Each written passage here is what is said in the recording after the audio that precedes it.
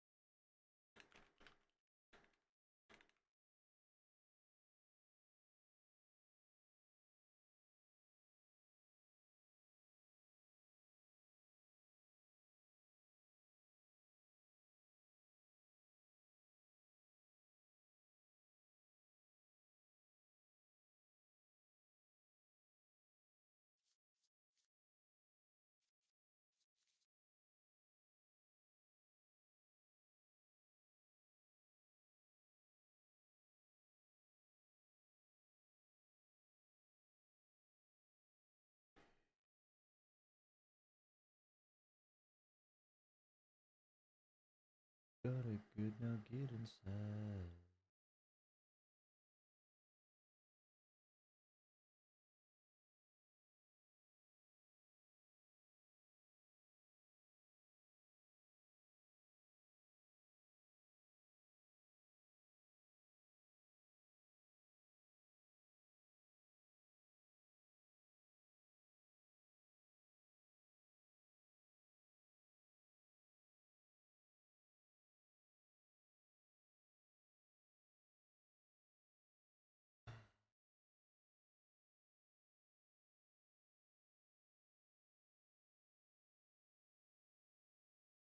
That I want it that way.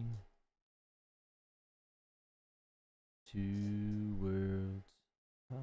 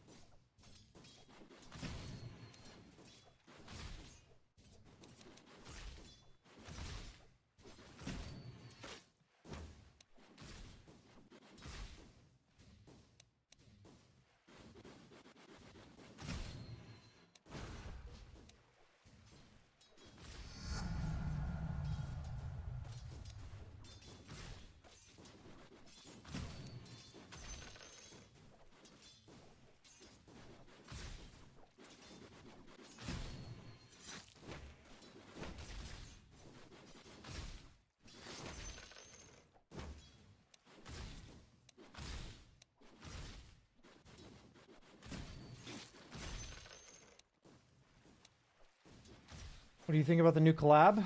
I like it. I'm enjoying it. Adds a little bit of flavor to the games. Maybe a little bit too much visual clutter. Like in the game itself. Like with the dragons, every time you like capture shit and kill Rosh.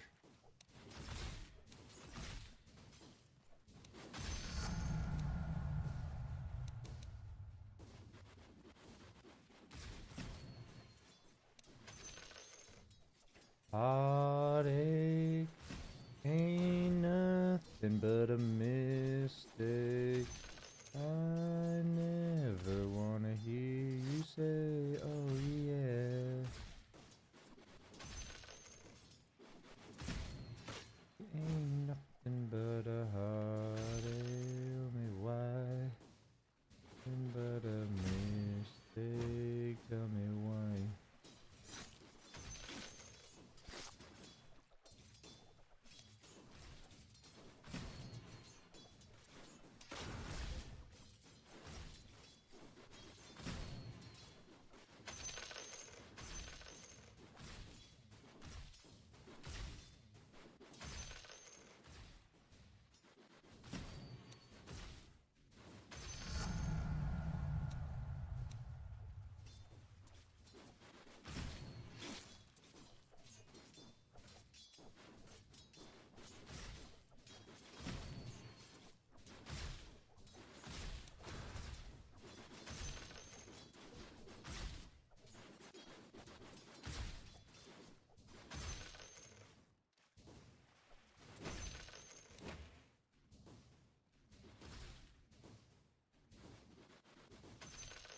DJ Kinsey.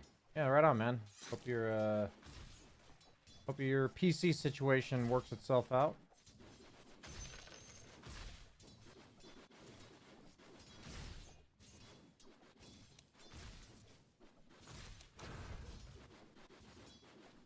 Dude.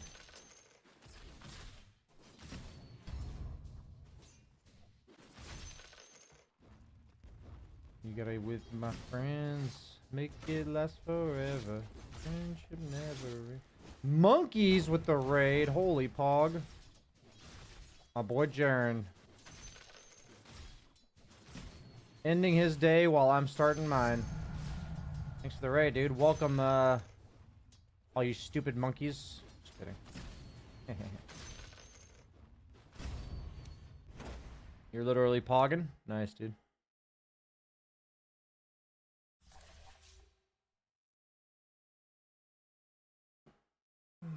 Got my exam in an hour and a half. Good luck, dude. Good luck, good luck.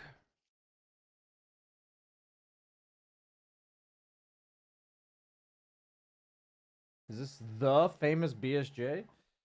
The one and only, my dude. One and only.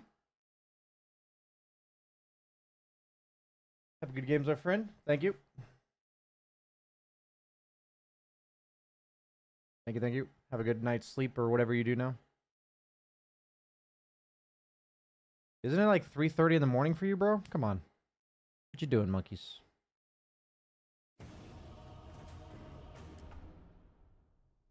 Sir, gotta get with my friends. Make it last forever. Friendship never ends. Dude, I'm like such a, 33-year-old now. I go to bed at like 11:30 and wake up at 7:30 like every day. Mind control.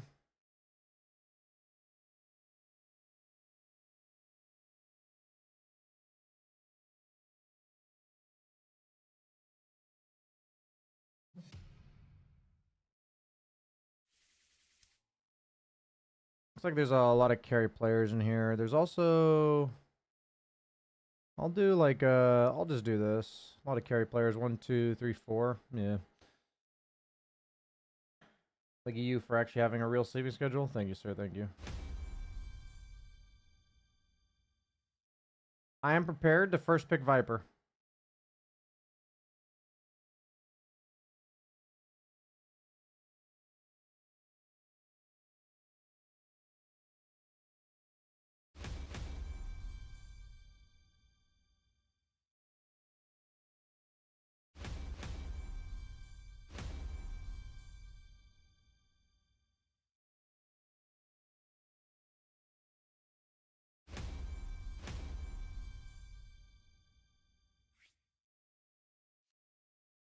Dancing in the rain.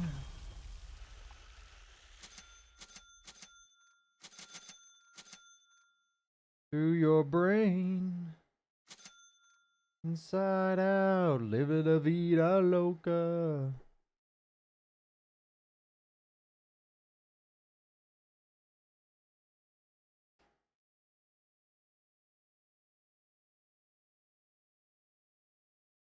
You out, living la vida loca.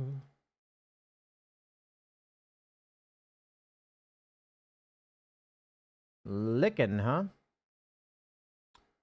Uh-oh, we have... Please do not pick Shaman last pick into Licking. Please don't do that. Oh, God. Shaman last pick into Licking Spectre Nature's Prophet. This is a yikes, dude. That is such a bad Shaman pick. Holy fuck.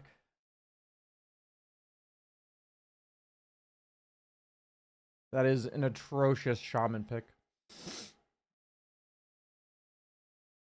Shaman doesn't generally like summons heroes running at him. That's like the complete opposite of what he likes. He needed to pick like Wyvern or Phoenix or Warlock. He needed to pick something that like pushes the lane, you know? Vida vida loca. They do have a Spectre into Viper. I don't know how good that is.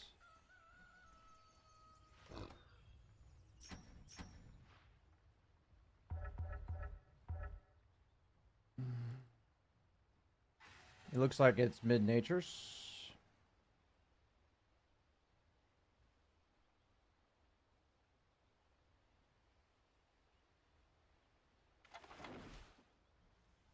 I feel like my audio is not very loud.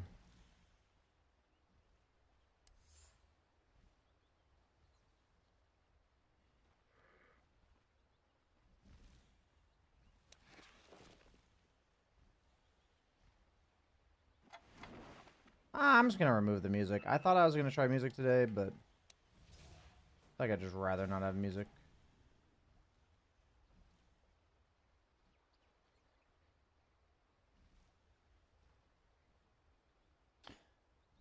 It's actually distracting for me nowadays, I feel like. Look at these hero fucking tryhard spammers compared to us. We have silver tier, silver tier.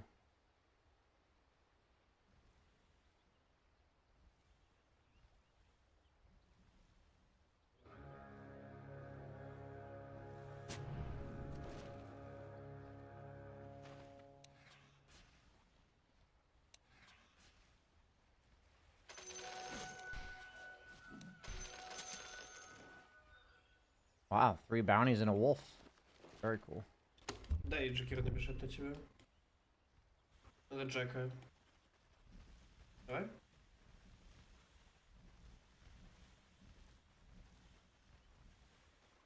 Się wielka.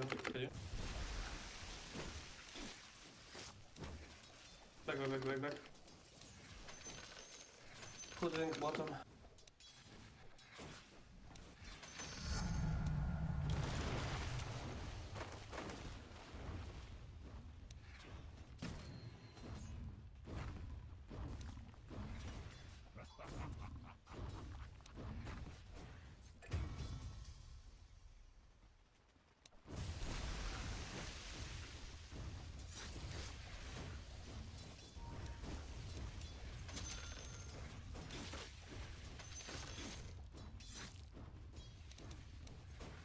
Кира еще без реса. Питание еще.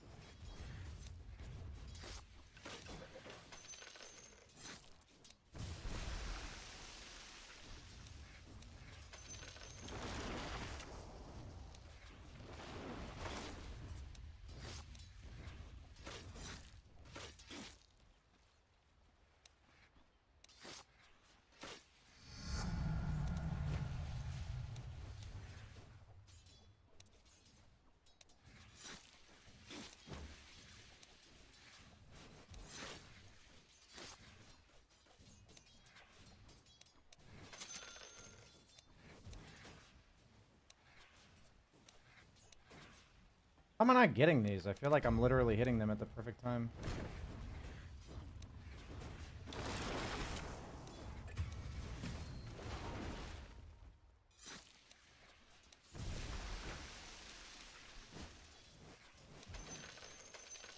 Пизда нахуй.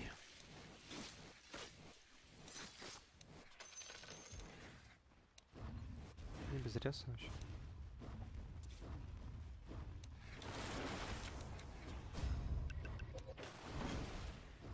Where's that fucking tower, dude?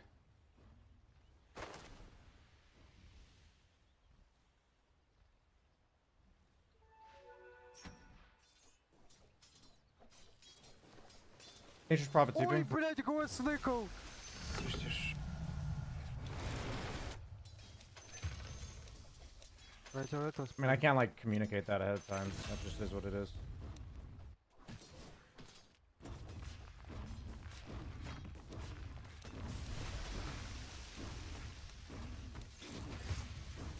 Тишка это полный пиздец. Это всего врожденка ебучая, блядь. Сныкался тип. Не надо еще прятать просто, ибо некоторые спелы бейсаны.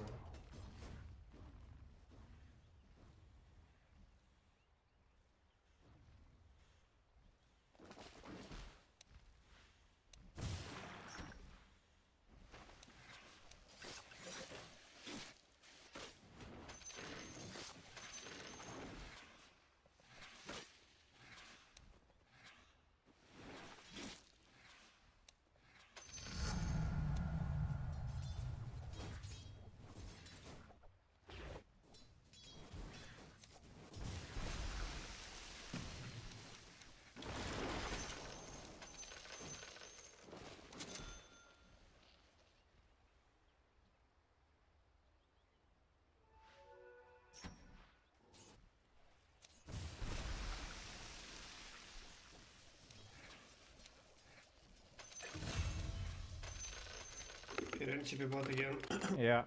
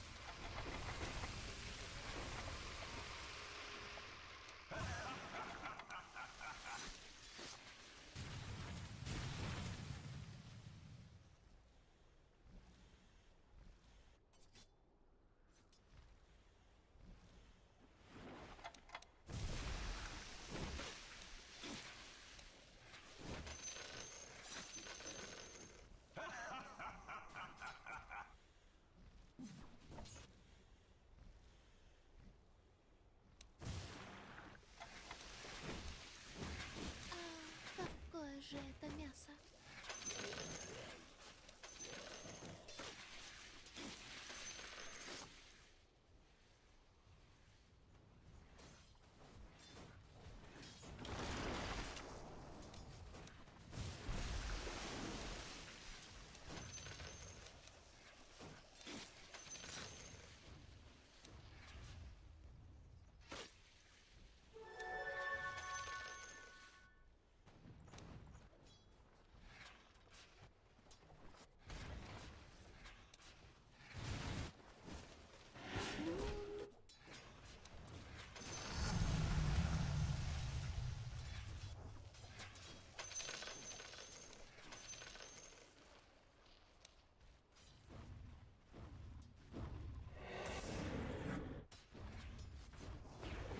There's like literally nothing I can do about that.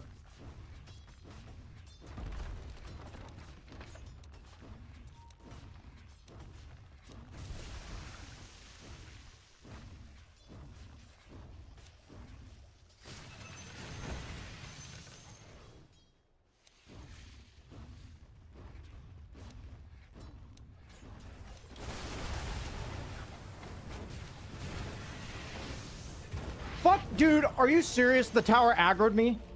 Oh my god. Uh, that's brutal, dude. I'm pretty sure the tower only aggroed me because the Jakiro attack speed slowed the creeps. I'm pretty sure that's the only reason the tower aggroed me. That sucks so fucking bad, actually. Yeah, somebody can take mid for XP. Nature's Prophet TPing.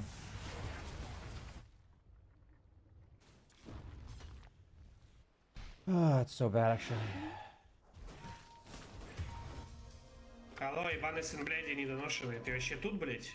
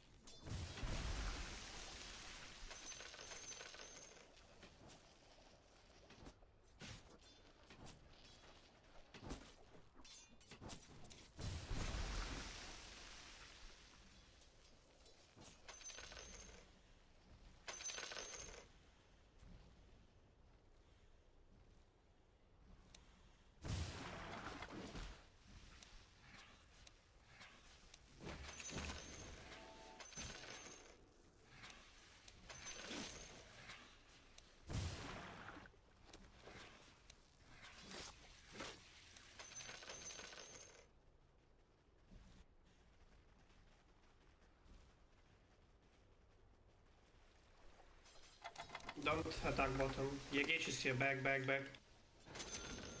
I'm TPing. Can we fight this? No, no, don't fight it, please. Okay, never mind. 4 here. It's always gonna be 10 heroes.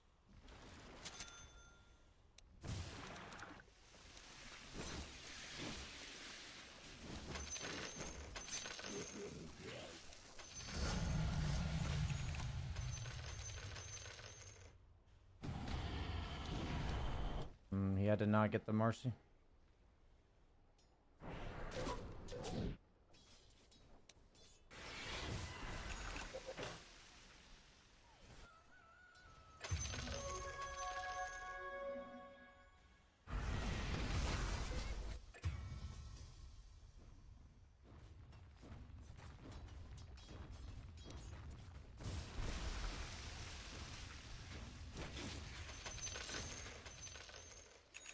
I mean, people just play really badly against Nature's Prophets. Like, when you're against Nature's Prophet, you can't take, like, heavily contested lanes. Like, you just can't. Because he'll TP, and he'll tilt the balance in the opponent's favor. Shouldn't have bought this, stick.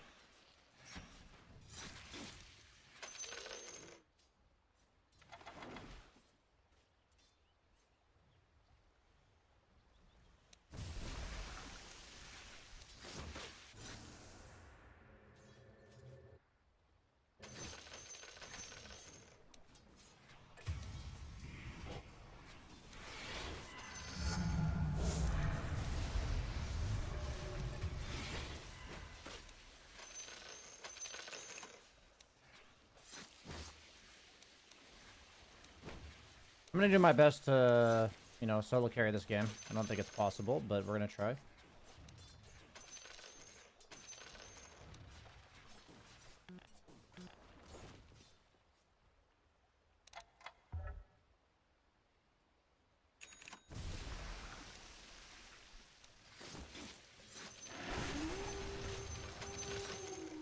What?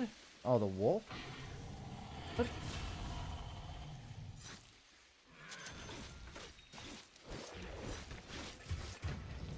Wait, what canceled my TP? He didn't stun me with the creep, did he? What actually canceled my TP? Oh, I guess we lost.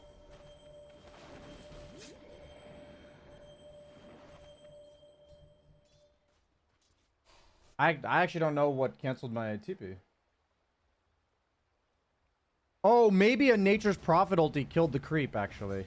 That I TP'd to. Maybe that's what happened.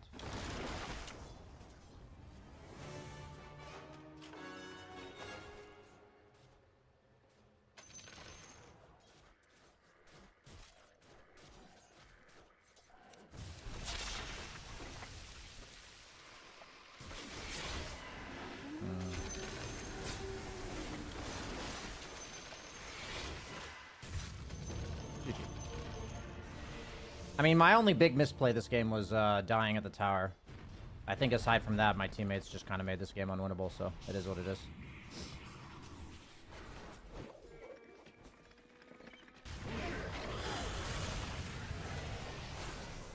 This Shadow Shaman pick I knew was really bad.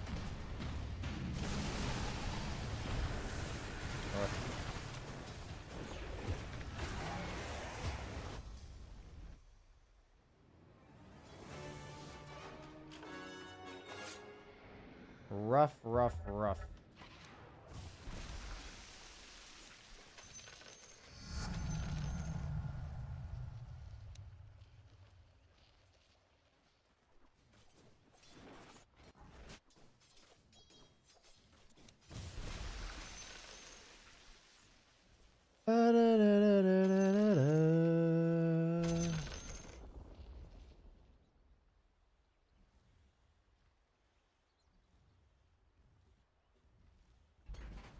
Can't even be on the map? Yeah.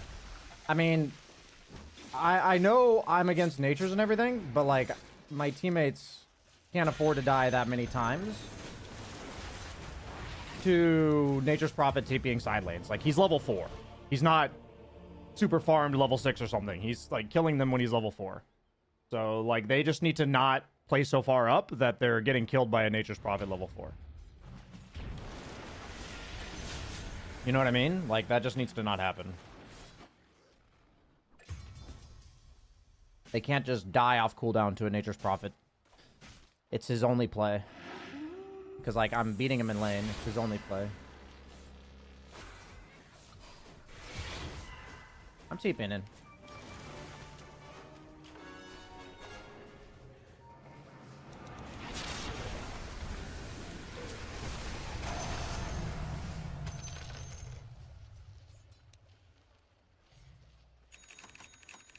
That's almost my eggs.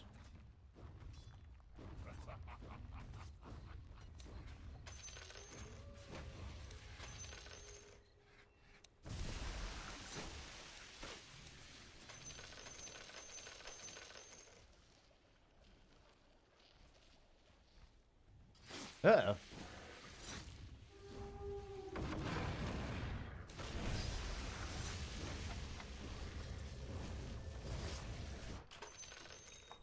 Cool.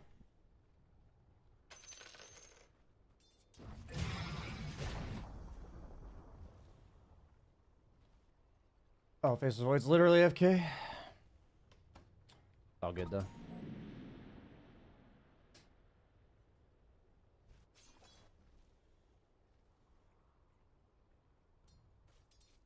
I do wish Dota players just generally had a desire to play the game no matter what. I really do wish that, but I know that's, like, not reality. So, just is what it is. There's probably a lichen up here. Oh, there's no lichen. Poggers. Oh, there's a Jakiro,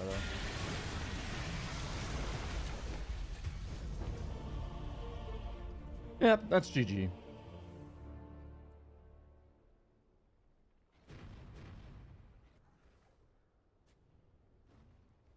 I knew we were pretty hard outdrafted, but my teammates, I think, also played very poorly.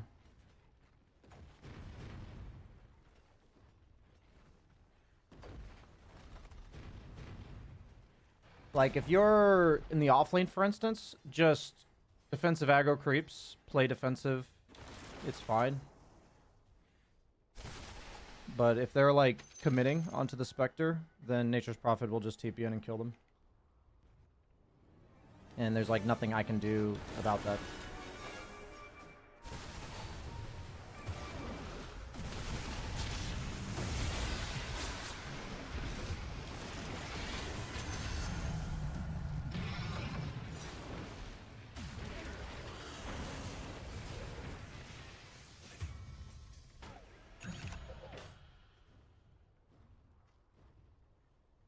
Got somebody.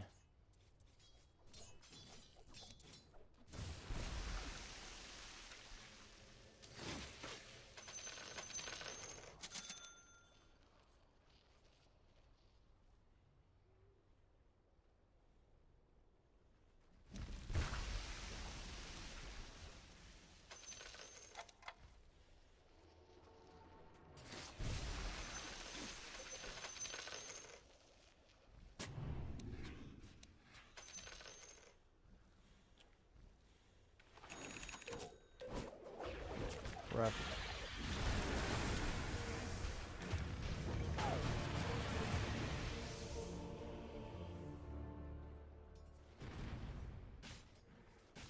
I tried.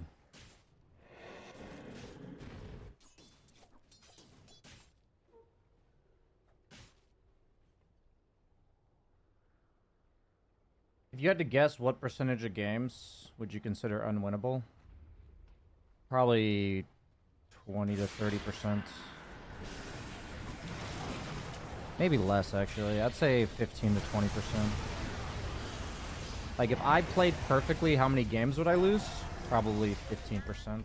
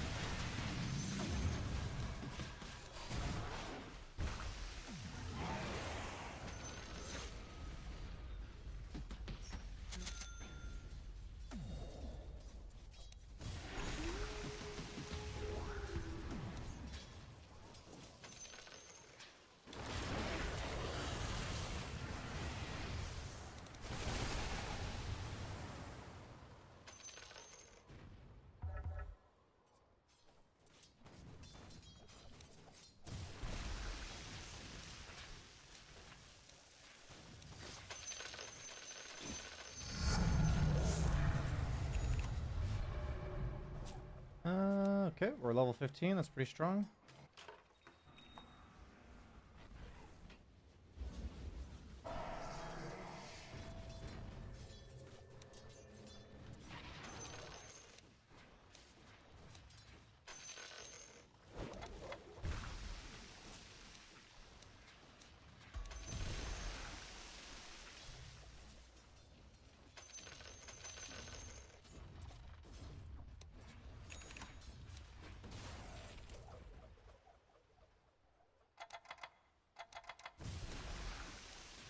I feel pretty dialed in right now, even though, like, this game's ass.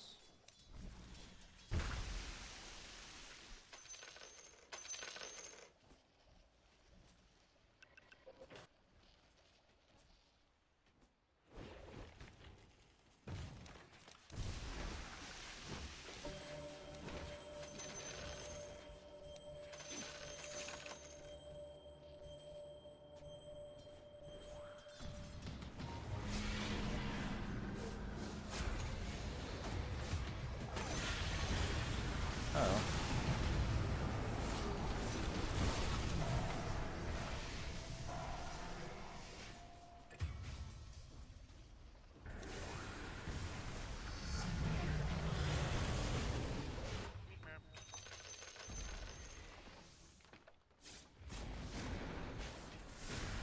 He has an orchid as well. That's rough.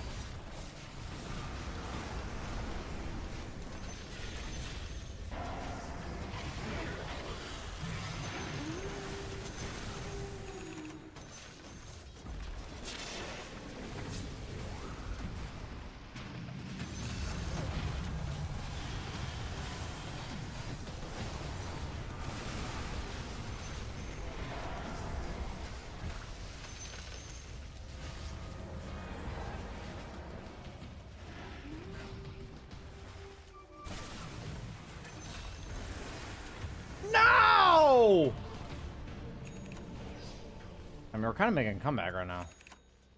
If my Void had items, then maybe we could win this game.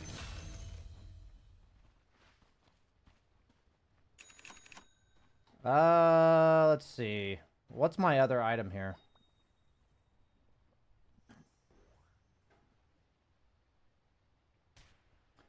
Feel like...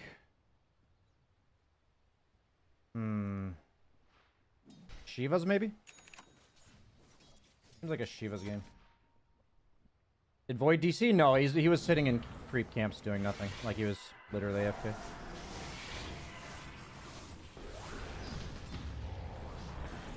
You guys give Dota players like way too much credit.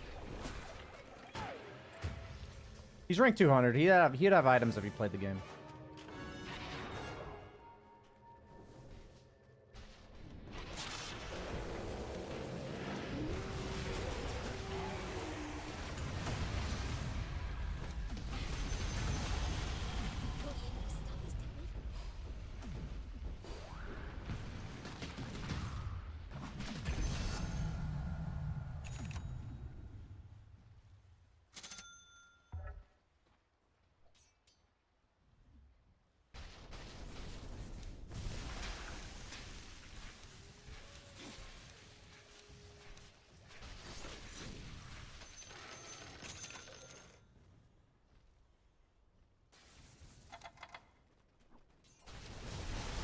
I just got my tier 2 neutral item, actually.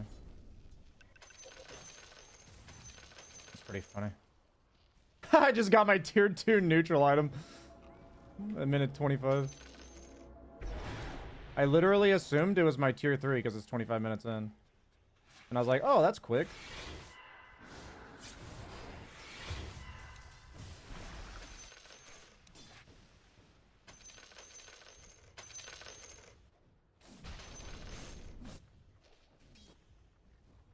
I'm going back to base to be full HP for every fight.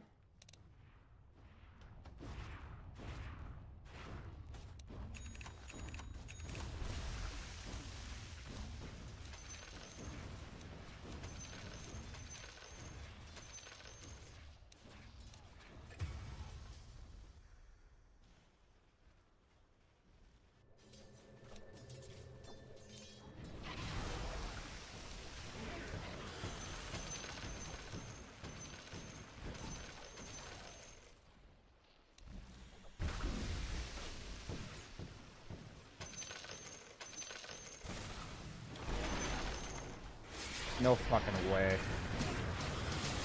Pretty funny that you can't even show on a fucking creep wave because you just die. I mean, I can't use my D. I can't use my D. My nose dive on a wave.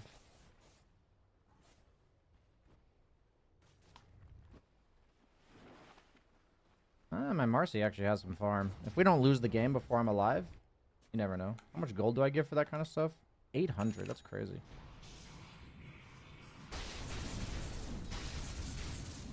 Dota's just so much more fun when you actually play the game till the finish, you know?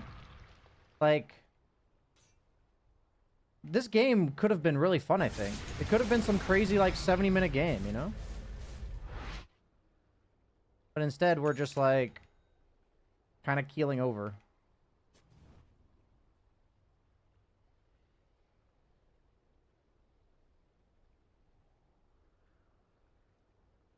Nice, Idalco. That's awesome, dude. It's a really good build. I mean, this game doesn't really count. Like, I don't consider this game like reflecting of the build or whatever.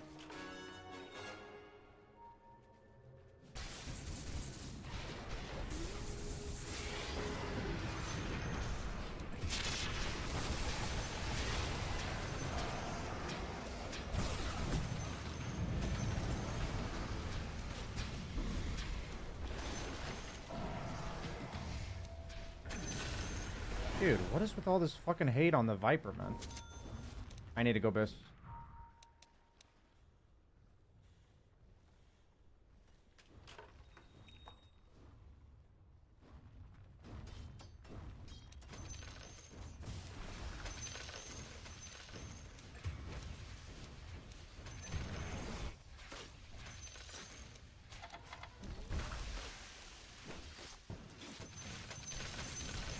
I respect the, like, smoke attempt there, but I think we could have just not, you know?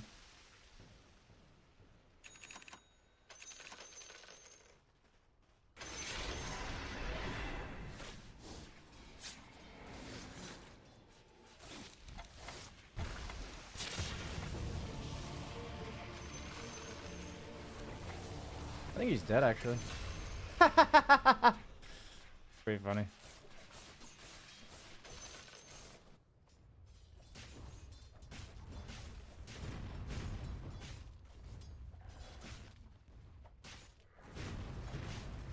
Like, we had the tools to deal with them later on, you know? Like, Shadow Demon's insanely good against Spectre.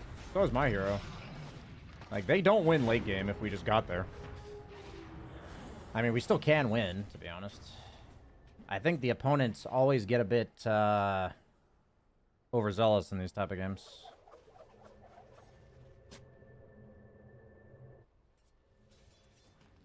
It does seem like my team's kind of playing, which is cool. I respect that. I almost have Shivas. It's a pretty big power spike if we can get there. Be careful, Void. We need you. Pretty sure he's just dead. Oh well. He's alive when Chrono's up.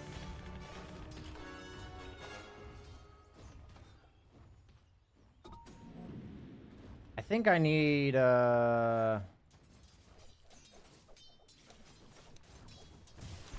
Sorry, I don't know Russian.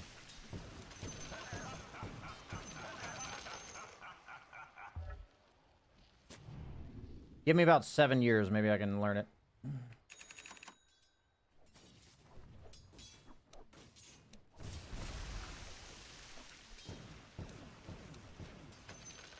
This Jakiro has so much farm. What? Dude.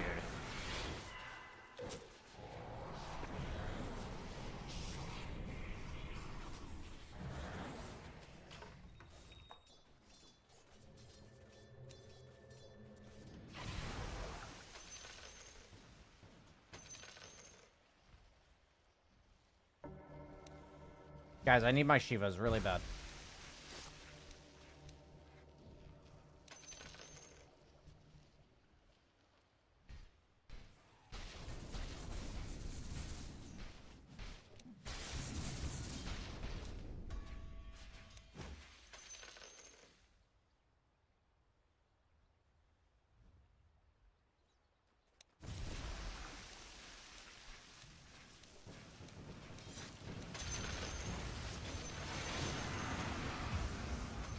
Unfortunate, we lost our shaman.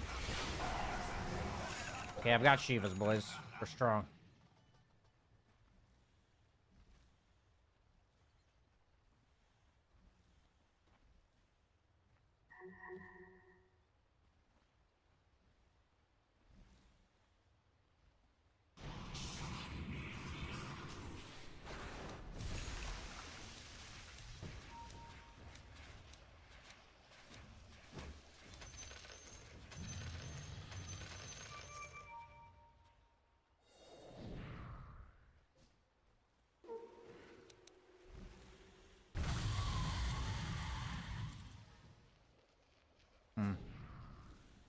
Tried.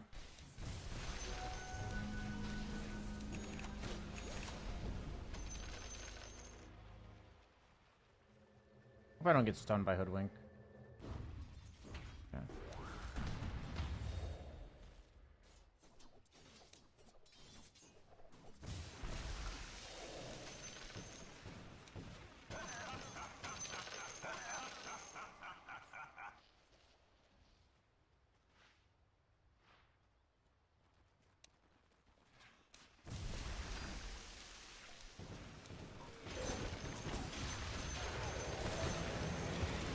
Oof. Shadow Demon wasn't able to save me.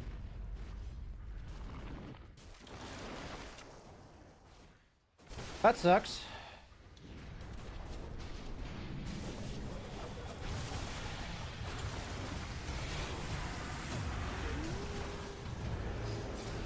I can communicate that he needs to be ready to save me. I just didn't communicate that.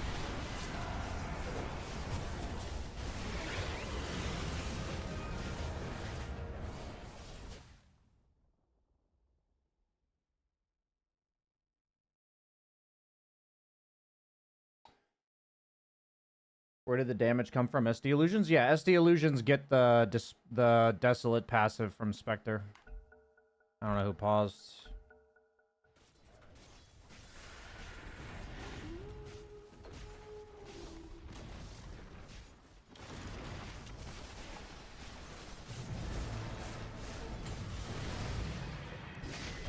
guy literally just wants to pause so that it takes the enemy longer to end the game. Like, really bad attitude in general.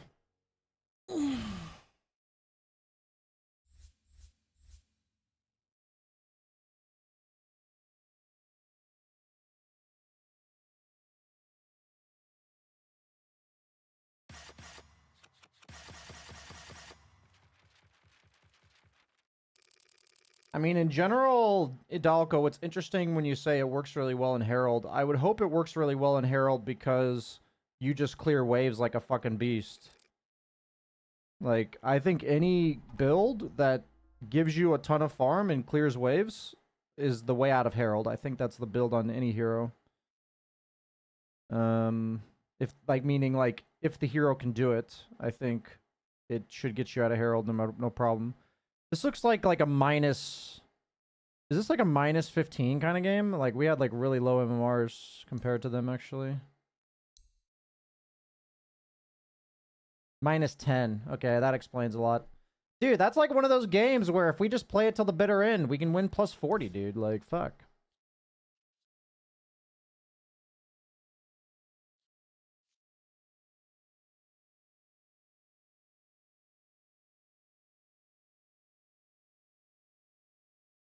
I was wondering about your thoughts on Meepo support.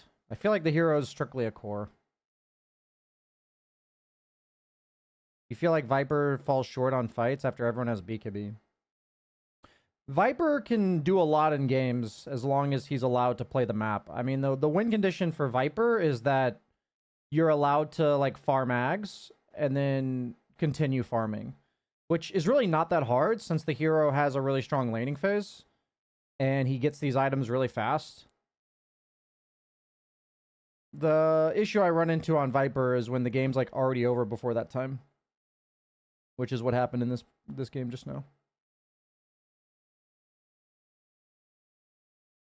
What about Huskar support? Yeah, I think the Huskar support can be viable. Yeah, it was the Nature's Prophet ulti that canceled my TP for sure then, because the Nature's Prophet ulti went off. I TP'd to a creep, and it definitely was the Nature's Prophet ulti.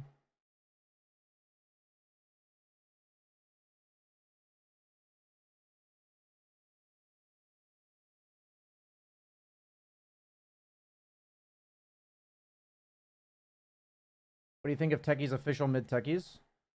For me, mid techies is a hero that purely capitalizes on the opponent not understanding it because they don't, like, contest your stacks. The enemy mid laner doesn't, like, punish the fact that you're, like, virtually AFK for the first 15 minutes.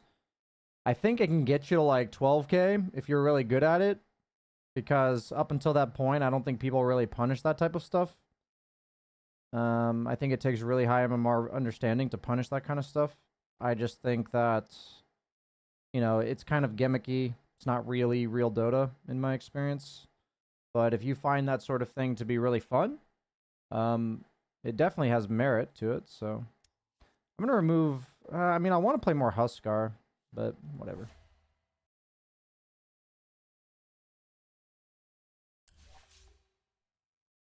I mean, I literally played with the guy, I'm pretty sure.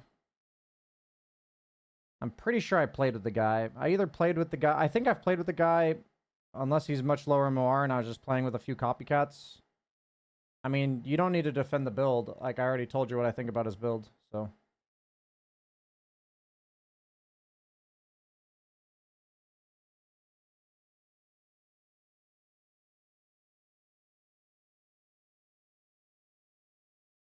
So in a high MMR game, you pick your roles together. Yeah, you effectively have to deliberate over who plays what, which is pretty stupid.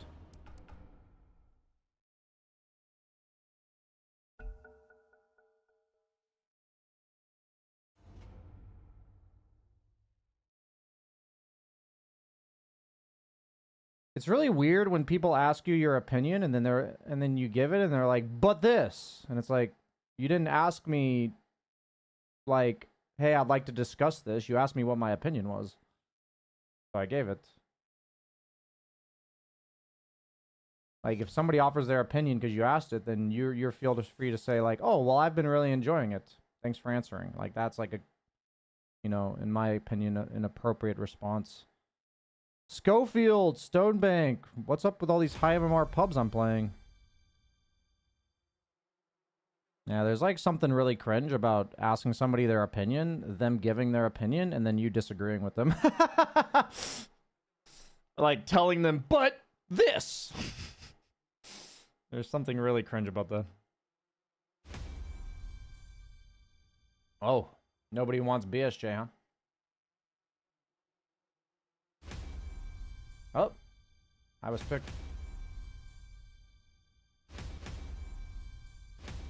Wow, we got all the roles taken care of? Cool. I get to play carry this game too. That's ultra pog. Kind of want to play PL with a Battle Fury. But Axe is in the game.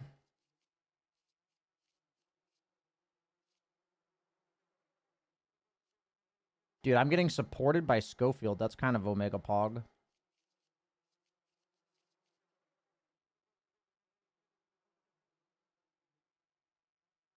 People who ask you your opinion are often under the impression that you would change your opinion if you knew more about the subject.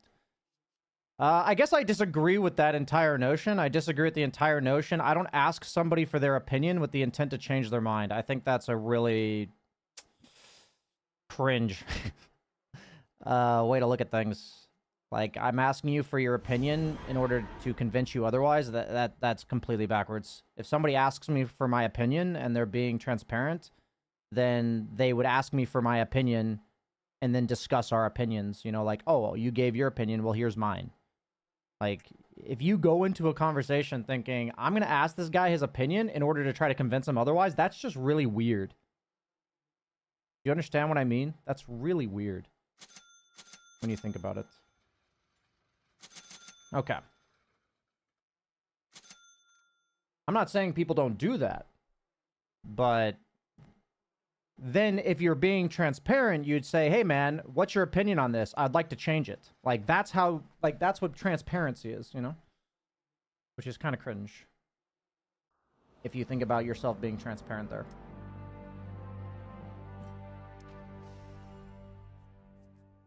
And if you said that, I'd be like, oh, well, I'm not really interested in having you convince me otherwise, like, and then we just wouldn't have the conversation.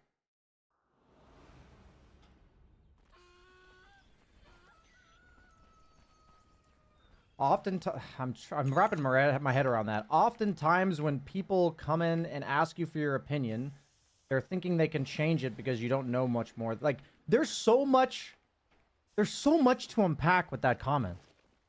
That's like assuming I know more about this than you do automatically. That's assuming that you even want to have your opinion changed. I'm like putting you into a conversation that you didn't sign up for.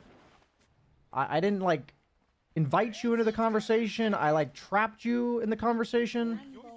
There's like, oh my god, there's so much to unpack there.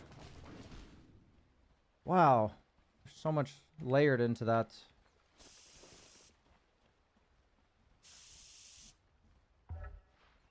Okay, I gotta focus up. This is a really high MMR game.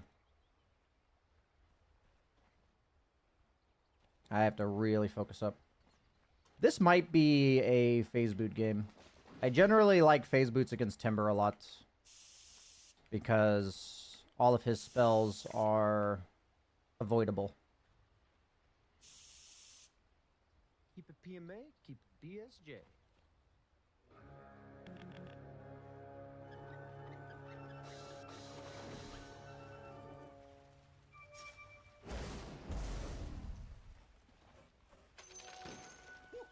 A casual fucking blood grenade from Witch Doctor. Saw that coming. Ha! Get it?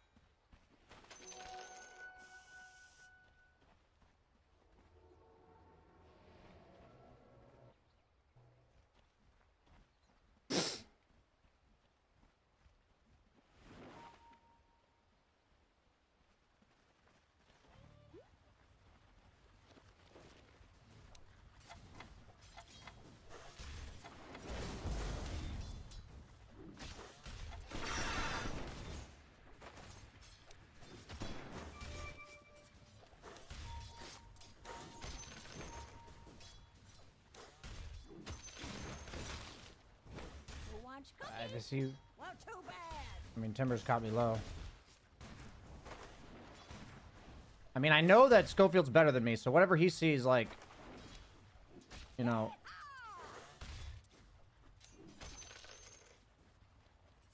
See Dragon Creeps? Like, what's going on here?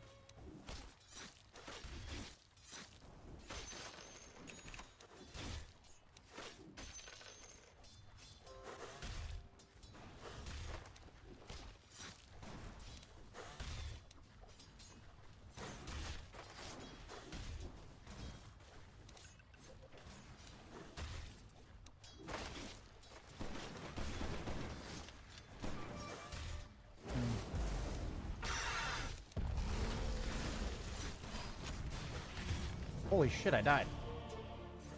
The fuck? Dude, what is that damaged? My bad.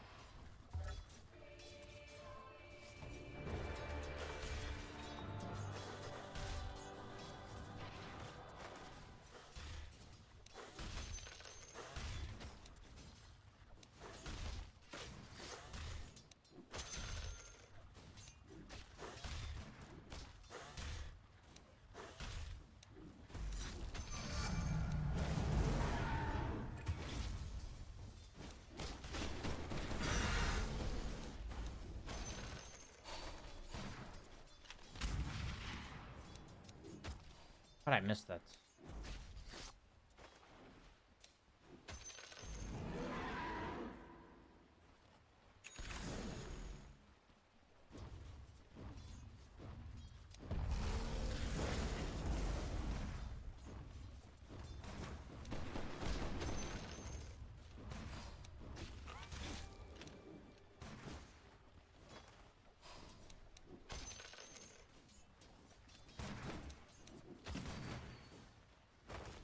Oh, high-level lanes are exciting, at least. I'll say that much.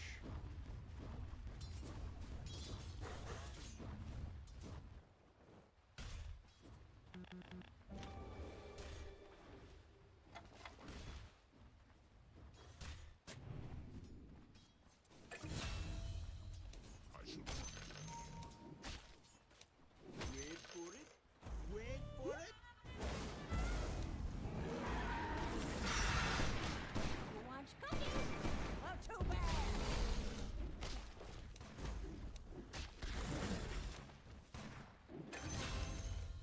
Who wants cookies? Well, too bad. Sucks to not get any kills there. Like, on my end. No mana.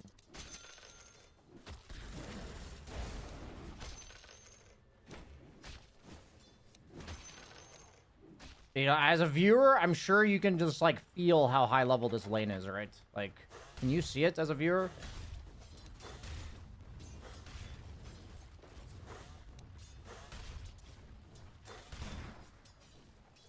Like, every CS is contested. Every, like, fucking thing is, like, a back and forth brawl. Like, God, I love high level lanes. Dude, I just don't get to play them very often.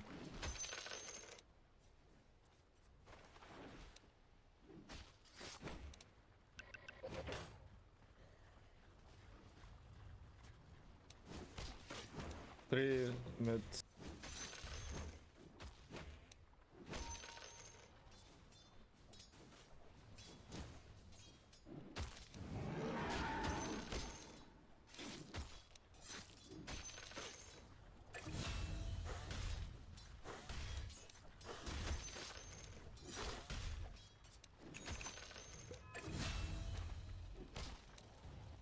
Come on, Catapult. Stop running away from me. I need to fucking pull. Jesus Christ.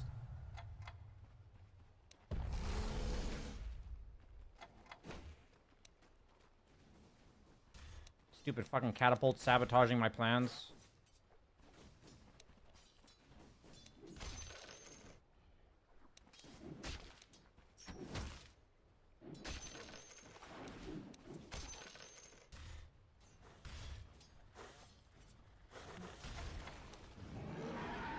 You can try to come.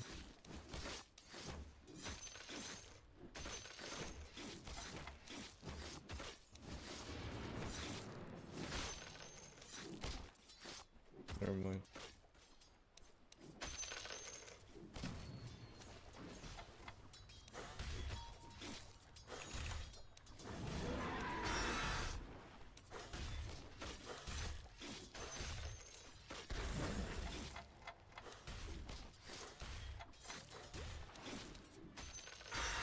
Oh, I'm dead.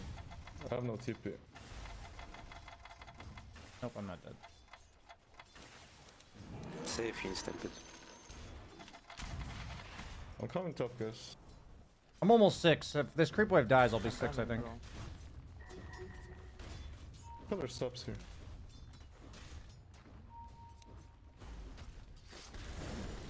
More gate. He running.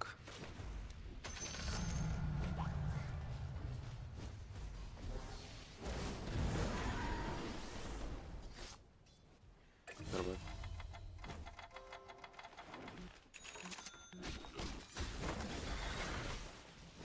That was an unintentional sick tree cut there, guys. No, I'm not gonna cap you here. Void Spirit top. He went for top rune.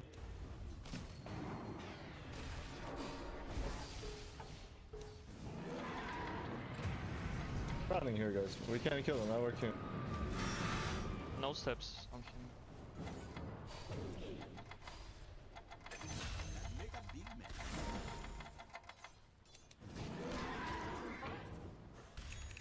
I still work here. Kind of baiting them here.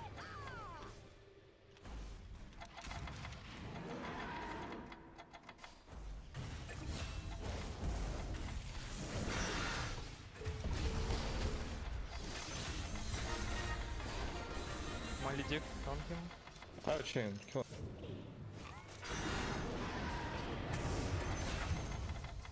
Oh yeah, my bad. Dude, this game's fun.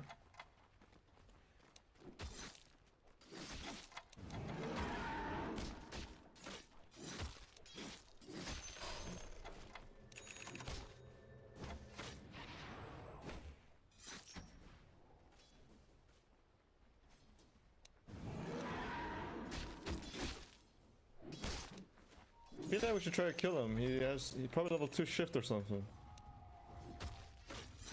Never mind. Maybe it's hard to kill anyway. Go mid.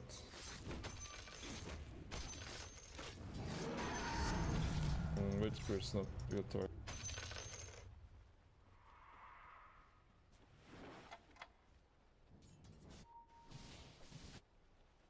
Two subs mid him. Kill their subs.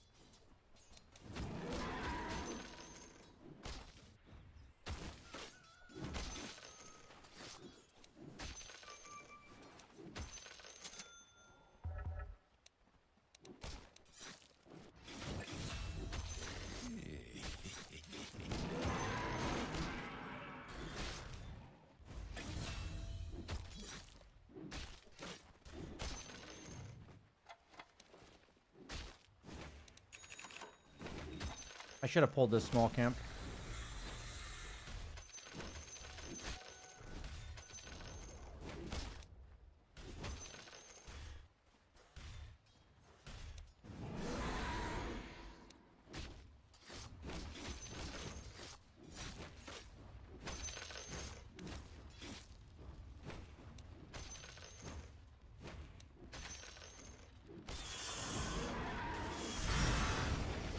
TP into him. He will glimpse me. I'm just running behind them.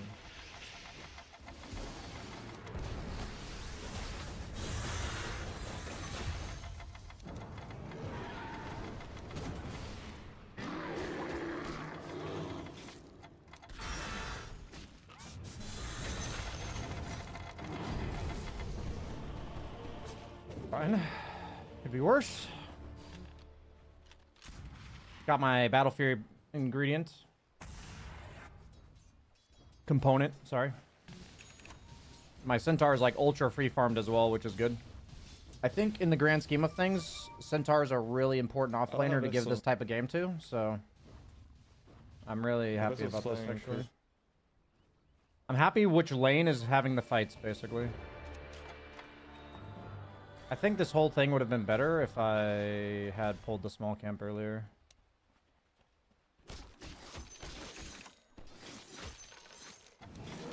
Or kill more. Mid wave and come bottom.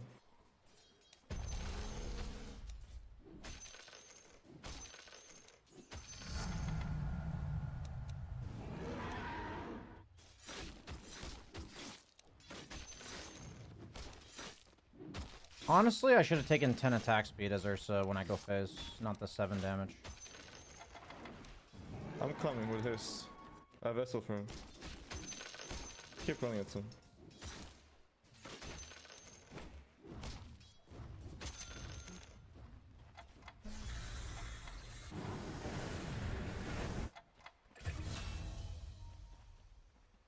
Vessel cooldown.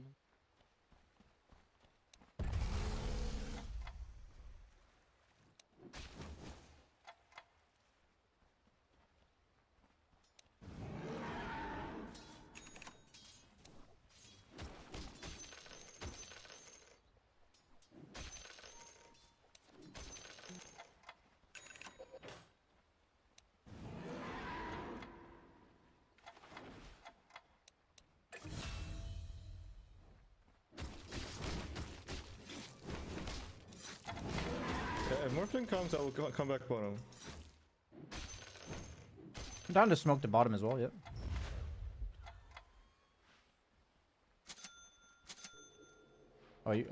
Oh, you want to go there? Sure. Yeah, yeah.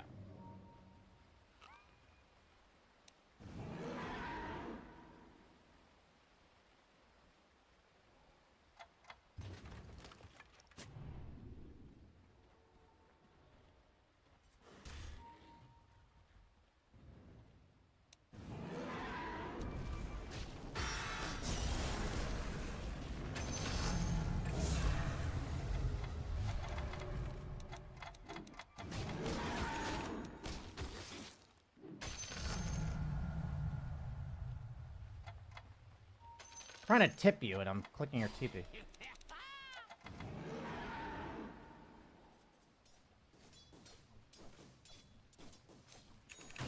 can smoke the morph if you want. Where is Morph? Zember. Bot. Bottom. Okay. Kill him then. That looks more familiar to my games. Rank 1100? Yeah, I'm used to that. We can't kill him here. We can only kill him if he's near the center.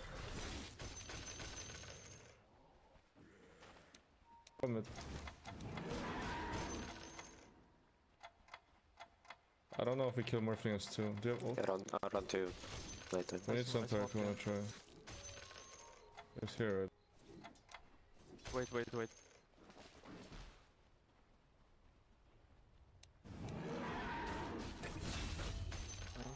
Mid. Kill them.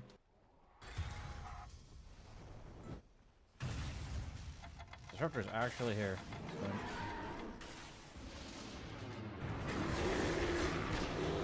Does he have 2 jumps or? I need focus. Could have just TP'd. Running?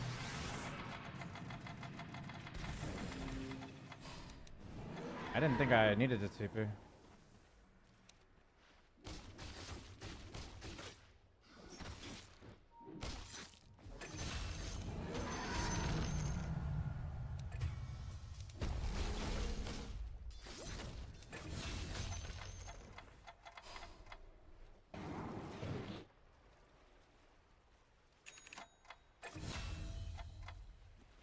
chase them. Do you have blink? Just go? Yeah, never mind.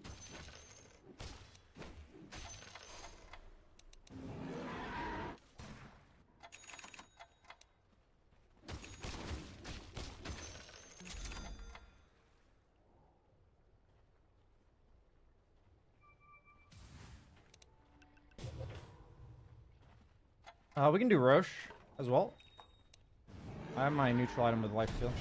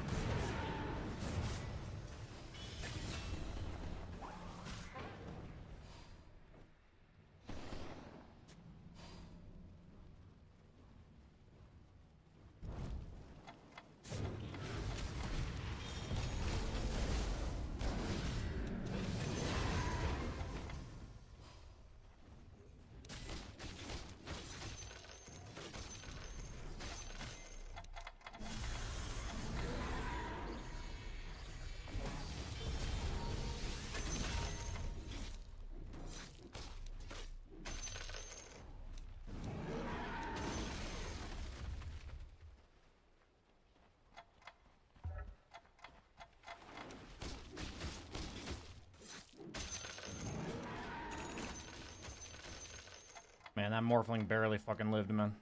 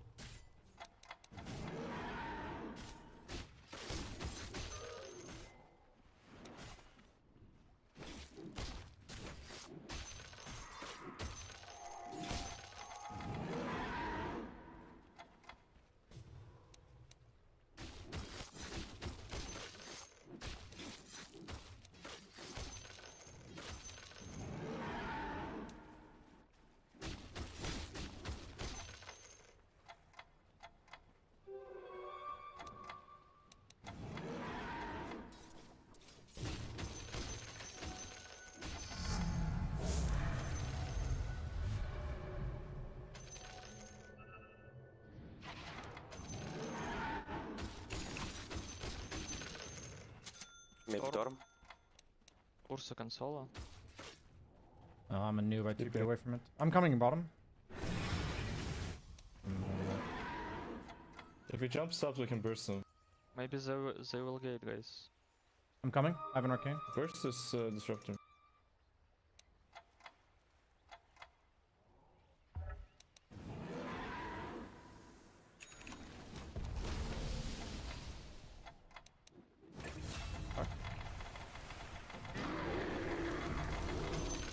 Snapfire used ult.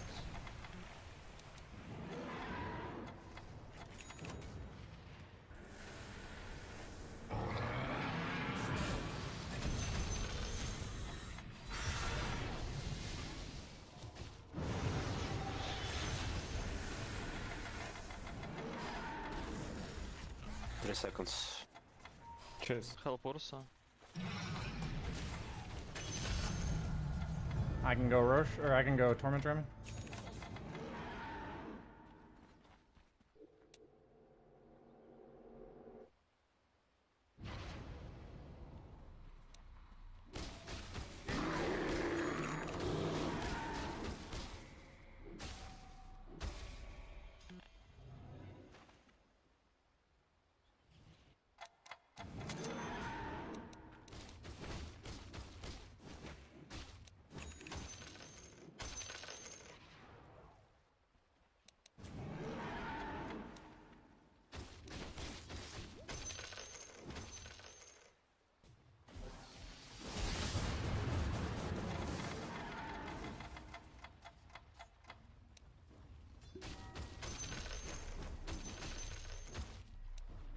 Thank you.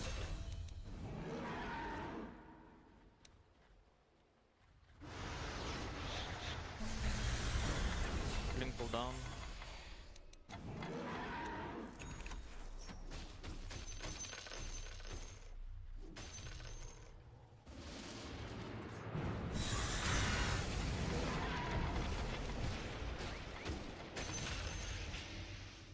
With spirit top.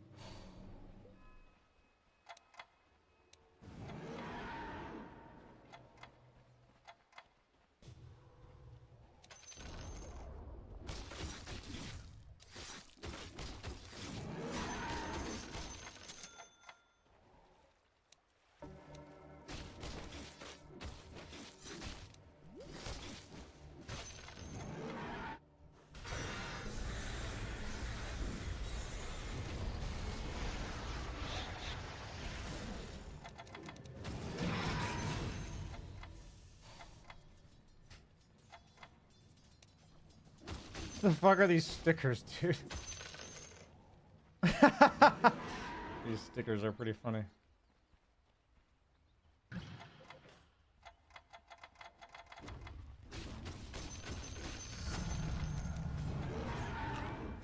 These are the games that I would just love to be a part of more often, but, you know, I need to gain MMR for that.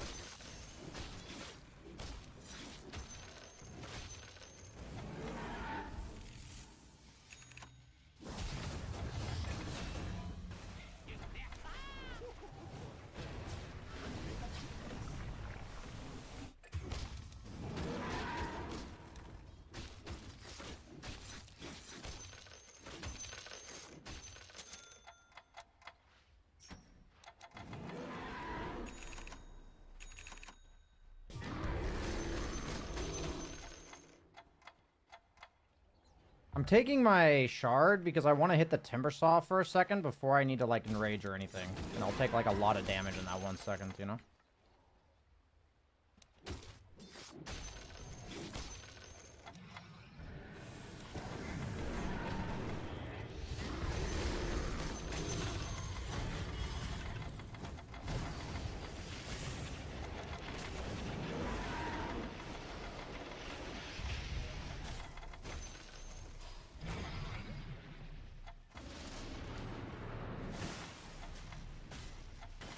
Weird.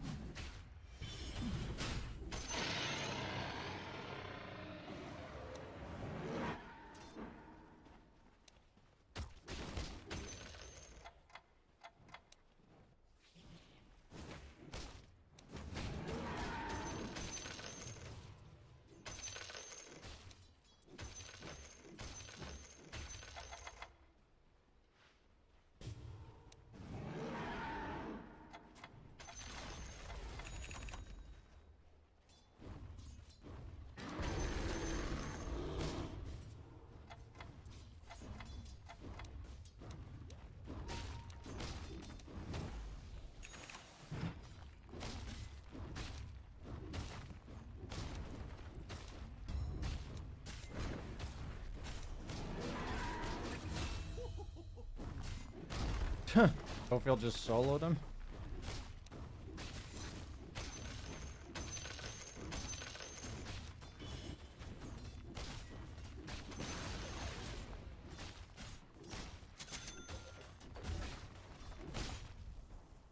Dude, what is going on down here, man?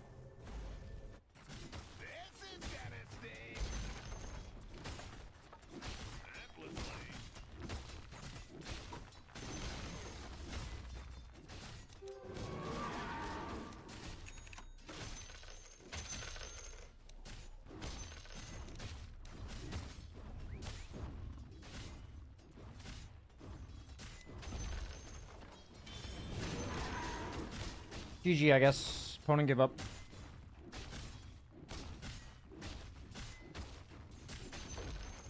Dude, the laning stage is so much more fun in these games.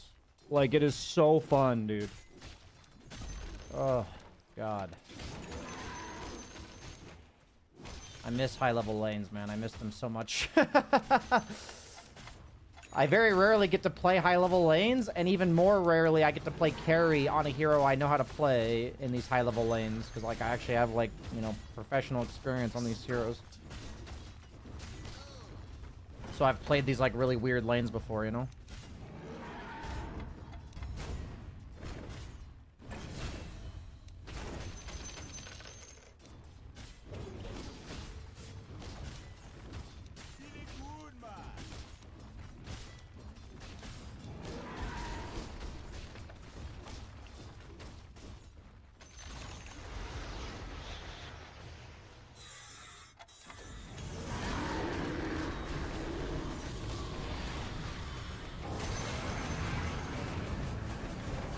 Whee!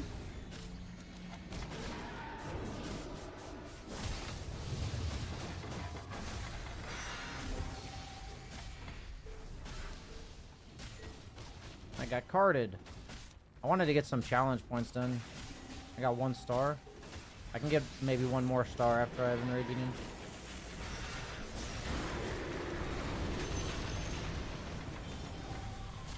Did I get the 2nd challenge point done?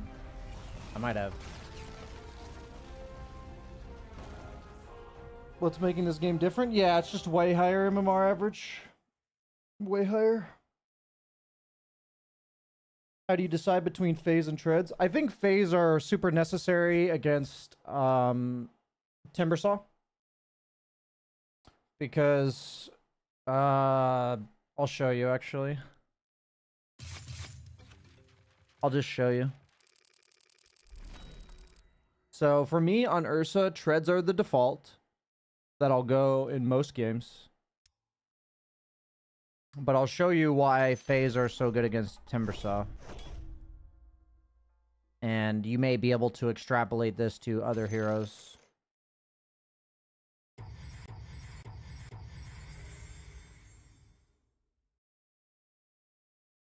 I'll wait till the replay's up. You would have bought Raindrop. It's nice for the Snapfire queue, for sure. But it feels really bad to buy an item that does nothing to the offlaner. Like, Raindrop doesn't work against Timbersaw, so... if I have the item later on, meaning like I have the 5-minute, 6-minute Raindrop charges left, and the Snapfire is no longer there, it feels like pretty bad. And I think in that lane, I know there's going to be a lot of brawling, so I need phase boots as soon as possible. And so a lot of what I did leading up to phase boots was like trying to take as little damage as possible.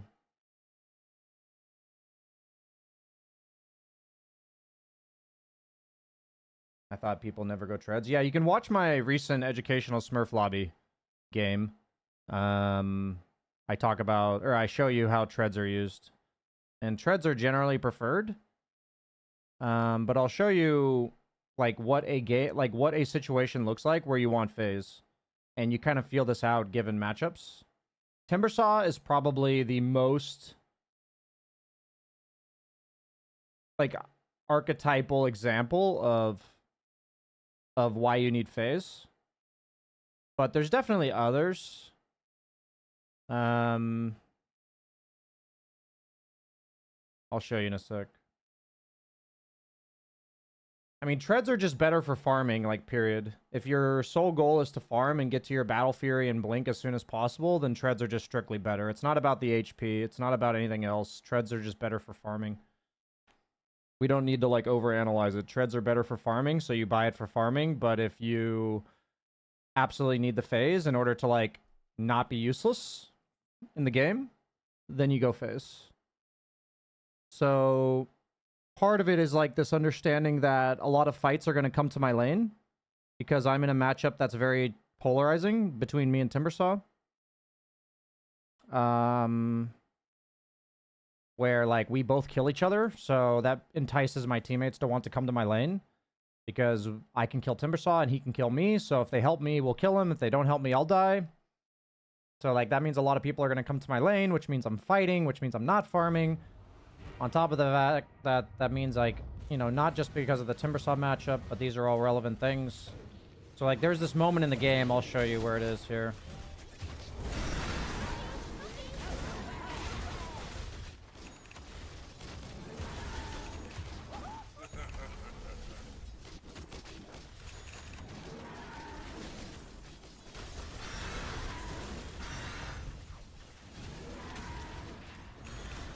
Yeah, I mean, even that was kind of a moment where I'm just, like, dodging Timbersaw's spells, but where is it?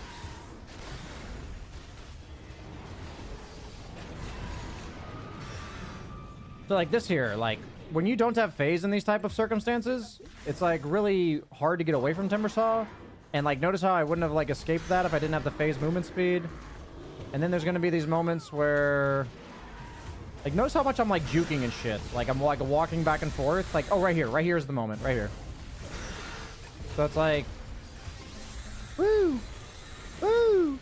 You know? Like, a lot of this. Like, woo, woo! Back and forth. And phase, like, pay massive dividends in these type of matchups where you're dodging their damage. Maybe Slardar, perhaps. Maybe Axe, maybe. But, like, notice how much in that fight I was juking and jiving, you know?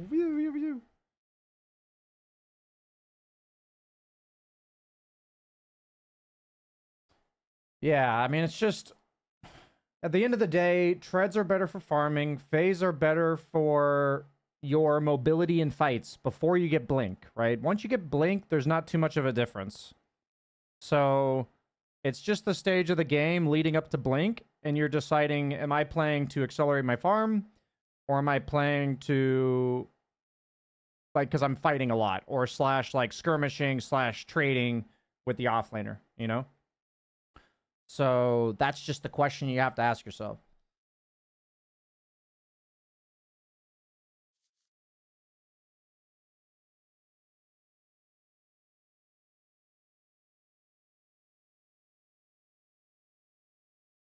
No, I got carry in this game because there was no other carry player on my team.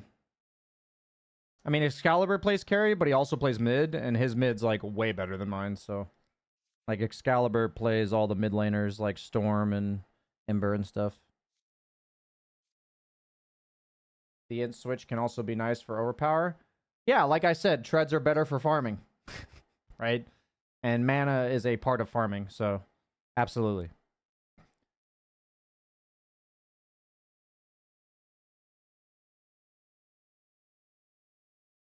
You're absolutely correct. That was a really high-level game that I thoroughly enjoyed. Sadly, it like came to an abrupt ending, but that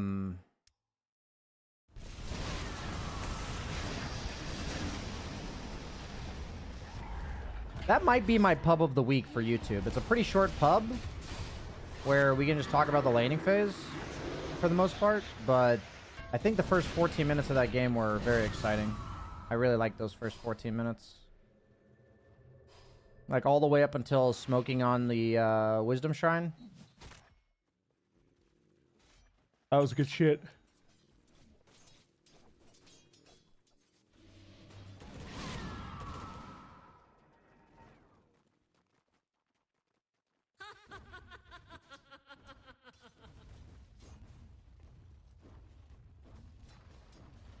Is Morph popular at the moment? Morph is popular at the moment. Why, though? Not sure. I think a lot of his hard counters are not really viable right now. Like, nobody's picking Doom.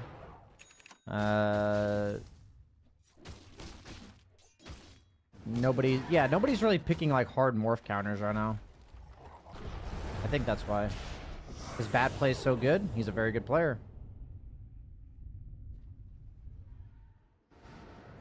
That's Schofield. He's a professional player. Historically, turtle strats have been very strong in pro play, but it seems less good in pubs. Would you agree? I don't know exactly what you mean by a turtle strat. If you're talking about Team Spirit being like a turtle team, I don't think that... I don't like the term turtle, because that means they sit in base doing nothing.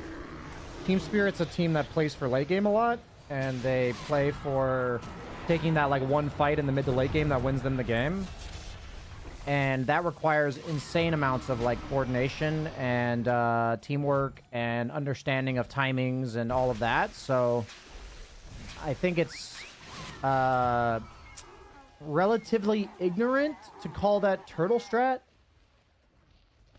Because turtle strat implies they're like sitting in base, letting the opponent mess up or something, which is just like not what they're doing at all. So...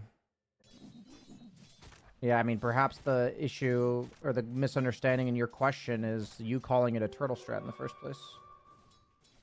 You know, like, why do teams in pubs not play for hyper late game combos with insane coordination? Because that's not what happens in pubs, right?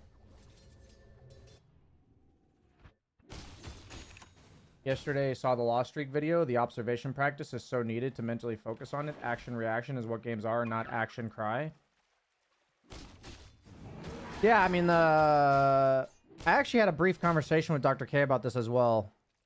I talked to him about observation versus evaluation because I wanted to ask him because it's something that I've been thinking about a lot recently. And he had never read the person's work that I got it from, but he said that he himself, like, he has a very clear distinction between observation and evaluation in his head. And he said that 99% of people in his experience do not, or his exact words were 99% of people muddied the two. Like, they don't have a clear distinction between observation and evaluation. And I really liked his definition of it. I'm trying to remember exactly what he said. It was... I mean, basically, evaluation is like a judgment and an assessment of the situation, while an observation is just, you know, literally talking about what you see, you know, describing what you see. I mean, I think it's a really interesting subject for me. Like, I find it to be such an interesting subject. Because, you know, the idea of the subject is that if you and I look at the exact same event... we will have different evaluations of the event. But if we look at the event and we simply observe, we will have the same observation. But so many people treat their evaluation as an observation. So then they think that what they're seeing is like factually true, but it's their evaluation of what they're seeing. So then they're like, how can you not see this? Don't you see what I see? And it's like, but you're not looking at the situation objectively. You're looking at it through a lens. You're looking at it through the way that you interpret things. And so they're like, how do you not interpret it the same way I do? But that's not what they're thinking in their head. They're literally like thinking they're observing. And they're like, these are the facts and you don't see them. Right? I didn't even realize Viper can solo Rosh like that. That's pretty cool.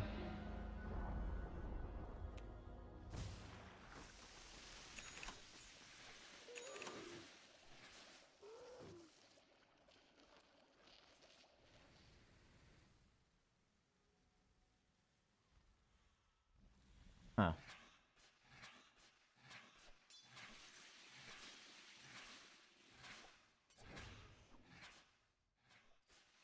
I mean, I just think it's an incredibly interesting thought exercise for you guys, because, like, for me, it really helped me clarify things. Like, just knowing when I'm evaluating and when I'm observing is, like, so powerful. and purposely trying some Huskar off lane. How can I have sustainable lane, like a special type of support? I mean, a lot of Huskar off lane is defensive aggroing the creeps so that the lane sits in front of your tower, like right here. So, like, wave 1, you either block their creeps back here and let it go into tower and get the lane back here. Otherwise, you defensive aggro level 1 and pull it back to your tower and just keep it there. And tell your support to block the small camp.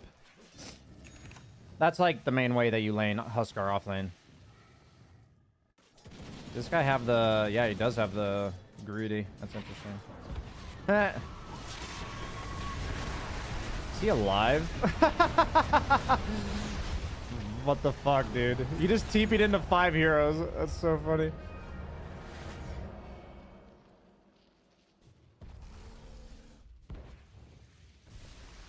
Evaluation really triggers my stress? I guess I'd have to hear more about that. That's interesting.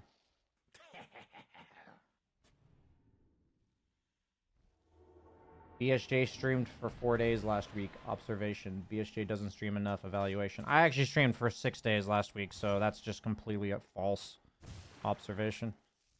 But yes, that is a good example of the difference between an observation and an evaluation.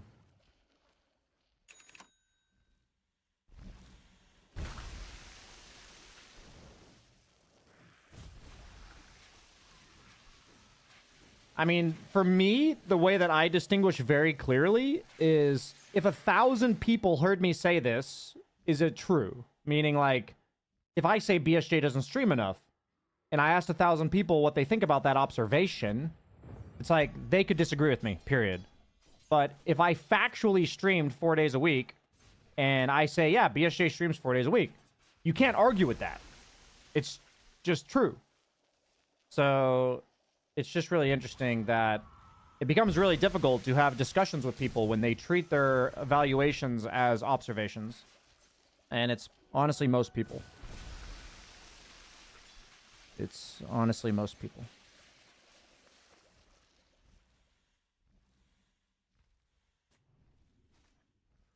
In my experience...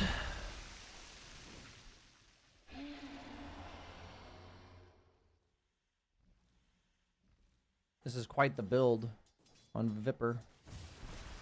He's going Eternal Shroud. I mean, I guess the opponent is like 90% magic damage, so...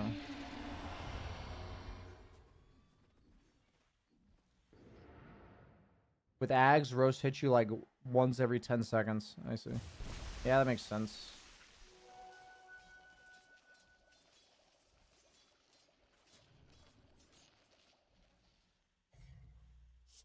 Para, please fuck off. It's funny.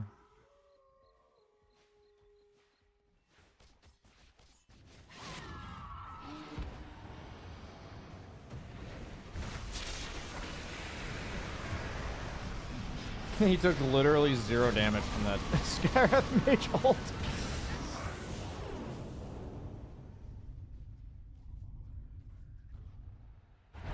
Pretty sure that guy's dead, unless he has level... Yeah, he's level 15, never mind.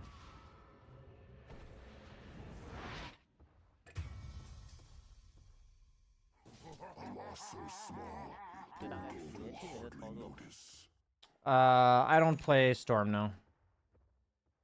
I don't really play, like, traditional mid laners. Other than maybe Quap.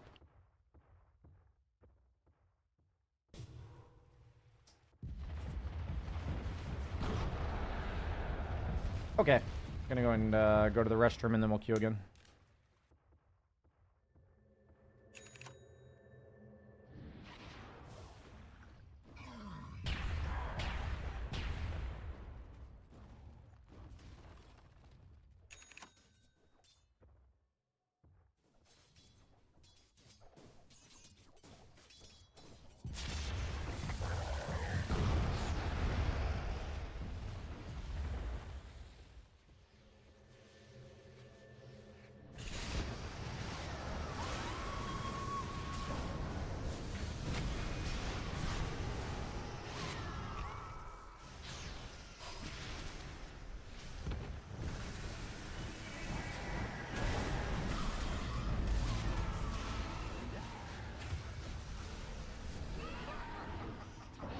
I do have a general response to you.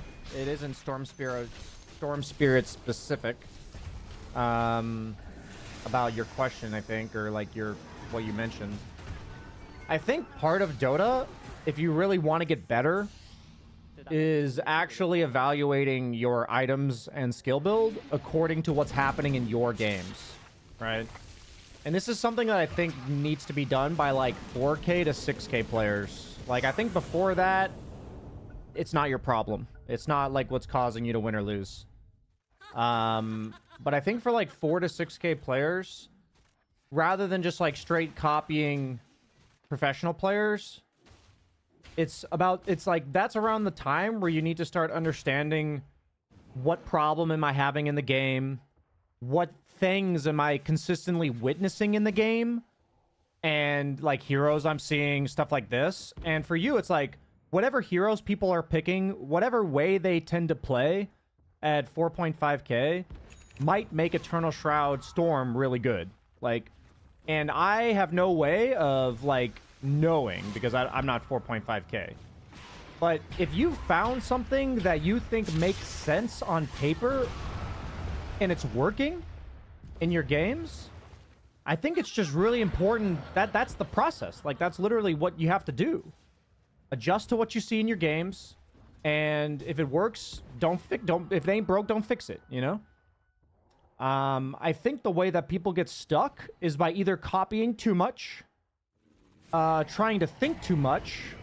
These are two things. Like, so one of them's the extreme of not thinking enough. One's the extreme of thinking too much.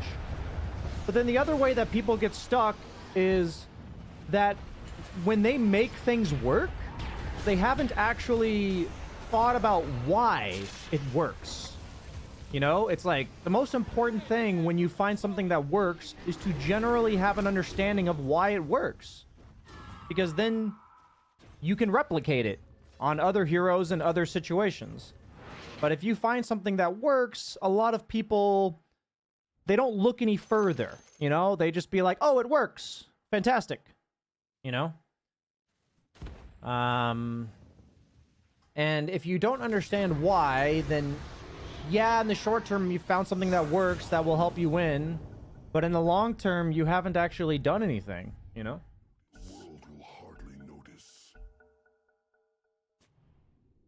How come nobody picks or plays PA in high MMR? Ever since they moved her innate to be blur and her evasion's back on a skill, I think her laning phase is just too weak. Yeah, it's just too weak. Or people win free games with bad things and think it works.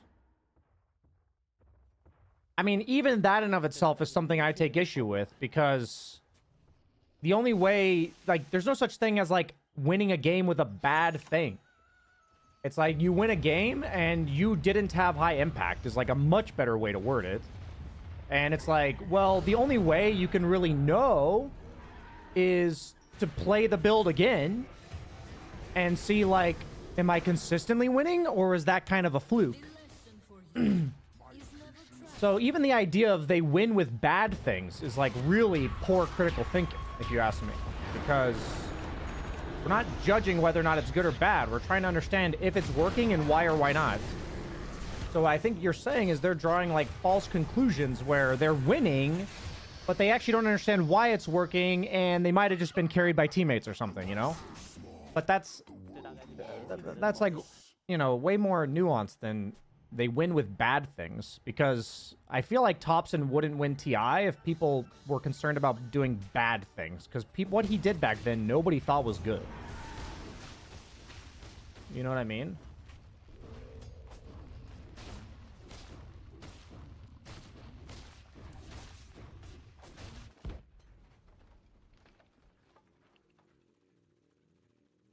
Is Tinker broken? Nah, he's definitely mediocre to weak right now. I learned the hard way that if you get away with random BS, it's not an ideal thing to do in an even game. Yeah, I mean, once again, it's all about, you know, really carefully assessing the context in which you're doing things. And if you had a build that you're like, I'm going to try this in a free game, It's like, and then it's like, wow, I owned them in this free game. And then your immediate conclusion is like, I should go do this in a close game. It's definitely going to work. It's different if you be like, oh, I'm not sure if this would, like, this seems pretty good, but it might only be good because we were up by 20k. You know, let's find out. Like, I'm going to go try this in like a closer game. And that's something I realized, that when you're winning, like really hard, the best builds are generally builds that just keep you alive as carry. Like, you can just go like butterfly Lincolns, you know, and just like walk at people and walk at buildings and stuff. And that's a build that I used to try to do when the game was closer. And then what happens, of course, like, people have enough damage to kill you. You don't have enough damage to kill them. You can't force fights, you know? So, like, suddenly these builds that are, like, survivability based aren't that great when the game is even. So understanding, like, on this sliding scale of how far ahead am I, how close is the game, how far behind am I? Like, we literally had a coaching session yesterday where the guy's 4.5k, and I told him, we came to the conclusion after, like, the 45-minute session that whether it's items, whether it's decisions in the game, he always plays according to what he should do if he's winning. And it was, like, a really interesting revelation for him, I think. I think he got a lot out of that. Because he just thought this is the ideal way to play because it works. And it makes sense because anytime you're winning, you're going to have confirmation bias that this is good because it's working. So then when you're losing, you're like, I should just do that again. Ah, it didn't work this time. You know? When you think about that, it's not exactly the best conclusion, you know? I'll just go mid.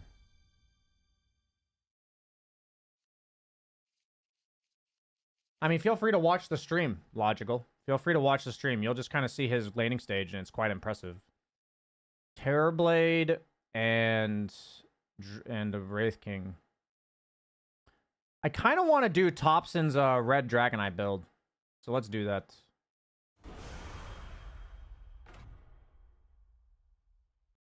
It looks really fun.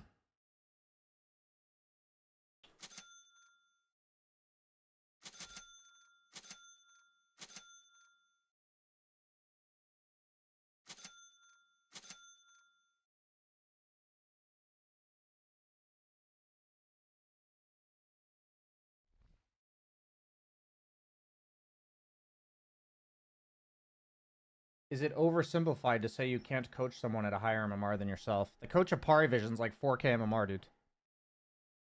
That's incredibly oversimplified. Incredibly.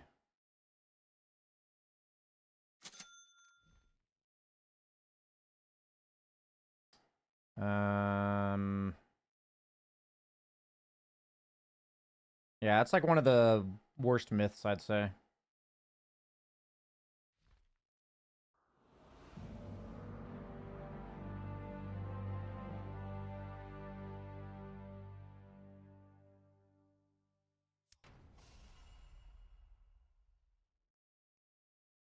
I need to buy a wand, I think. Or a stick, I mean. You need to go like this plus this, and then buy tangos with bounty gold.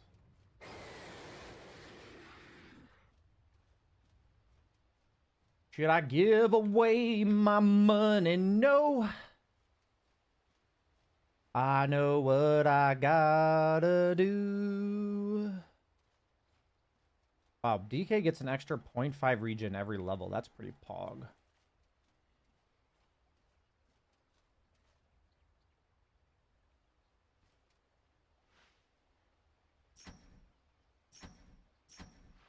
Can you guys remind me to clean this shit up after the game?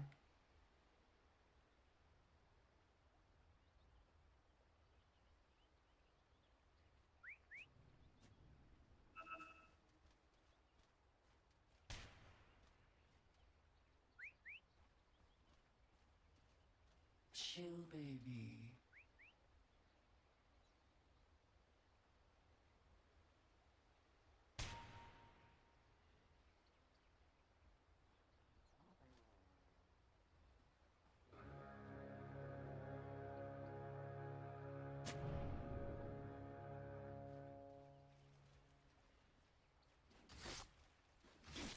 Are we just giving up runes? Guys? Wonderful. What's happening? We just didn't contest any of the runes.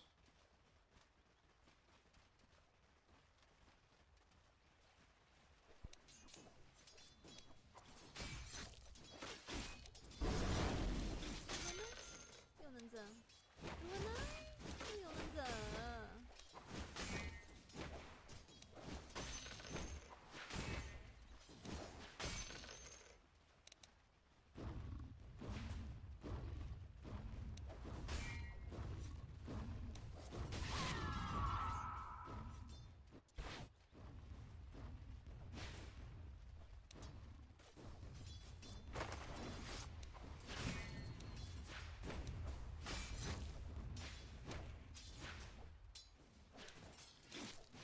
？Oh my god.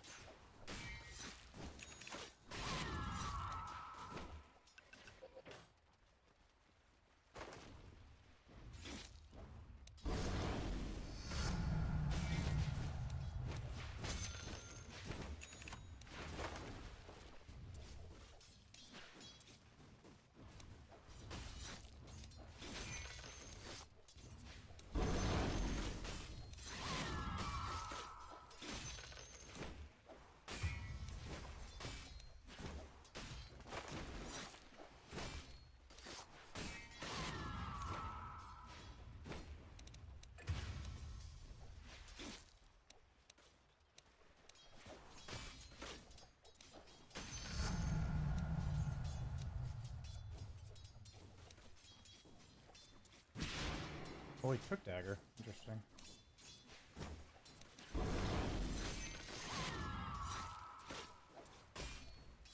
Chill, baby.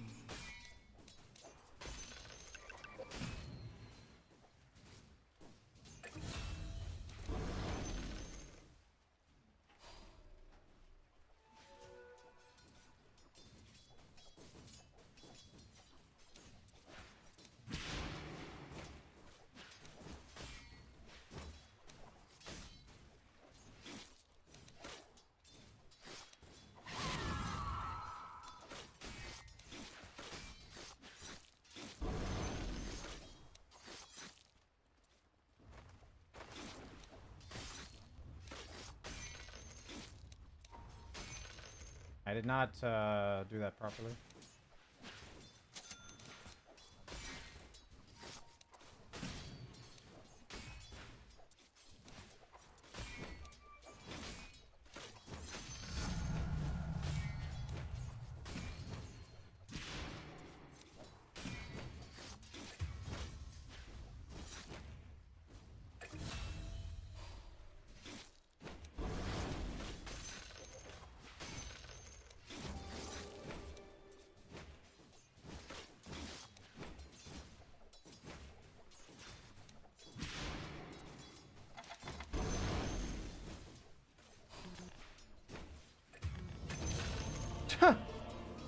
What a weird situation.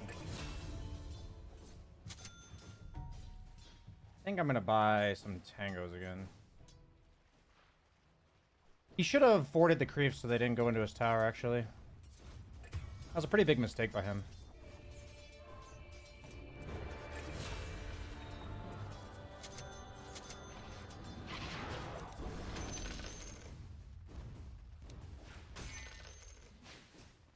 Guy's like clearly not a mid player.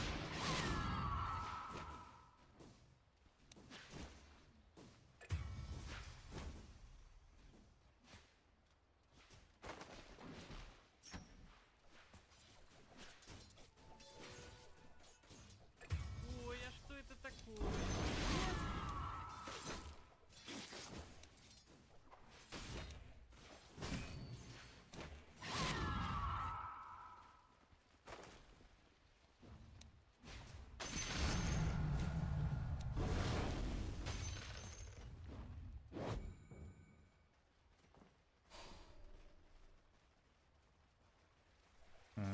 He's actually maxing out dagger with this.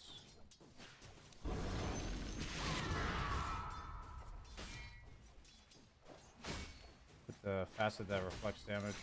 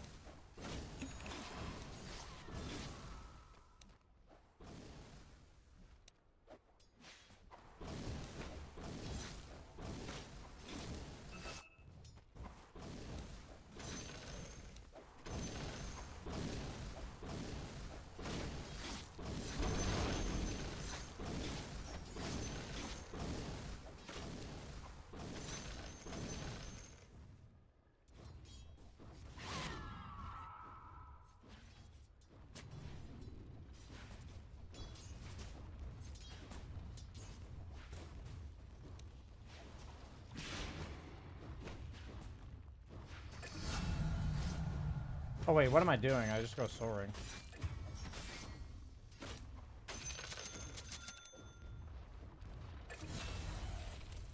Chill, baby. Pop missing.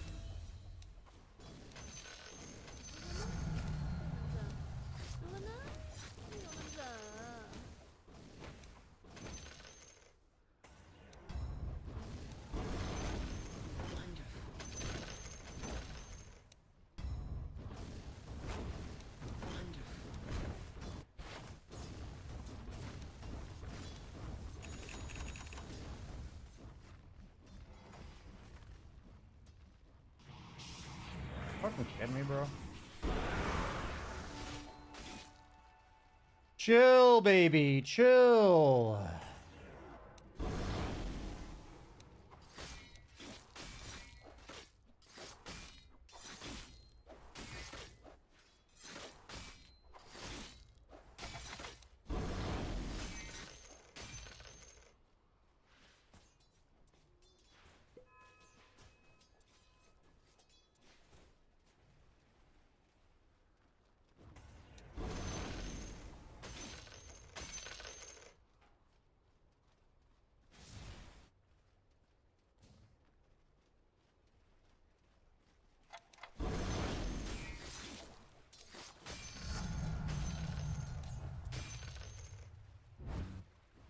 Coming bottom or actually I don't know what I'm doing. Keeping.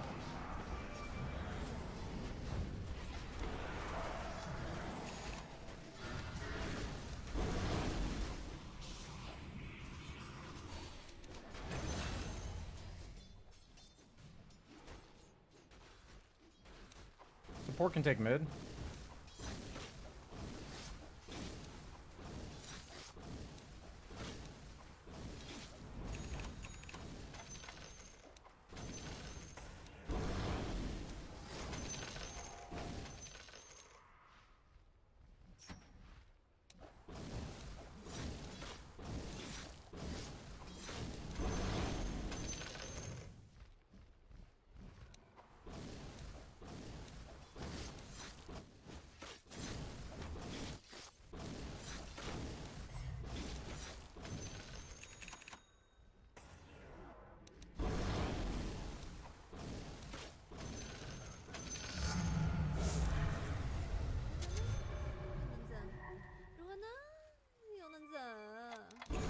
Hey, we can smoke with my blink.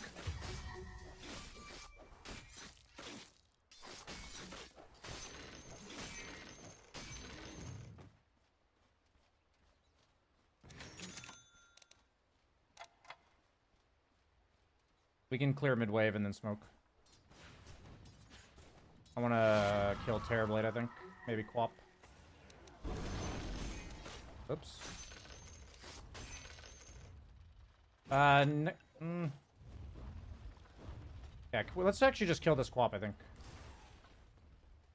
Or TB. Yeah, TB's good.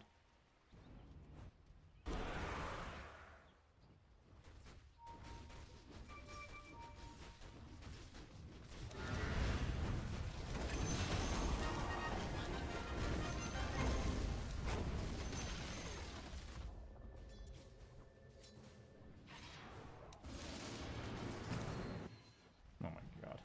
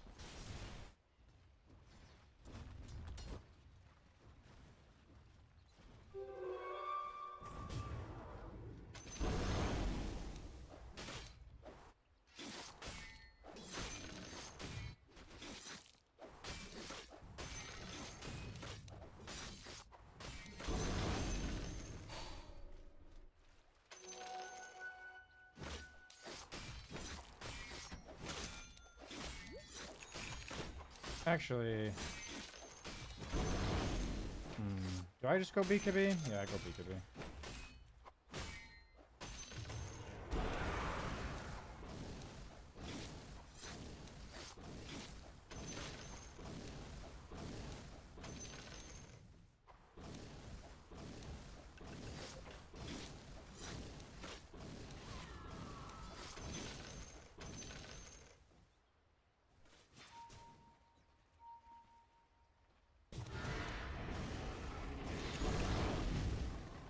Thought A could launch his blast, but he wasn't doing it. I thought A could launch his blast when I tanked. That's fine.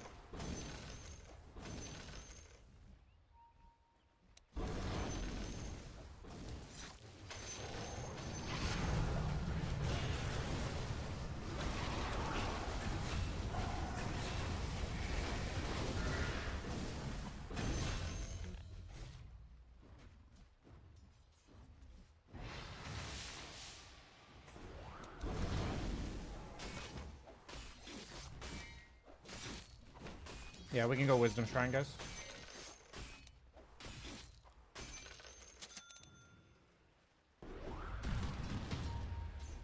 Wisdom Shrine, Wyvern?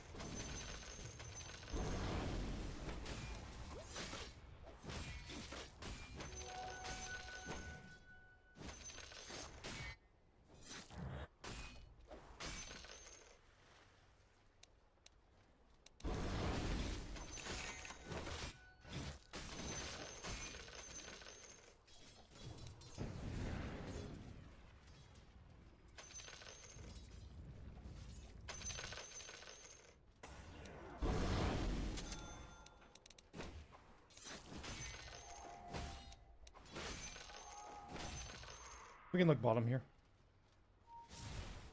We can just pop his ulti.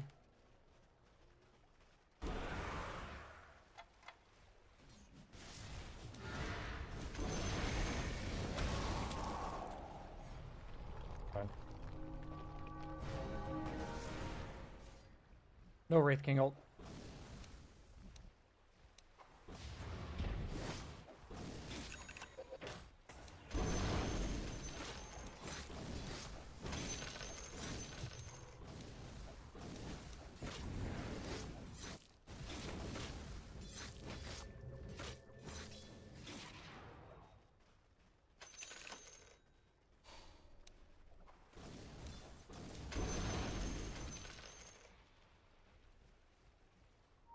No Wraith King ult, guys.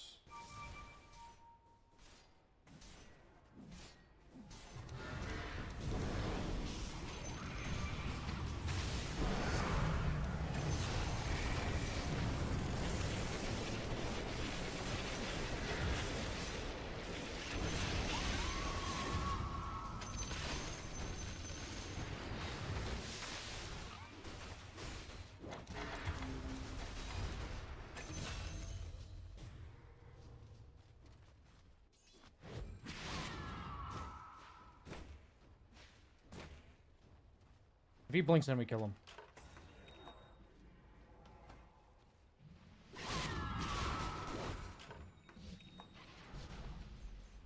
I have dagger on me, so I can't blink.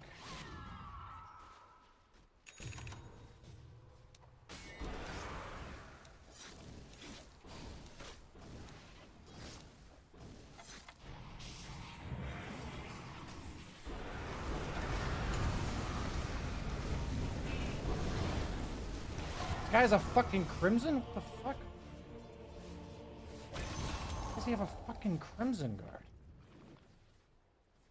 Holy shit. Crimson guard. Yeah, I need to do something to get rid of this fucking Quap dagger. I don't think Manta's the way.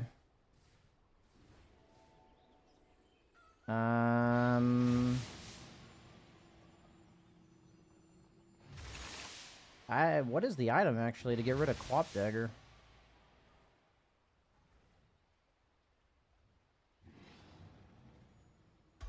Yule's is bad, Manta's bad. Maybe it is just Manta, but that feels awful.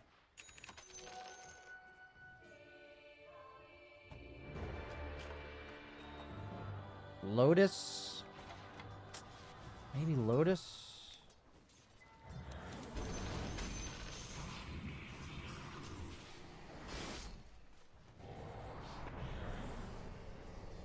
Lotus feels pretty terrible too.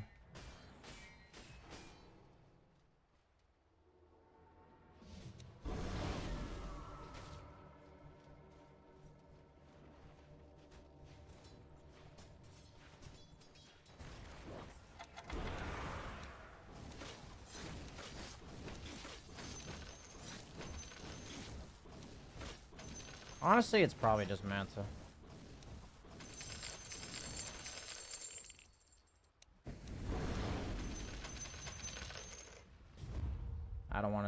I don't want to do this. Nothing to like smoke for right now.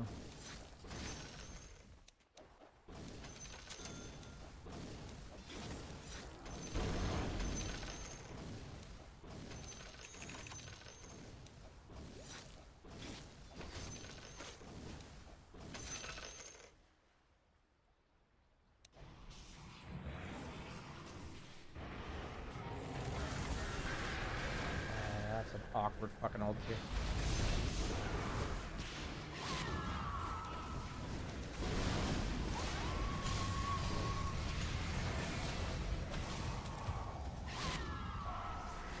Yeah, you need to be more patient with your Wyvern ulti. We can just kill Disruptor like that. Please don't do that.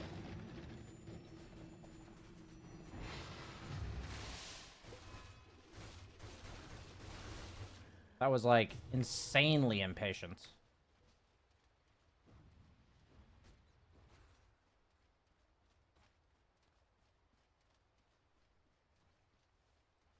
insanely. I could have that fight should have gone way better, I think.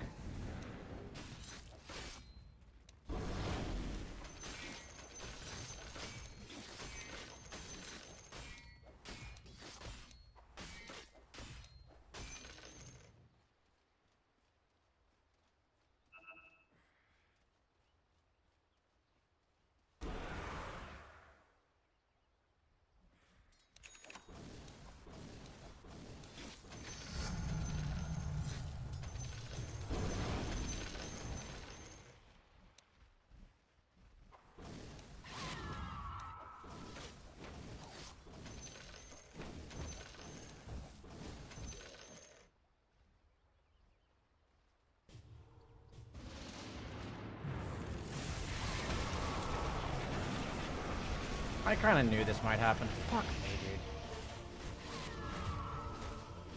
Ah, this game sucks. I thought they might be there, and I thought I might be supposed to back up, but that was just bad. My bad, guys. That was a terrible feed.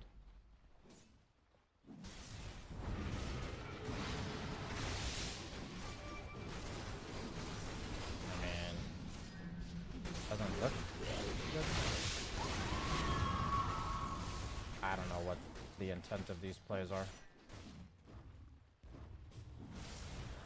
I am deeply concerned for our team. These plays are so bad.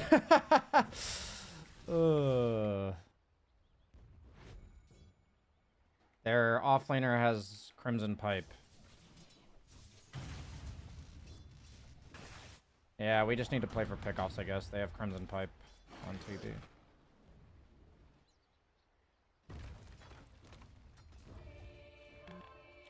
I mean, it's my bad for feeding. That was quite the feed. In my head, I literally thought I should just back, because my BKB is 20 seconds. And then I just didn't do it.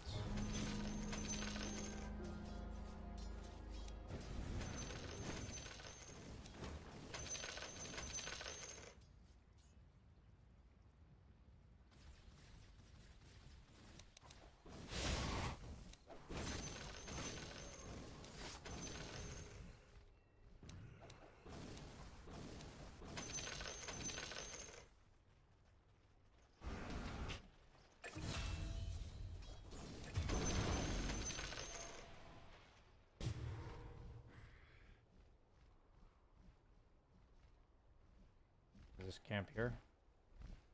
Nice.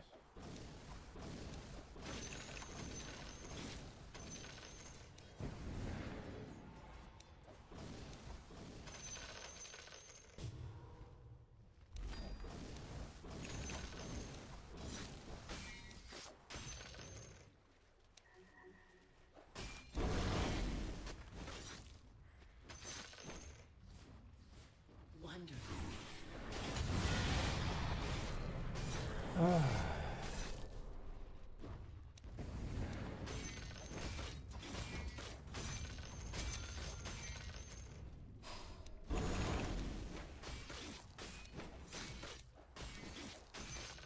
I have no BKB. I don't want to fight.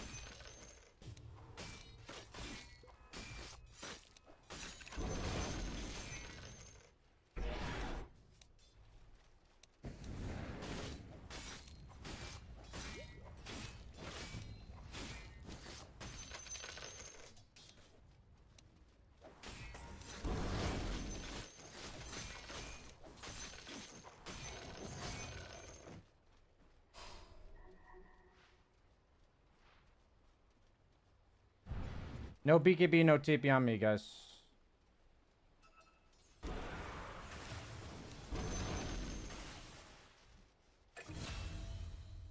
Wonderful.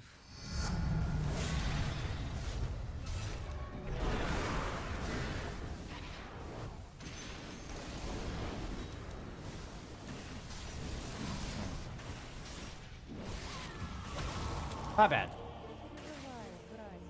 I'm getting pretty tilted, to be honest. I don't know why. Because my teammates are actually making good moves.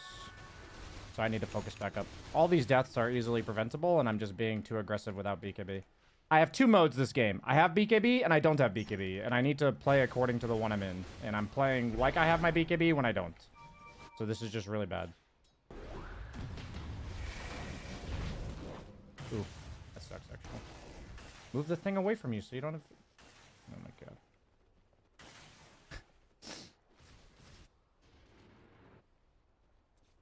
My bad, guys. I gotta stop feeding. It's okay for me to BKB TP out like I did, but it's not okay for me to get caught without BKB like that. He's gonna need to BKB, I think. I guess not. Oh. Oh, now he's dead.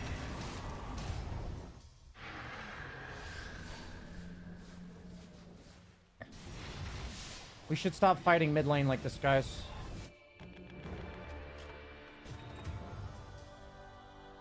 My team has this weird habit of every time I die, they're like, let's fight.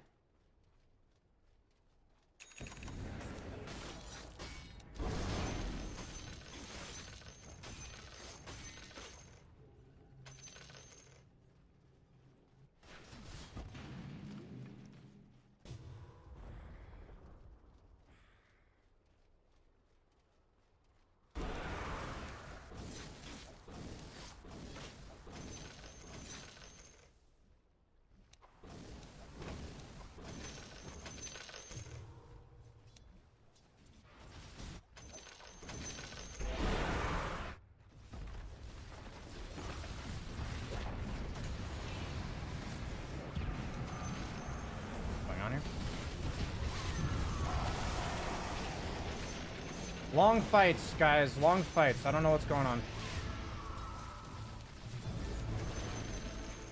We have a PL that doesn't have TP. I don't know why we're just rushing in.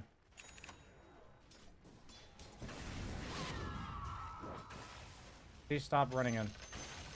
I need you to not follow him and die. You know what I mean? Like, let's play according to not Marcy. He seems very tilted.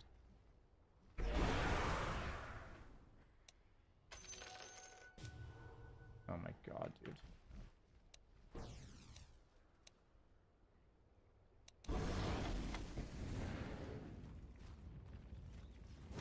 Dude, can we just not do this on Dota players? Play the fucking game. Like, look how far MPL is.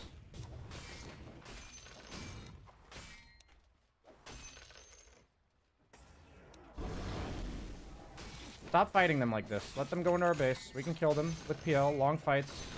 Be patient. PL needs long fights.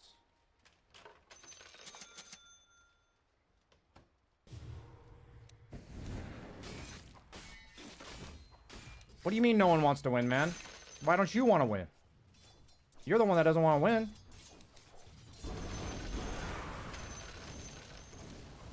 I'm playing poorly, but I'm trying.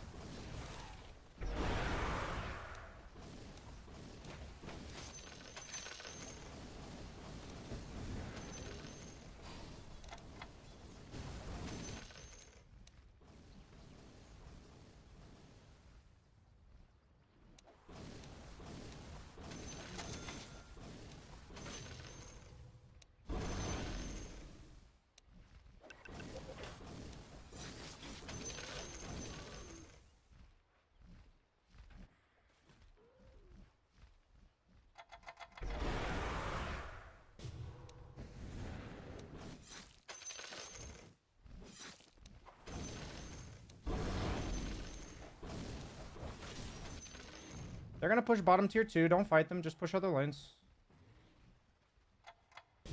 My form's up in 40.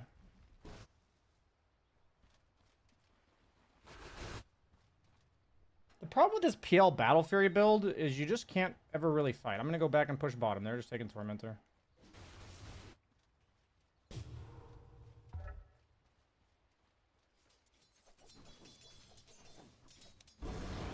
Oh, I thought... Isn't it range? Oh, cast range, win in form. I see.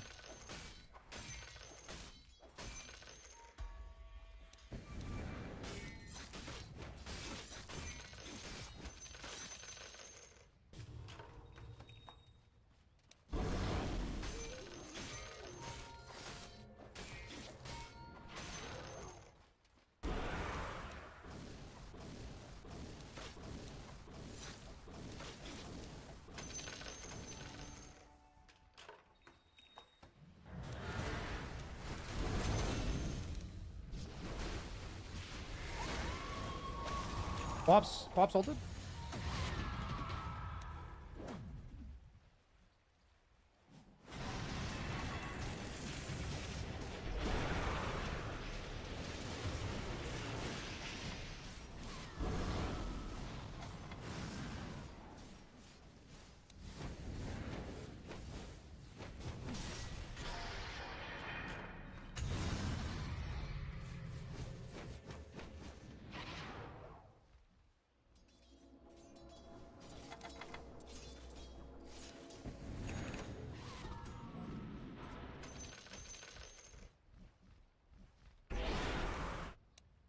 Yeah, we can just play for pickoffs with me and Peel. They're really weak when they're alone.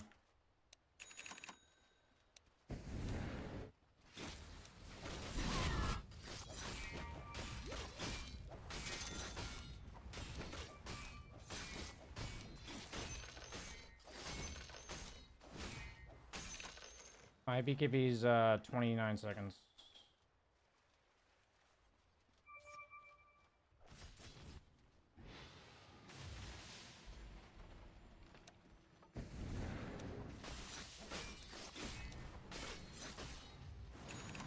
Go, go. No co-op, no co-op.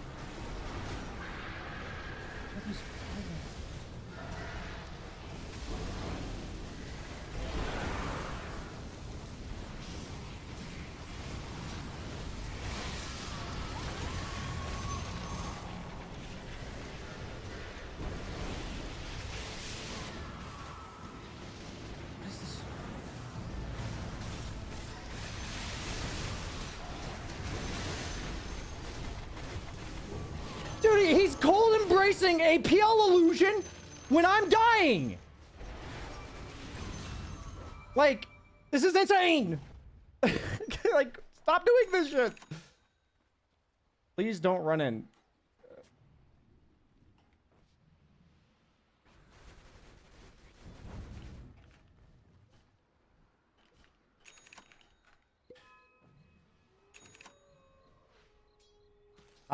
Honestly, I need another Dispel. I think I'm going Wind Waker.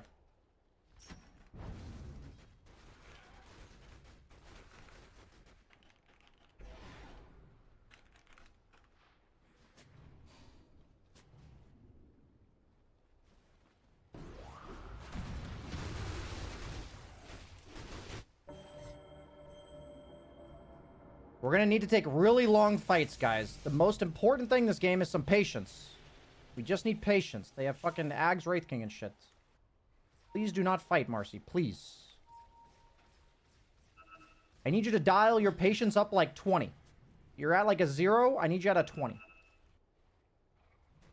Out of 10.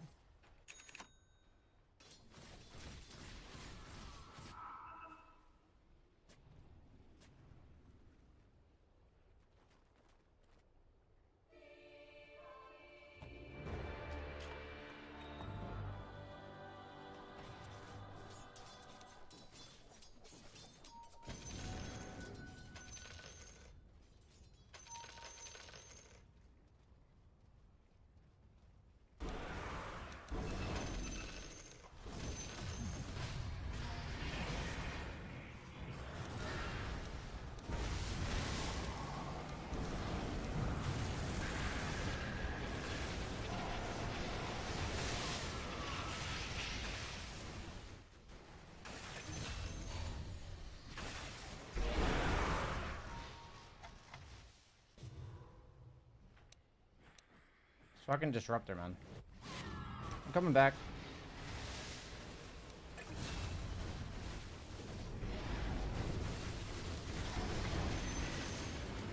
This fucking disruptor, man. Me and my disruptor are playing this fucking minigame on the side here. I can go rush.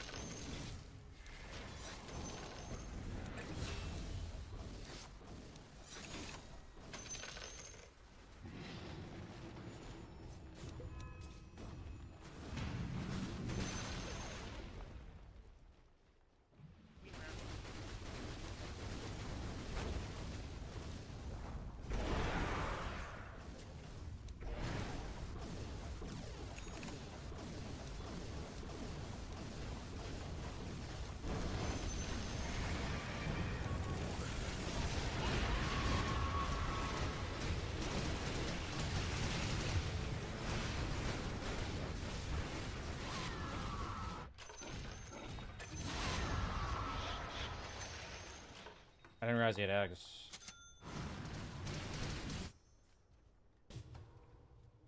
Uh-oh.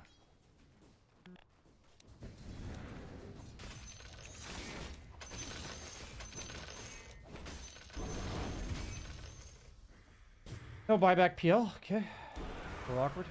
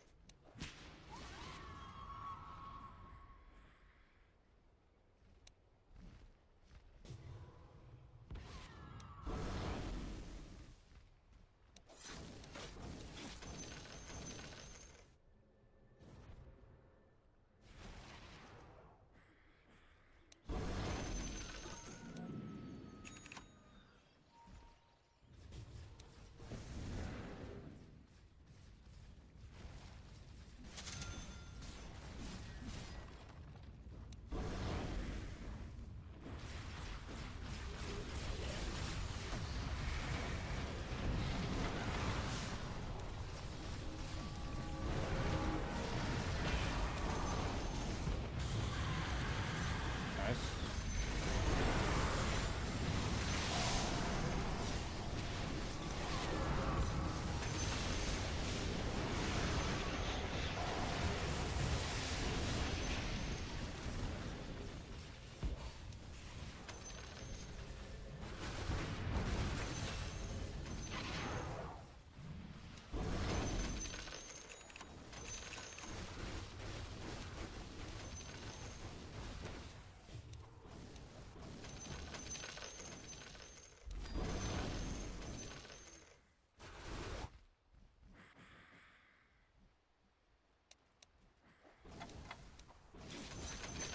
Can you dodge glimpse with this, guys? Anybody tell me?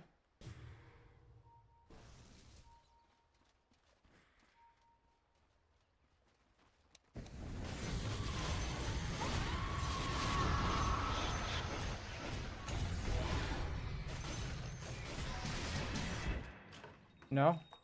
Okay.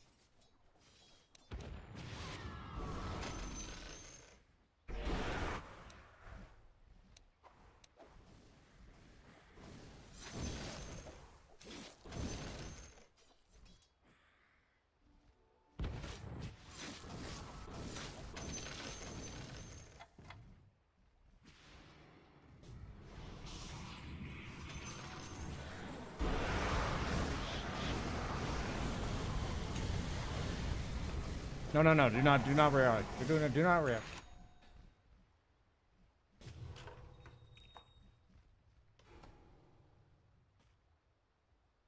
SD used ult.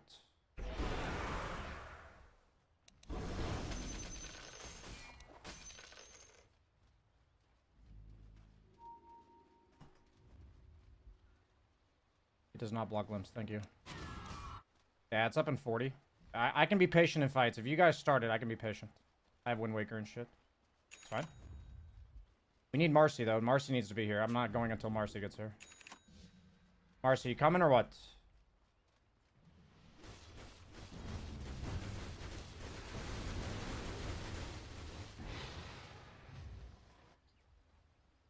Okay, Marcy's not coming. We don't have any damage. We don't have PL either.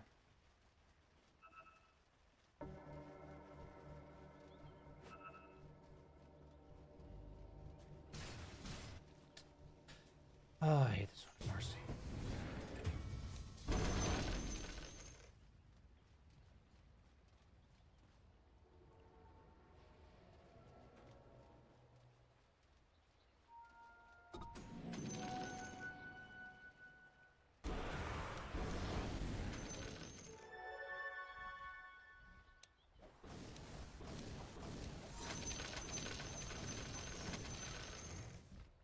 Actually, no, I need straight blink.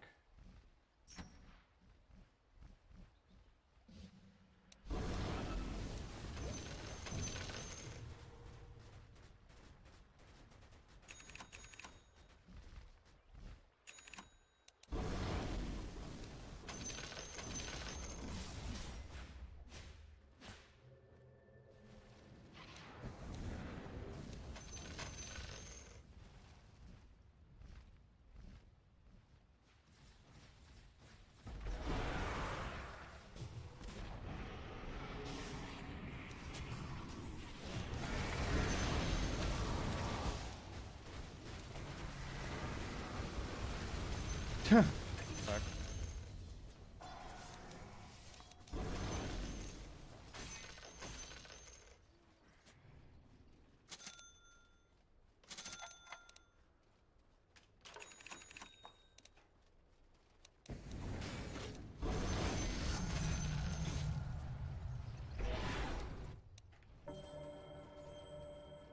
Our Larshi's literally like not playing the game.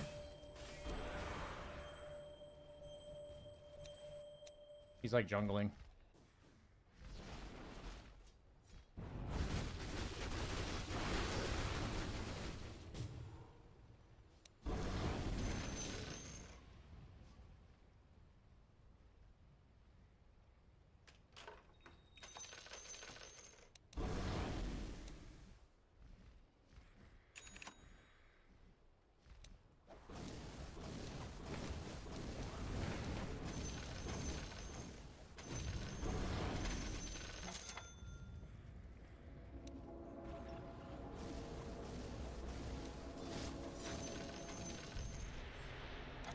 Yeah, we cannot go high ground at all.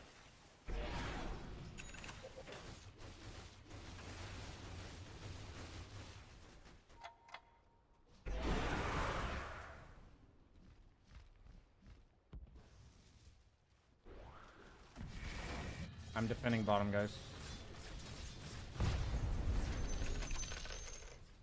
I'm coming back to you.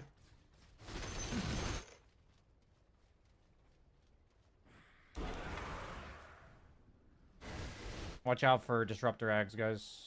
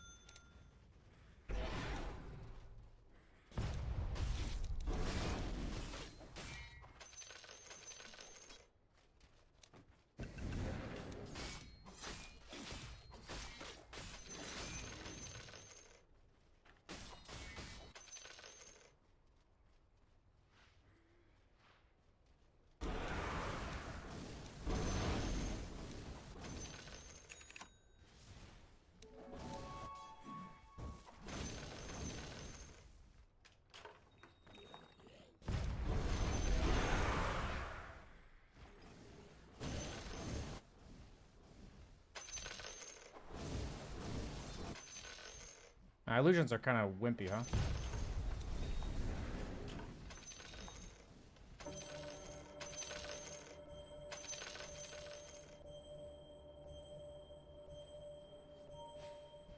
coming.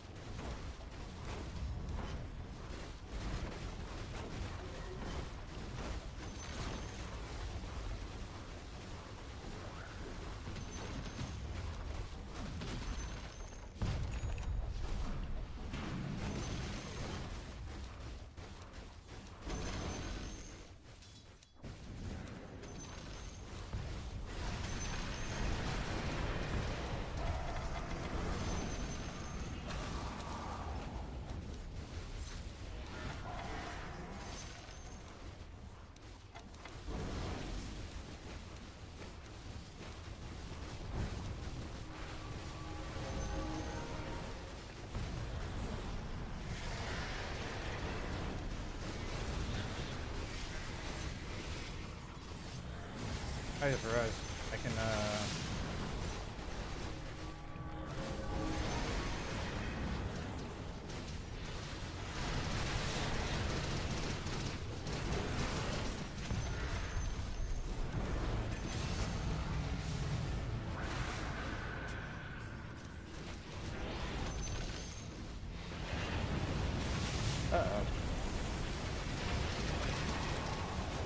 Oh, that sucks.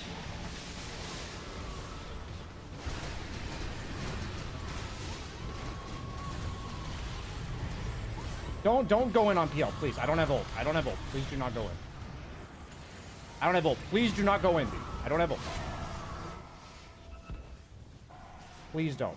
Please do not.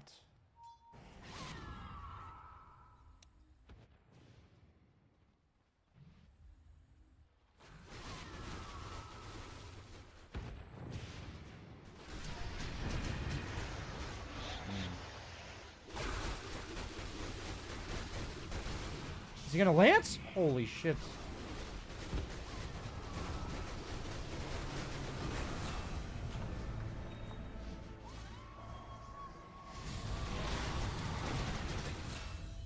Wonderful.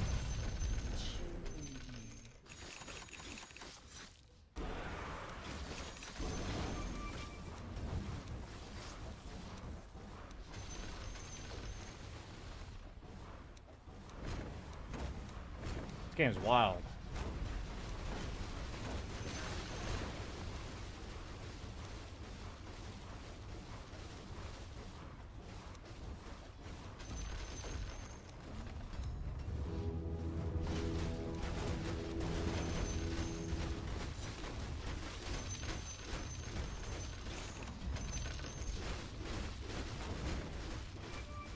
out of here. Do not die, man, please. I'm looking for a disruptor, actually.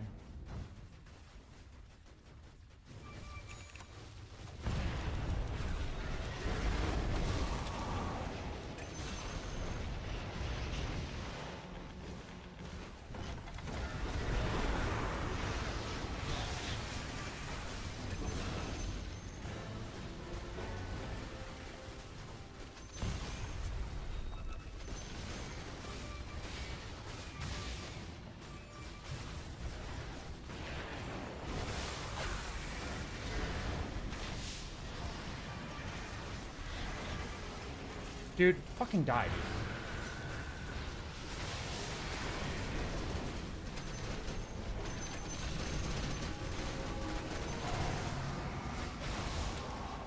I fucking missed twice because the radiance fucking missed or whatever.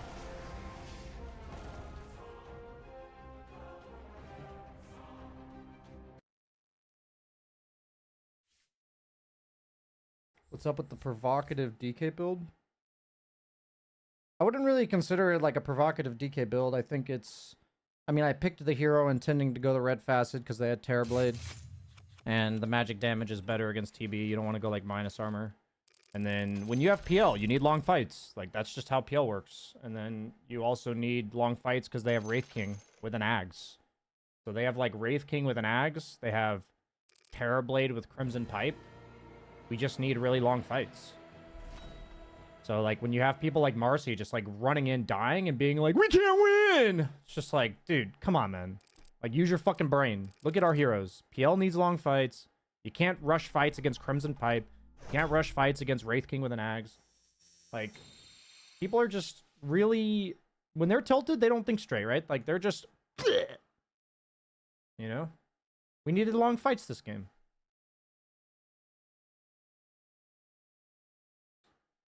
Shay, what do you think about the damage situation on this DK build?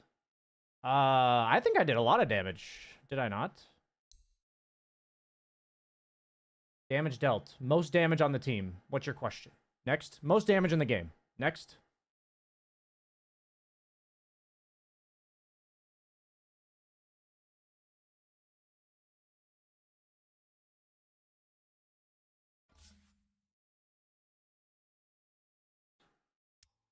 GG, crazy wine lady. GG.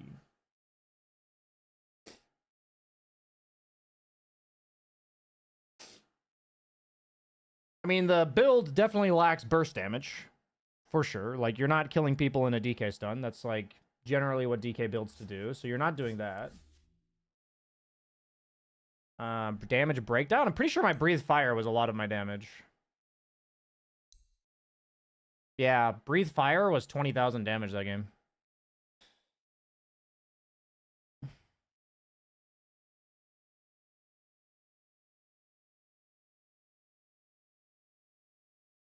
Fireball was another 10,000.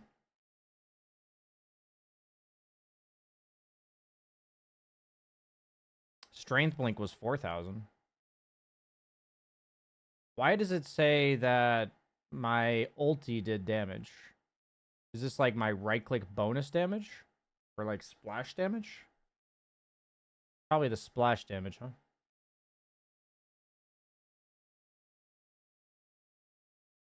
My question is, we can blink on top of a support and we're not even tickling him. He does die. I felt like my brain then says we need to buy a Daedalus. My brain looks at this game and says we can't win fights in the first few seconds. I'm not responsible for bursting people. We have AA. We have Marcy. Not my job in the game. And I need to envision how long these fights are going to go.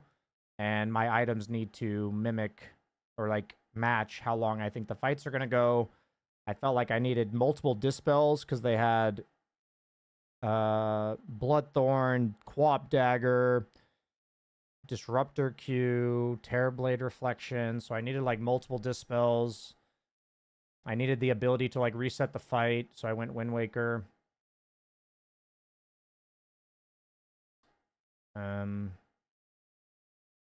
Vampiric Spirit.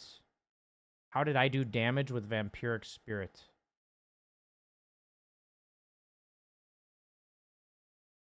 Maybe that's like how much damage I do to like an Ags target or something, like an Ags Wraith King or something.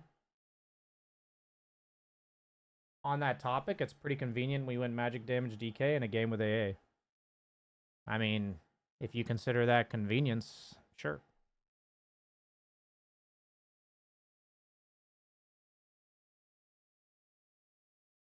I think if you kill Shadow Demon and Disruptor at the start of the fight, the straight up won.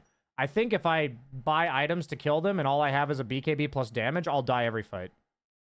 Like, they have TB, they have Wraith King, they have Quap. I think I'll die every single fight. So, like, once again, I don't even think it comes down to what my Marcy was doing. I think I would go this build because of how long the fights were. And it's impossible to not have long fights here.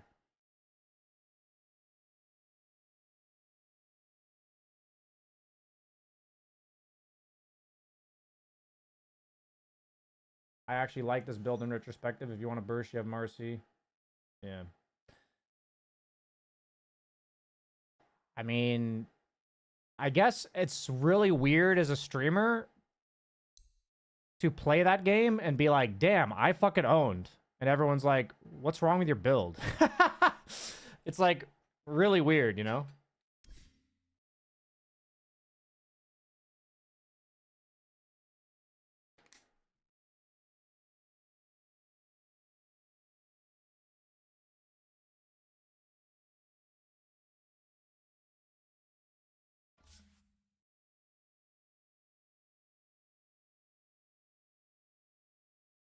Like, I ironically think, like, I almost single-handedly carried that game.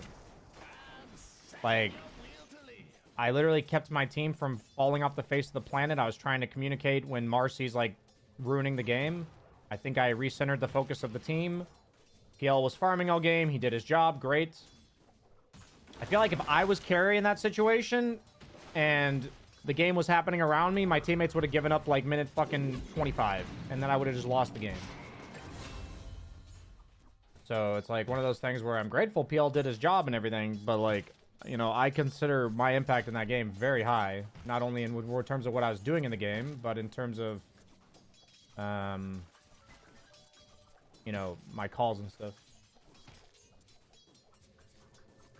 I see these questions as trying to understand your build, not criticizing it. That makes sense. I could definitely be projecting and getting defensive. So I apologize. That definitely makes sense.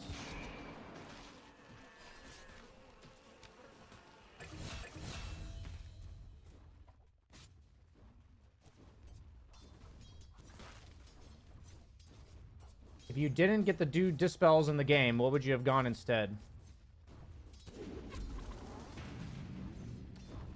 I guess my only thought to that question is like something else that deals with the heroes that are different in the game. Like that's what I would have done.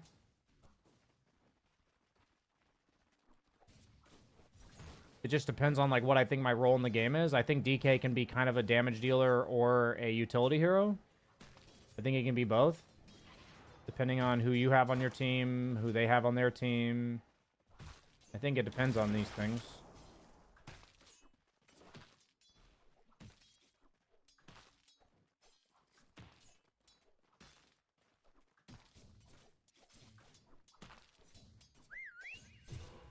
I think the most important takeaway I want all of you to have from a game like that is we won because I identified and told my team how long these fights need to go. I was like, we have PL, they have Wraith King, long fights. Dial up the patience like 20. You know? Like, I hate when I'm playing PL and my teammates just fucking bum rush them and die. It's like, oh my god, dude, just play the fight patiently. Fuck. Like, I hate it so much. So, that's why we won that game. So, if you're trying to learn from my build, don't worry about learning from DK specifically. Worry about your idea of how long you think fights are going to go and adjust it. You know what I'm saying? That's what I want your takeaway to be from that game. Like, if you pick DK in a game where the fights need to go short and you try to copy my build, it ain't going to work. Do you know what I mean? But if you find yourself on DK or any other hero and you're like, oh, how long do the fights need to go for us to win? You might not copy my build, but you'll at least buy items that you think are good for long fights, you know? So, like, that's the takeaway. That's the takeaway from this one, you know? Because I think discussing my build is kind of moot, because it's like, it's literally because they have the exact heroes they have, and we have the exact heroes I have. And I'm like, but the whole premise of the build is long fights. So there might be different items that I go, like maybe Satanic is a good item for long fights in particular scenarios, depending on like what hero I'm playing. Heart of Tarask is also good for long fights. Refresher's good for long fights. You know, Refresher's better when I'm like unkillable during my BKB and I get bursted outside of my BKB. So I'm against like OD. You know, Refresher's probably better there. Like we talked about in that troll game. I was going to do Pub of the Week as the high MMR gameplay I played earlier, but I think that last game was the best Pub of the Week, actually. That was a fun game. And I think it's a good example of, like, talking your team down from the fucking edge. 有能者。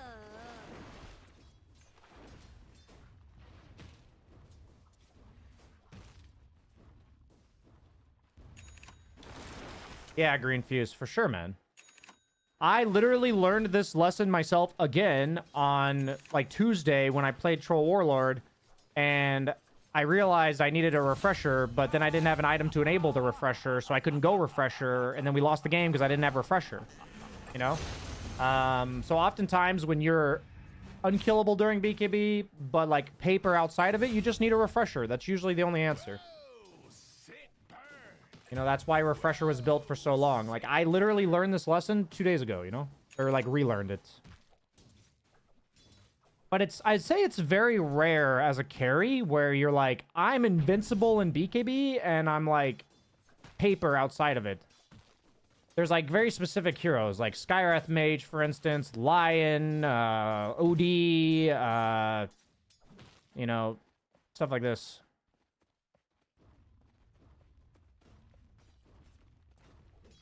Do you think it's a crutch if people assume a hero must be built a certain way? Abso-fucking-lutely it is. If you assume a hero needs to be built a certain way, and you can't explain to me exactly why you think that, and how it covers 100% of situations, if you can't do that, then yes, it's absolutely a crutch. Abso-fucking-lutely it is. Почему всегда я?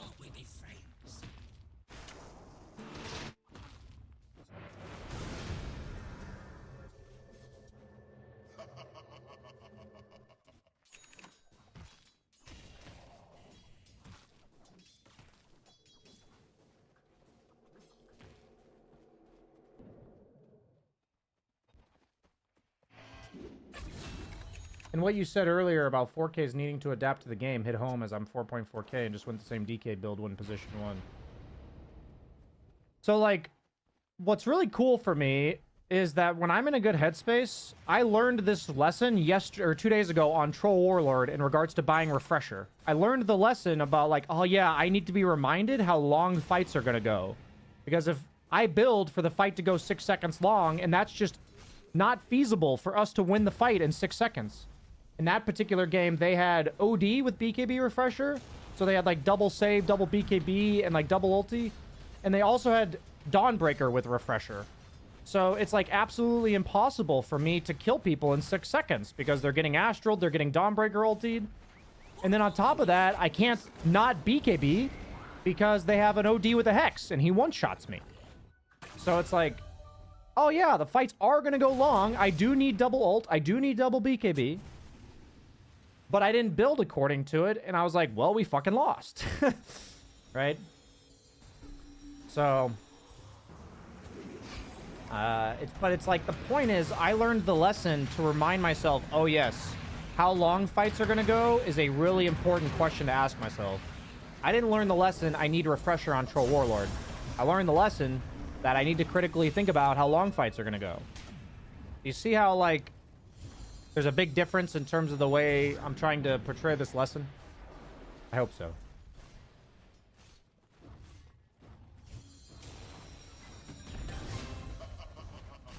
I love watching Dota in your content despite hardly playing.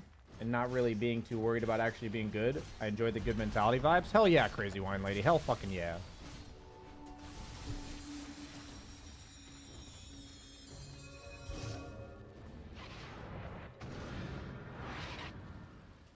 I mean, I think the tortellini build comment's just a meme. I think he's just memeing.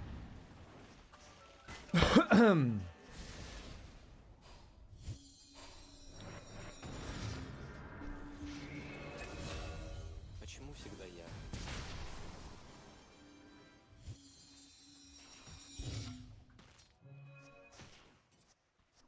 How do you itemize for OD as troll?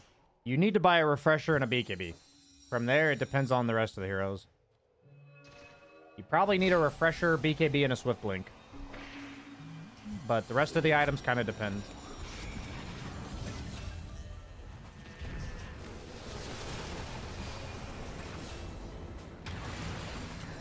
You need a refresher, BKB, and a swift blink, and then you need either Scotty or Lincoln's in order to enable the refresher. Otherwise, you don't have mana. So you've got like 4 of your items right there. And I think Lincoln's is probably better a lot of the time because the OD goes Hex.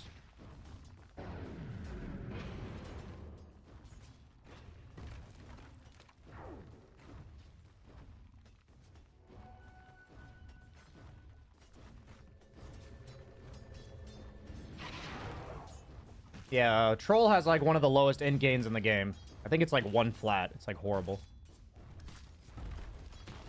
Yeah. Absolute dog shit mana growth.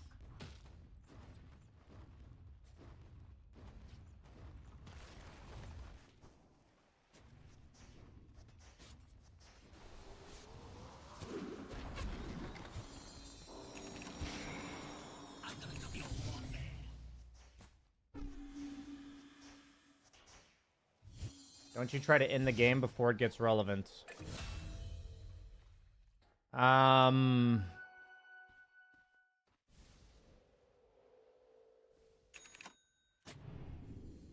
My response to that is, if I say I'm having trouble buying a house, you're doing the equivalent of, or like I'm homeless and you just say, just buy a house. You're like acting like a homeless person has control over whether or not they have a house. You're like acting like I have control over ending the game when it's a 10-person game. And you're saying I should like end the game. Do you know what I'm saying? Like I have no control over that factor. So when you ask that question, I'm kind of like, well, I can't just end the game. That's that's like the only response I have to that, you know?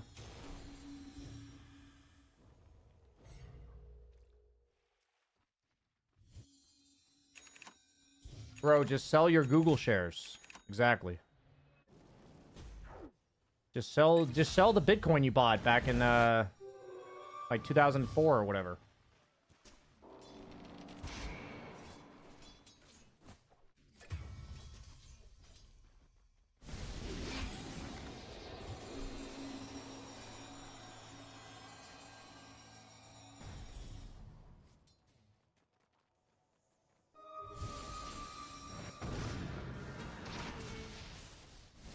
This actually pertains exactly to my video that I released on my secondary channel about communication. Like, when we're, like, discussing the game, like a hypothetical game where Troll versus OD, and somebody asks, isn't it just better to, like, try to end the game? And it's like, okay, what do you want me to do with that information? Okay, you want me to end the game. There's 8 other heroes we haven't discussed. There's, like, a bajillion things that happen in a Dota game. What do you want me to, like, what can I do as Troll against OD specifically to try to end the game? Am I not supposed to go Battle Fury? Am I supposed to, like, how do I just end the game? You know what I mean?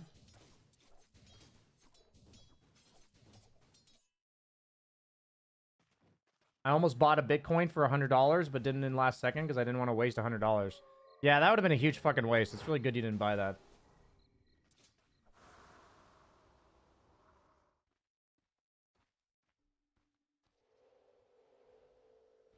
True that. I've never thought about fight lengths. Is it a patient fight or just a knock-knock? XSBI? That's true. What if it goes for another 15 minutes? If that game went another 15 minutes, I'd probably go Hex. My last item was probably a Hex. Was there any other item there that's better? It's probably Hex. I think in that situation, I just go Hex.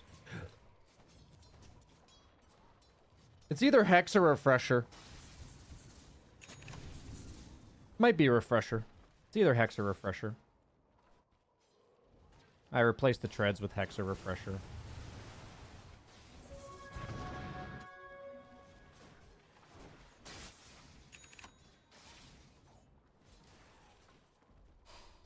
Huskar has no mana, but has 1.5 int gain per level.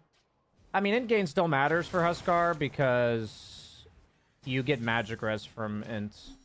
Like, overall, it's pretty irrelevant, but it's not like an oversight or something. It would nerf the hero pretty significantly to give him 0 int.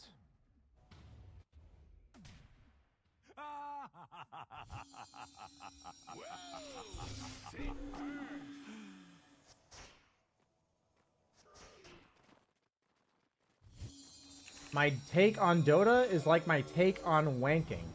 I never think about how long it has to take. I just go with it. Respect, respect, man, respect. For sure, man. Good take, good take. For real, for real. No cap on a stack.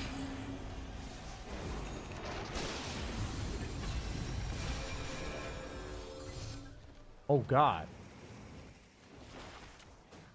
Dude, this puck's pathing, not too good. Does Ogre get magic rest from strength? I don't know, actually.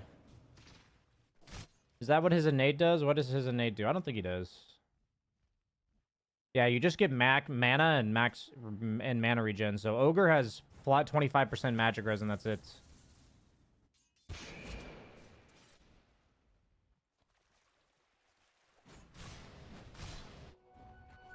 Is it a good mentality to play Dota 2 and stop playing for the day until you win a really good game, or play 3 games for the day that could have ruined your mental for that day? I don't know exactly what you're saying. Are you saying, like, keep playing until you have a really good game? I don't like that, because that's outside of your control whether or not you have a really good game. That's like going to the casino and saying, I'm going to play blackjack until I win. That doesn't work.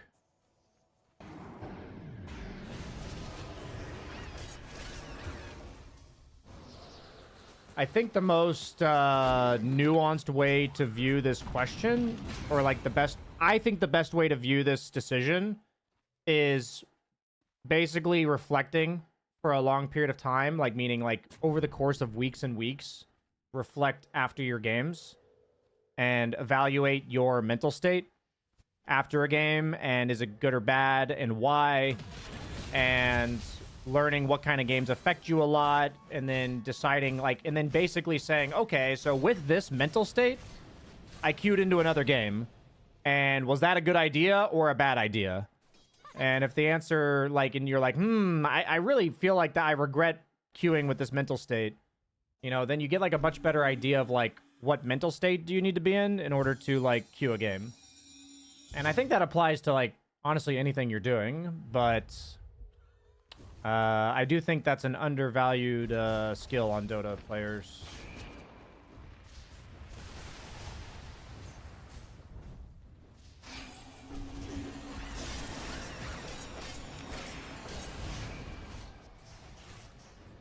I mean, for me, if I summed it up in one sentence, it's like the most important 2 things I want is to feel like I'm able to play my best and to enjoy myself.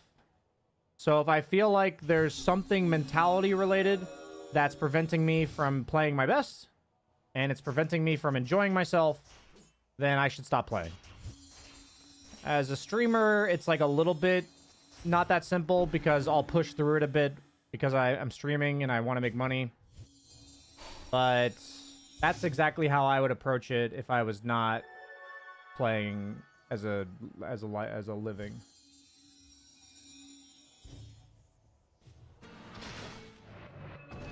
Since hitting Divine, whenever I watch my friends play Dota, I get angry for their small mistakes. How to not ruin friendships like this? Why are you angry? What happened when you hit Divine that you're now angry about their decisions?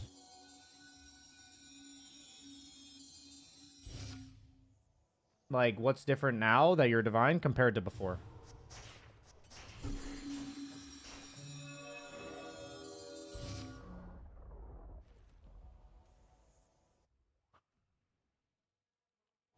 Like, their decisions are probably the same, right? So, like, what changed?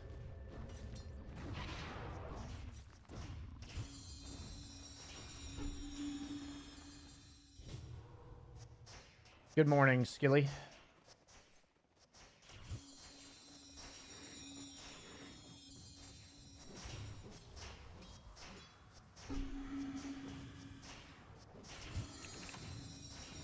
Telling people not to feel an emotion doesn't help.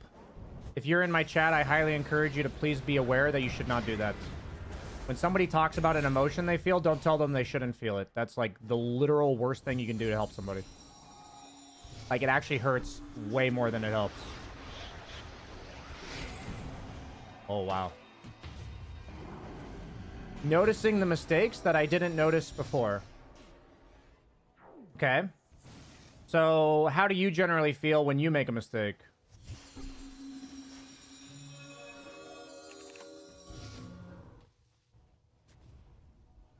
Like, how do you talk to yourself when you make a mistake?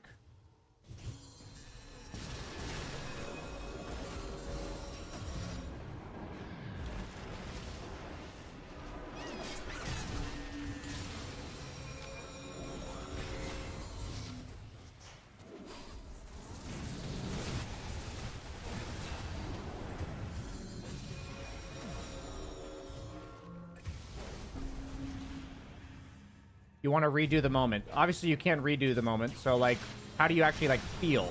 Are you frustrated? Are you angry? How do you talk to yourself? Like, what's your internal monologue when you make a mistake? Is there guilt, shame, anger, frustration? You feel despair and sad. So, I'll tell you this. I'm shortcutting this process because I'm not giving you a one-on-one session, and, you know, it would take a while to unpack this, and I'm not trying to minimize what you're going through. Anger is a cover emotion. That's, like, widely studied and proven that people use anger to cover other emotions. Some of the most common emotions that it covers are the ones that are emotions of inaction. For example, sadness and fear. Or sadness is an emotion of inaction. Like, it makes you not do anything. So oftentimes, you will be judging your friends or people around you based on how you handle a situation for yourself. So when you are sad when you're making mistakes, then you're effectively sad when your teammates are making mistakes, but instead of experiencing sadness, you take it as anger. So what I'm trying to say to you is I encourage you to reflect on how you handle your own mistakes, because that's how you're judging your friends when they make theirs. Why is it not okay to make mistakes? Why are you upset when you make mistakes? Why are you upset when your friends make mistakes? And I've learned that the way I talk to myself is either the exact opposite of how I talk to other people, or it's the exact same as I talk to other people. And what I mean by that is when we have, like, an unhealthy perspective on something, we will be at one of two extremes, and the way we talk to ourselves is going to be on one extreme, and we either talk to other people on that extreme as well, so if we get really angry at ourselves, we'll also get really angry at somebody else, or we'll be on one extreme, which is, like, really sad and inaction, and, you know, this is one extreme, and then when you talk to other people, you go to the opposite extreme, which is, like, anger and, you know, rage. So, my point is it all stems from how you talk to yourself when you make mistakes. And so if you're asking how to stop it from ruining friendships, you know, I think it's really important that you reflect on how you handle your own mistakes. I've had this problem for many years. I've had this problem for many years myself. And it's the only thing that's really helped me is understanding how I talk to myself when I make mistakes or in certain situations. Our greatest points of shame are the points of which we judge people the most. So if you're really hard on yourself for making mistakes, then you will naturally judge other people for making mistakes. Like, that's just what's going to happen. So I hope that helped. That's the only thing that's really been meaningful for me to talk about when I think about this kind of stuff.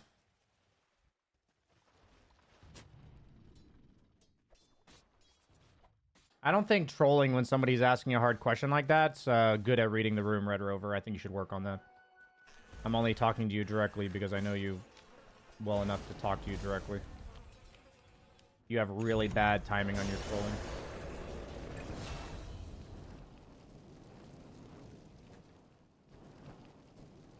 I used to get pretty upset or angry at myself when I played bad at Dota, but I've gotten much better, especially because I'm playing for fun, not for rank, or to try to be really good. What's really interesting is that my question is, how many people have really solved not getting frustrated at things we're trying to get better at?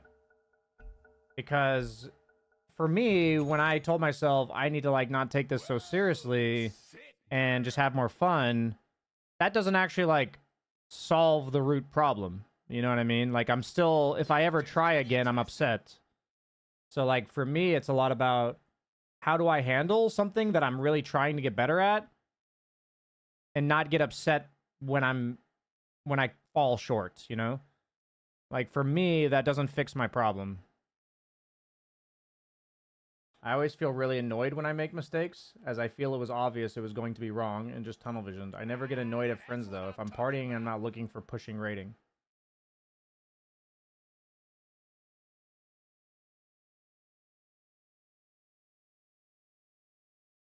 I mean, this is like a really in-depth subject, and maybe I'm not fully equipped to talk about it.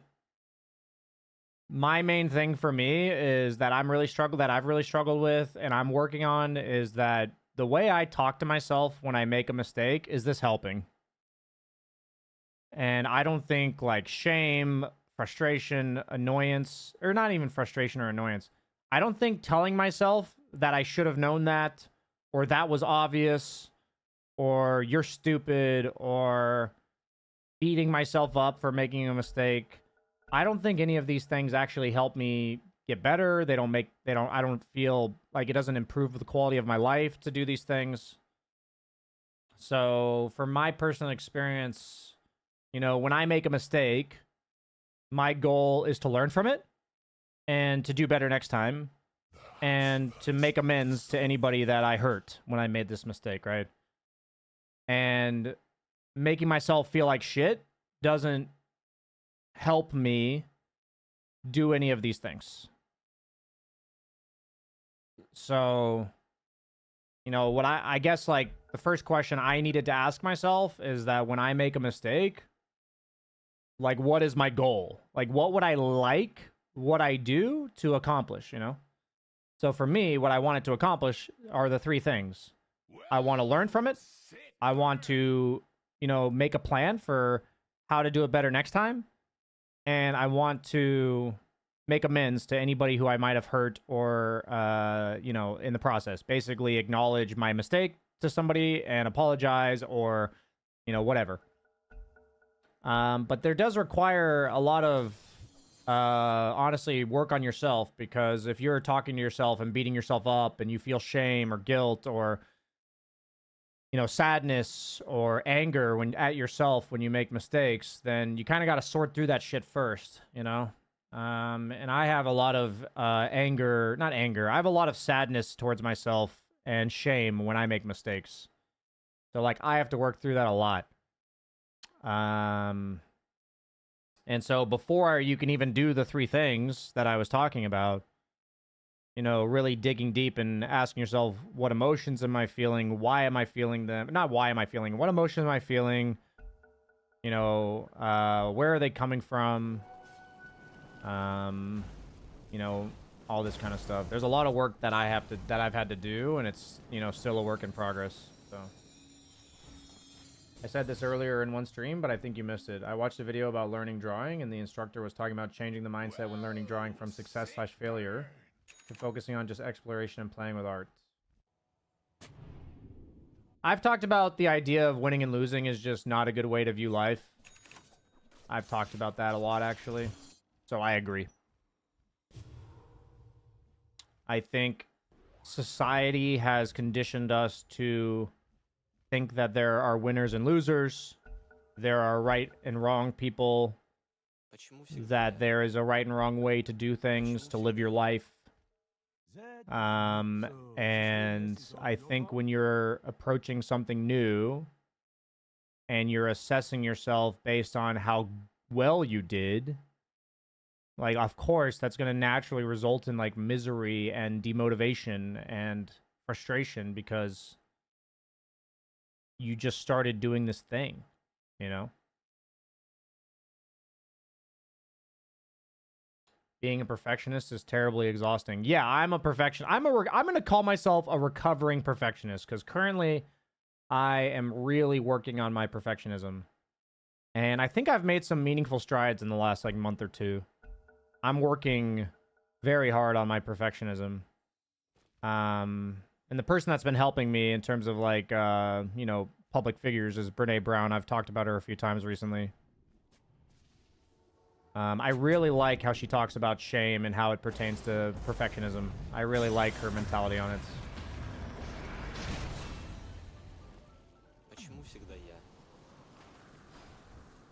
Depends on a lot of circumstantial questions. When you're practicing sports, you're trying to learn it. When you first start, you usually progress faster, and suddenly you hit a wall, and it's obviously frustrating. Learning to deal and enjoy the process of slow progressing and that learning new skills is actually exploring your mistakes is what dictates who's quitting and who's staying. Yeah, I agree with that. I mean, it's not as much about me telling you shouldn't be frustrated. It's about how do you handle frustration. A lot of it's about how you handle it. And if your frustration is handled with self-hate and like, you know, telling yourself you're a piece of shit and you suck and why were you so stupid, if that's like how you handle your frustration, then, like, of course you're gonna probably quit, you know.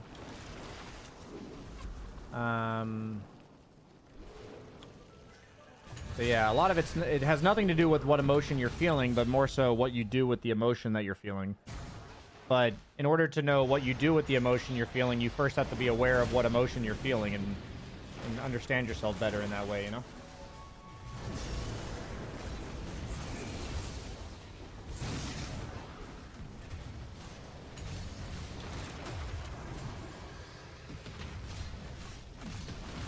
Yeah, I need to, like, resume my work on gratitude. I was, I feel like one thing that all these, like, 40, 50-year-old people are saying is, like, the most powerful lesson they learned was gratitude. And so I'm gonna try not to wait until I'm 40 in order to learn that lesson, you know?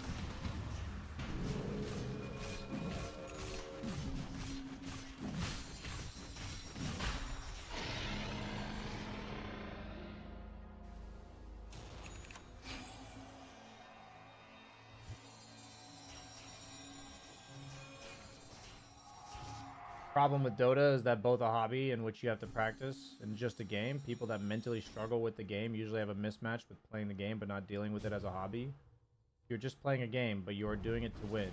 It's like that friend of yours that wants to win every rugby match. Never wants to practice his hoops. Ruffy match? Maybe Ruffy match is like a scrimmage or something. Your skill set doesn't match your expectations, but you don't take time building your skill set. I mean, I think hobbies are a really important part of people's lives. And we can be very competitive and care a lot about how we can, like, how we approach our hobbies. But then people try to make this, like, huge distinction between, like, if it's not your job, you shouldn't take it so seriously. I'm not saying you're doing that, but a lot of people do that. And it's like, what we pursue in our lives and what gives us fulfillment and meaning, regardless if it's a career or whether it's just a hobby, like, how we approach it's very important. Most Nature's Prophets I've seen are going for the profit facet, the one that gives you gold.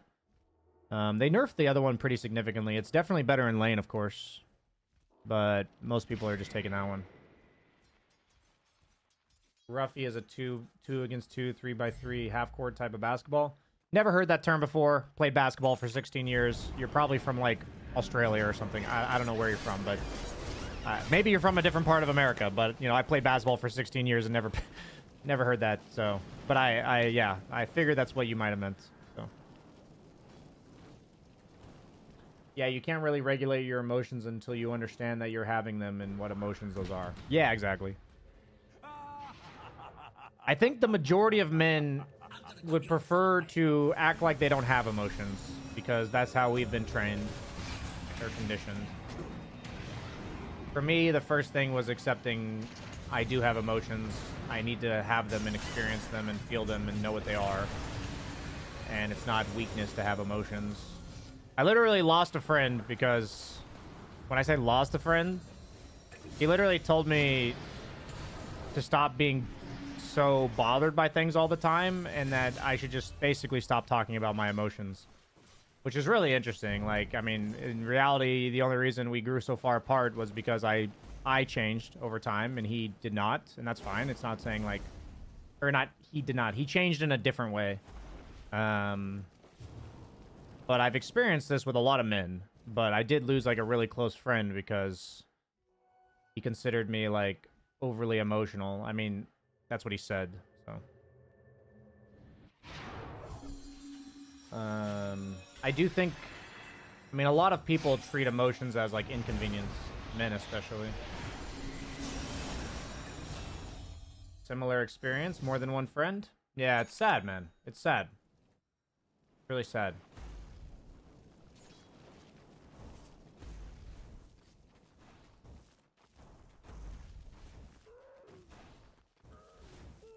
It's because typically no one cares about men's emotions.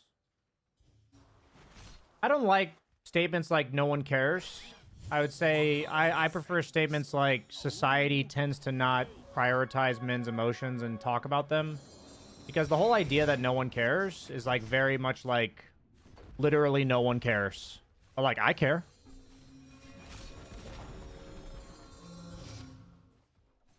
It's kind of like what happened in my last Dota pub. The guy said nobody cares about winning in this game, and I'm like, well, I'm playing badly, but I care about winning.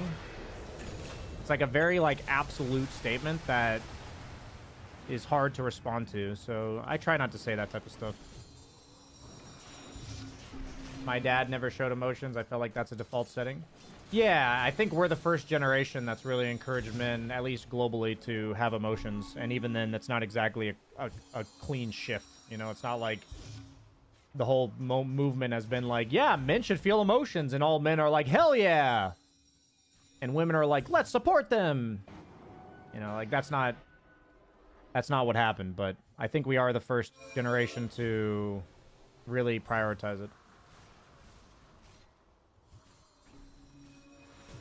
Mr. Banana Man, would you say most carries at the moment can't beat the offlane and should just focus on minimizing interaction?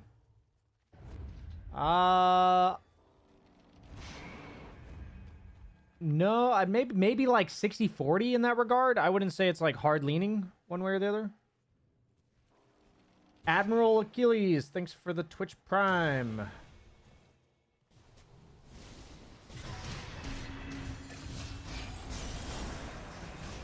Factoring in emotions for decisions is a recipe for disaster. That is so interesting that you say that. I think emotions are the most important part about decision making. I think that's so interesting that you say that. I think the only way you can actually make good decisions is to understand the emotions you're feeling, what they're trying to tell you, and what you want to do with them. I personally think that's the only way to make good decisions. I find that really interesting that you say that.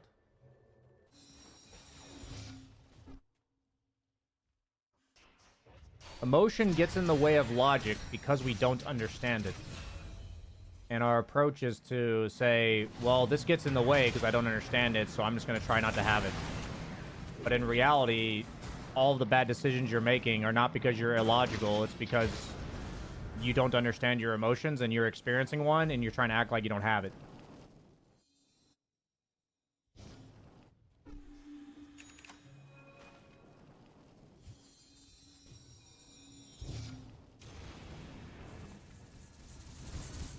Like, I personally don't trust your decision making if you tell me that you're not an emotional like you'd prefer to keep emotions out of it. Like, I don't, as like a business partner, as like a friend, I would not trust your decision making.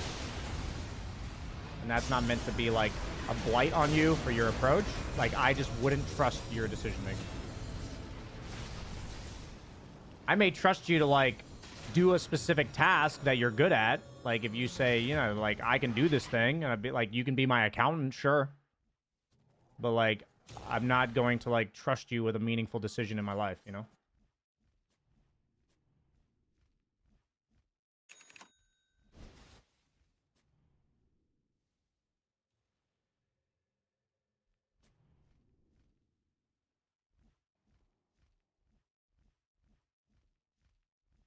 Emotion-based decisions are different. I want to do this because I'll feel good. I don't consider that an emotional-based decision. I consider that like a running away from an emotion-based decision. I'm uncomfortable, so I do this. I don't want to feel this emotion, so I do this. You and I are, yeah, we're definitely talking, we have a very different definition of what makes an emotional decision. Running away from emotions does not lead to good decision making, for sure.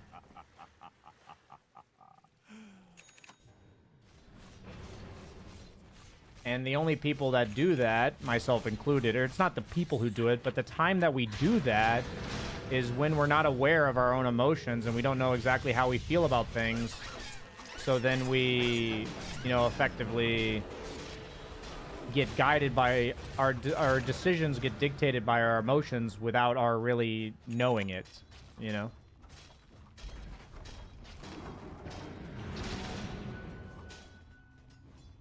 A lot of these require semantics. That's true. I mean, Nitrous Oxide made a really good point there. Like, the way he interprets emotional decision-making is very different from me. I don't view it that way at all. So if we're talking about emotional decision-making and we're using the exact same words, but we mean something very different by the words we're using, then yeah, it is very difficult to have these discussions in Twitch chat, for sure. Very difficult. Because obviously I'm talking to, like, whatever, 100, 200 people or whatever.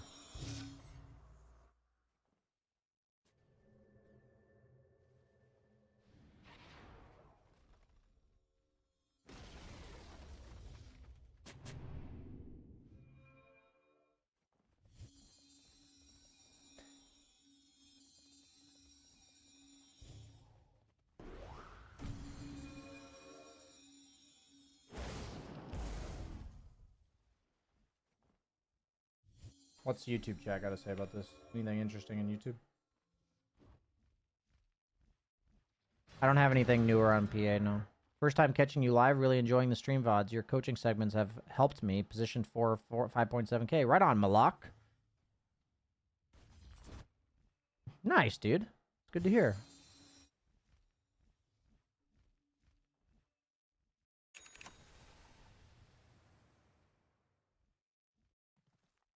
Barlow, what I'm basically trying to say is, generally speaking, the harder you are on yourself compared to what is like a healthy amount, the less hard you will be on other people. I'm the same way. I hold myself to a way higher standard than I hold other people, and that gets you into a lot of trouble. That gets you into a lot of trouble. There's a lot of times where you get ran over because of that. You engage in people pleasing. It makes you anxious.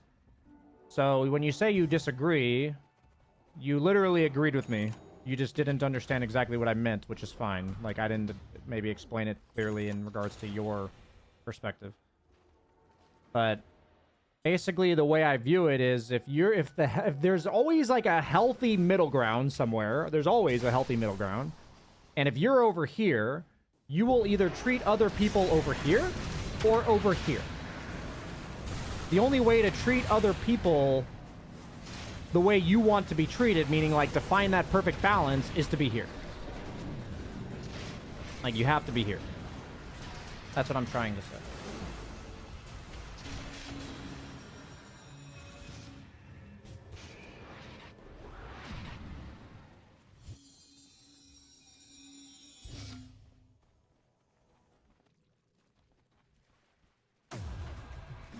Have you seen the movie Moneyball? I have not seen that movie. I've heard of it, but I've not seen it.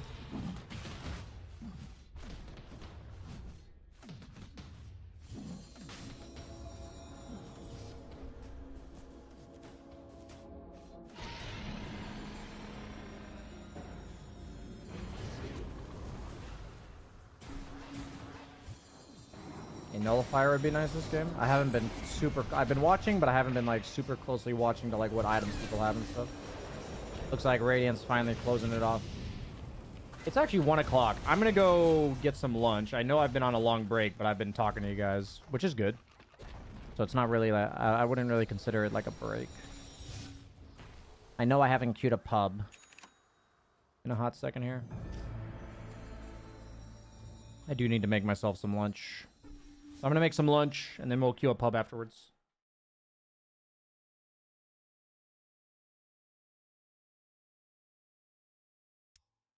I'll make sure we're, like, watching an interesting hero or whatever.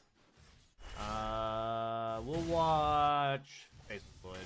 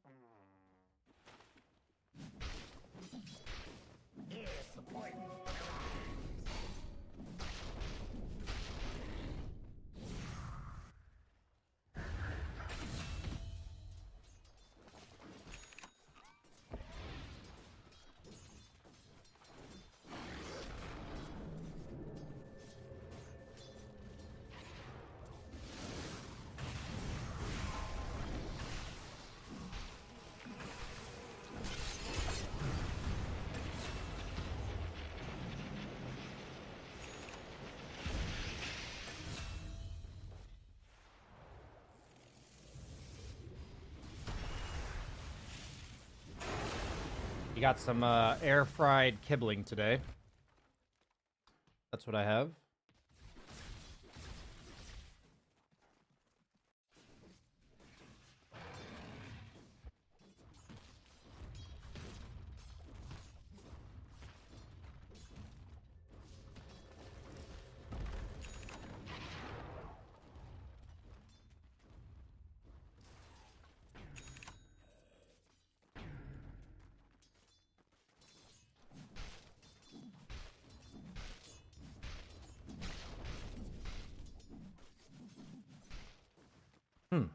I like what you said there, Loch-Ness.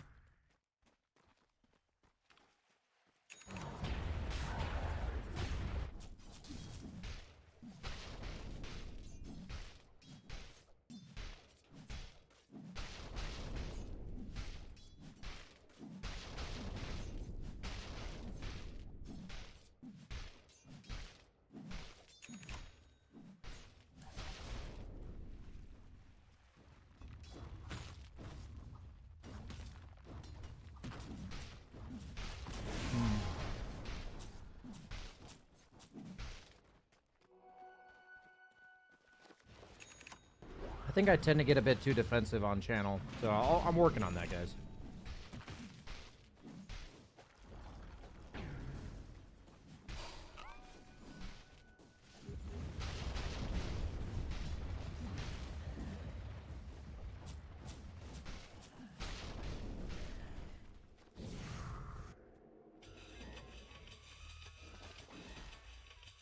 the random @ sign from Nitrous.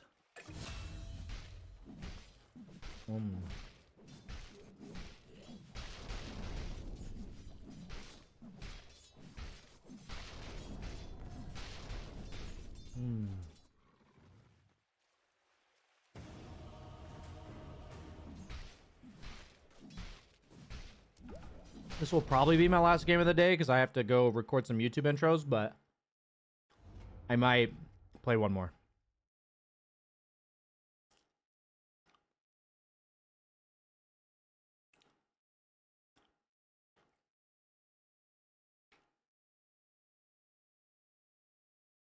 Thank you, Pepe.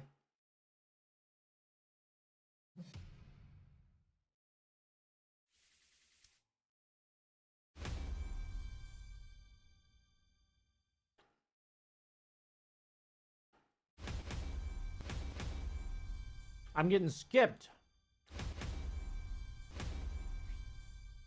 Roll it up. Ah! Come on, get a 7. Ugh. Can I... Keep it PMA, keep it PSG.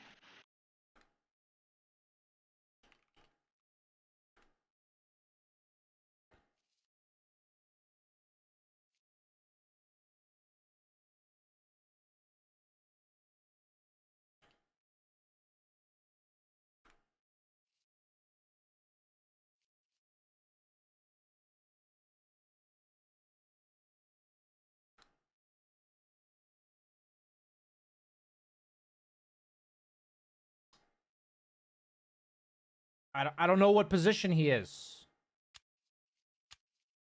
I'll pick Slardar, and it's either 3 or 4. 3 or 4, because not sure what you are.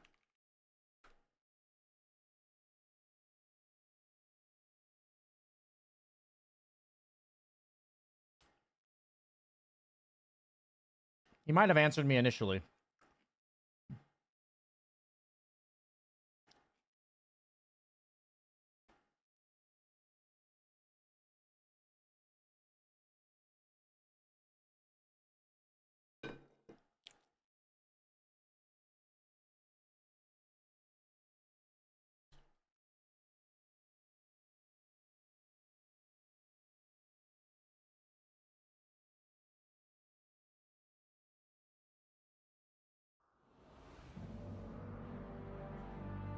In the Wyvern game, I said what I said about the Cold Embrace because I needed him to Cold Embrace me next time, and I wasn't sure if that was a misclick. I actually had no idea what he was intending. And then he told me that he did, and I said, well, I politely said, you didn't. You did it to a PL illusion, but I'm also not mad at you. So I'll say it's fine. Sadly, losing gold here really sucks.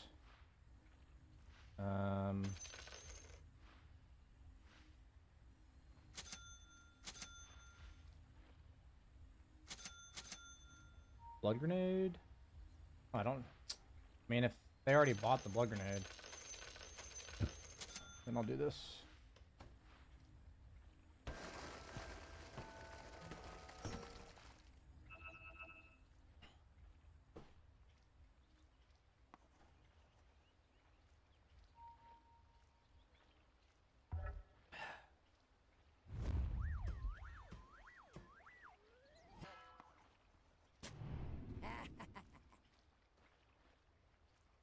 I think I go Tranquils on support Slardar.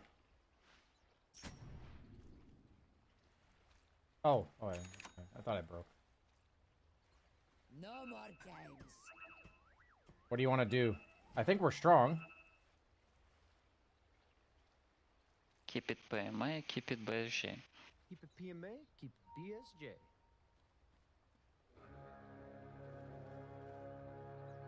Just take runes. I think we can try to kill them here. Could be worse. Oh, wait, no, it couldn't.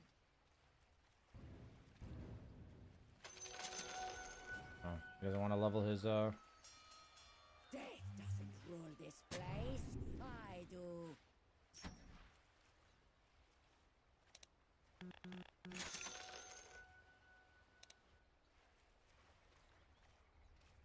Go chat it up, my friend. We just hit them. Very easy.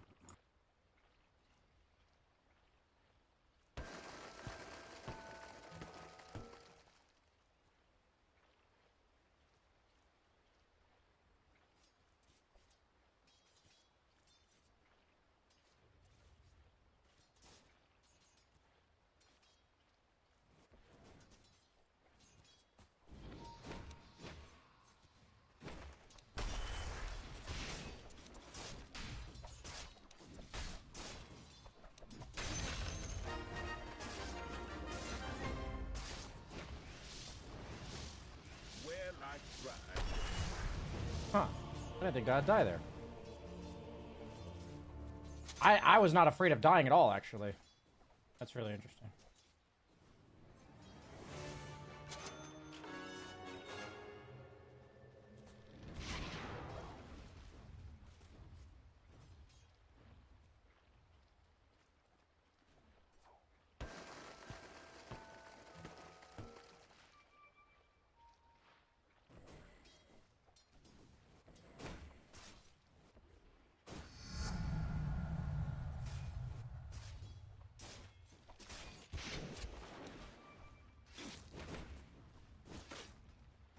Can you take the creep so I can block?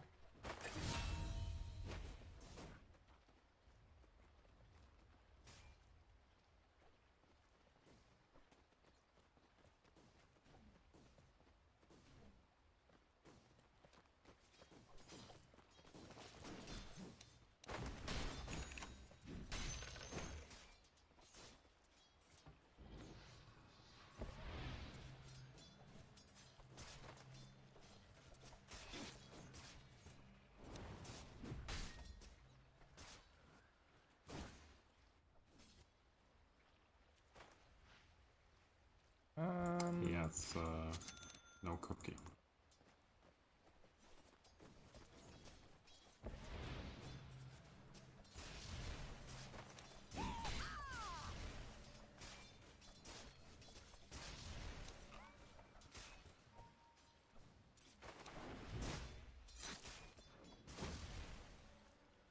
I'm gonna go block small again.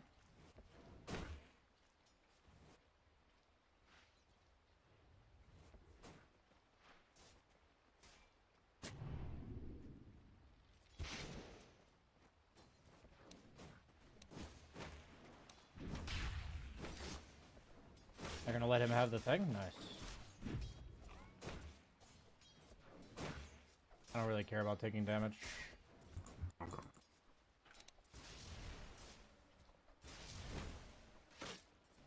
Really? The range creep got pulled?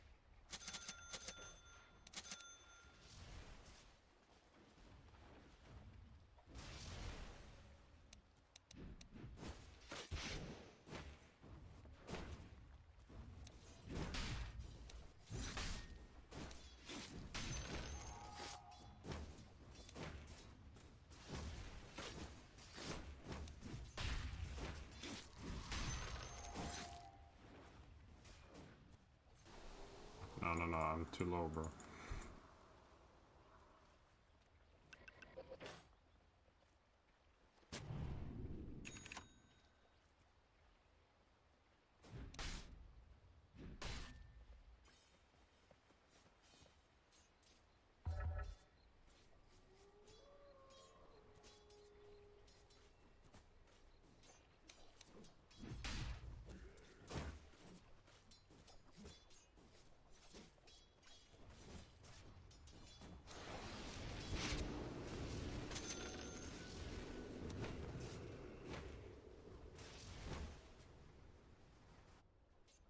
I think this guy's pretty chill. Like, he's having a good lane.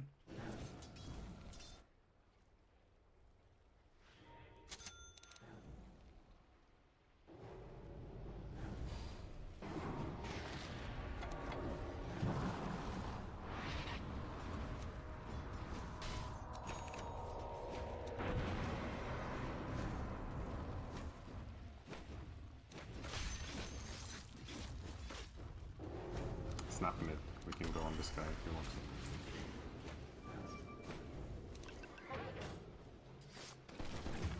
I mean, it's fine. Catapult's dead. Remid. It's fine.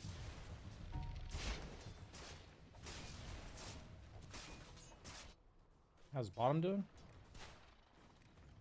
I do feel like my Tusk is kind of AFK right now. We can definitely kill top with Tusk if you come behind. You can just kill the Warlock. Also kill this guy. I'm actually going bottom. Yeah. Oh, there are three bottom. This guy Noel. The spirit's kinda fucking hard.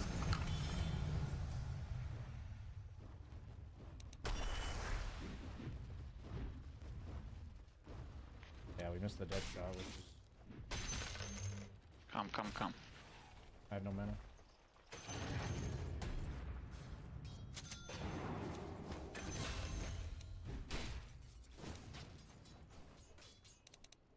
Okay, I have Soul Ring coming.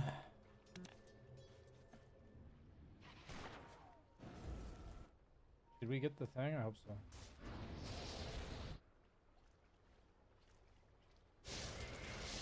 Oh, you just hit him.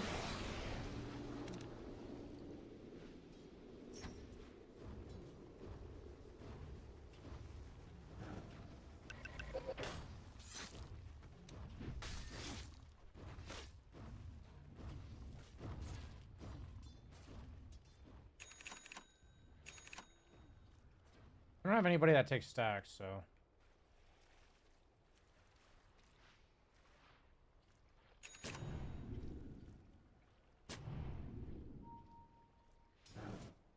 I don't think we're killing that guy.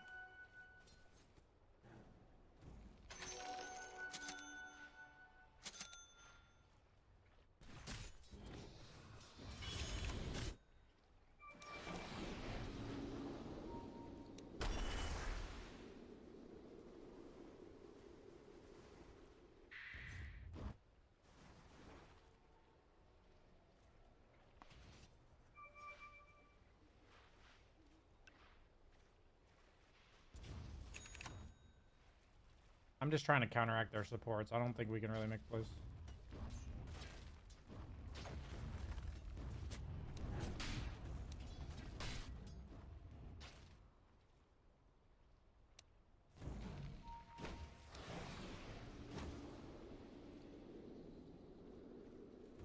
I can make a stack here, I guess. Not much else I can do.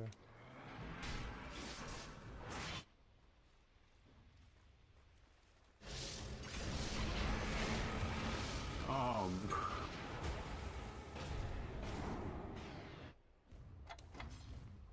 Phoenix probably TP'd.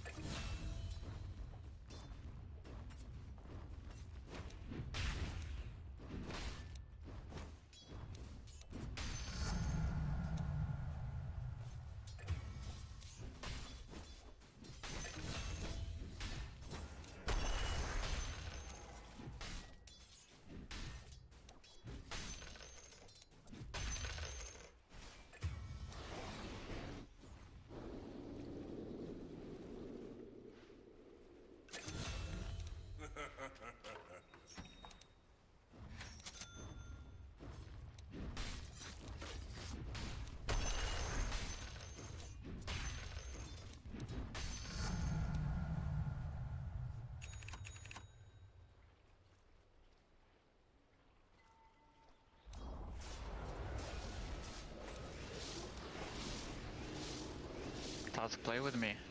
Actually, no, that strong dispels him. What am I doing?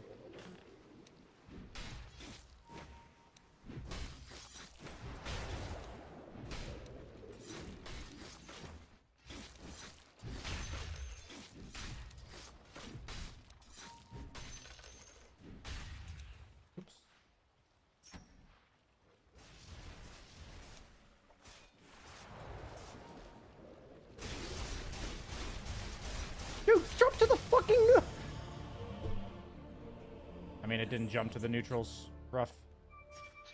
This is useless smoke, we cannot kill him. Just don't jump to the neutrals. Use the smoke, watch mid wave. I can come mid.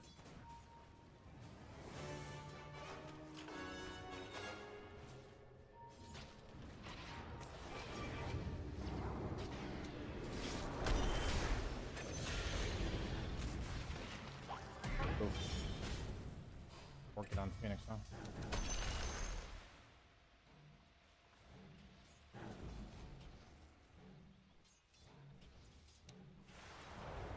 How did those not aggro me?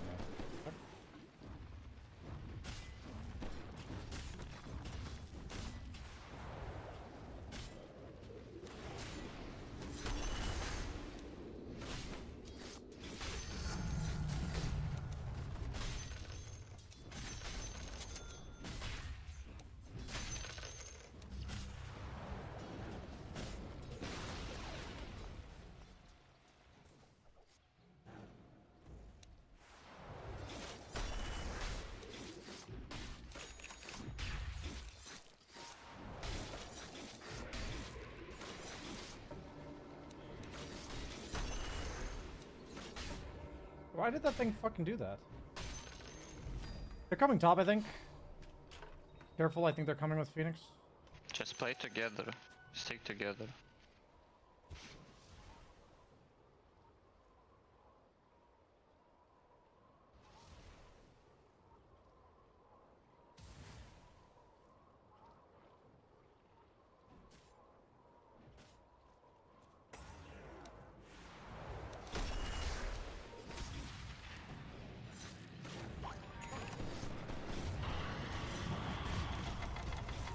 Hit.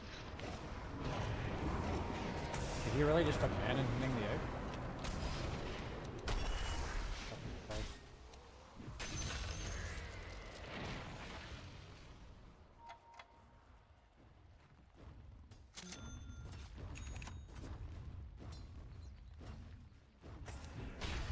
Might not be enough.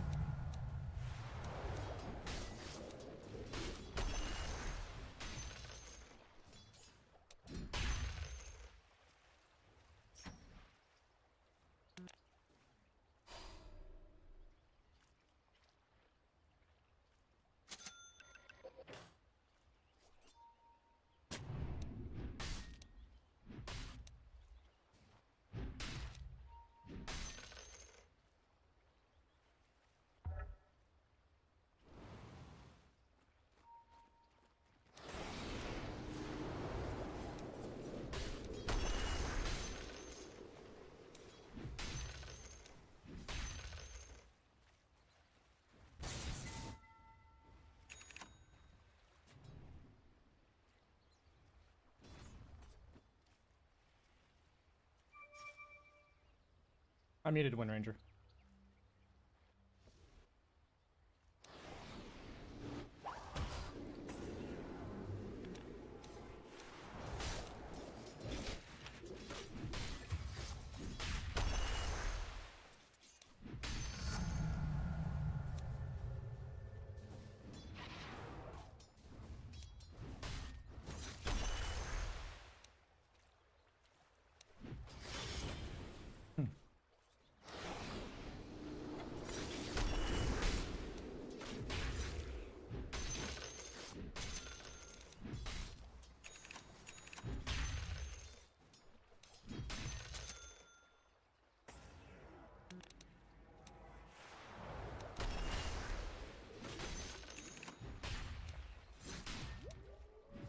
Why you not go small? Why? Fucking mother.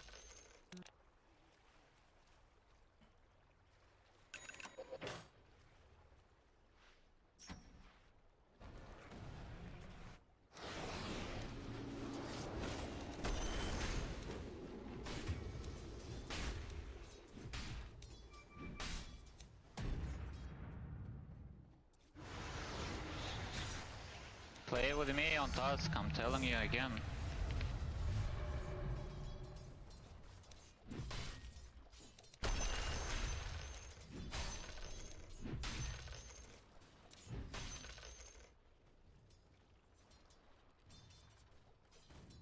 Play active runes.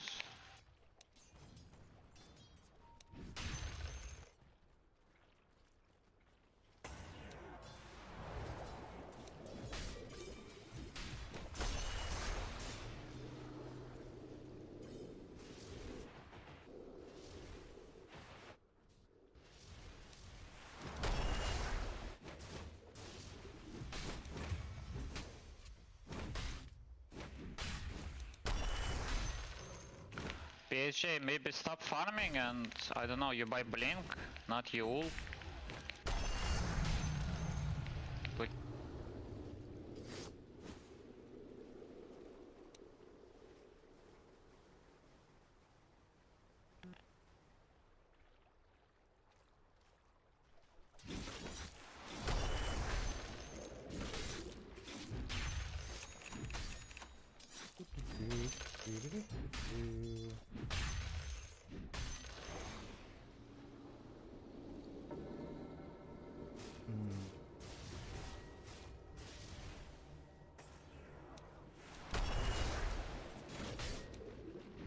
It does feel pretty bad to have a greedy on this hero, I will say.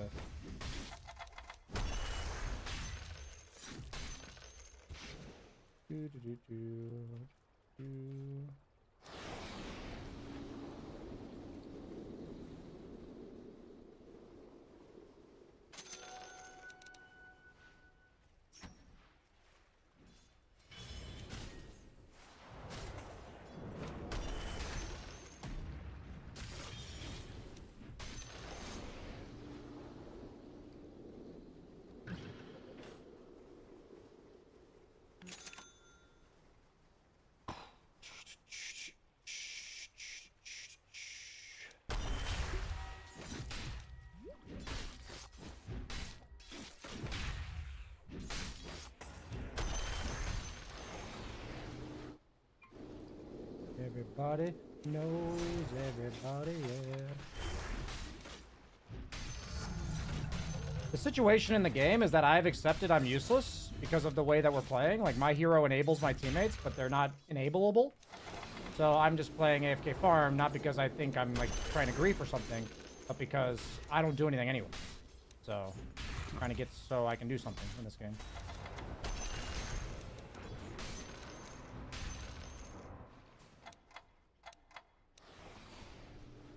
I'll go blink now.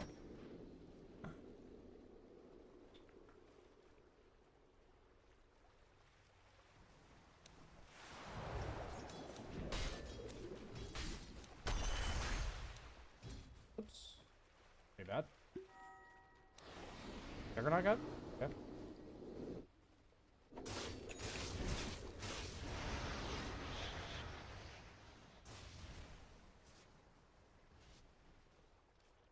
How's Morta doing? Okay, full Mjolnir, he's farming.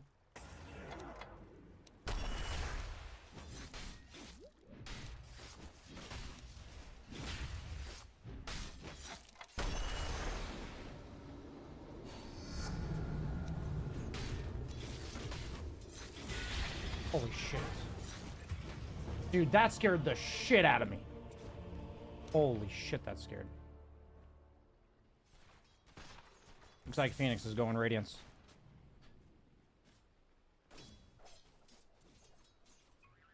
Okay, so we've got Muerta with Mjolnir, Dragonlance coming. We've got almost Windranger BKB. I just needed to not be this low. I didn't think they could kill me underneath my tower, but they did have two heroes. Like, if it was just Phoenix, I wouldn't die.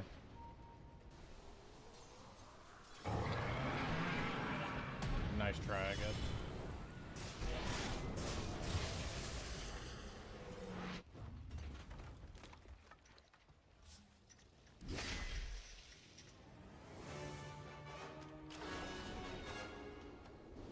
I'll have Blink probably like 2-3 minutes from here.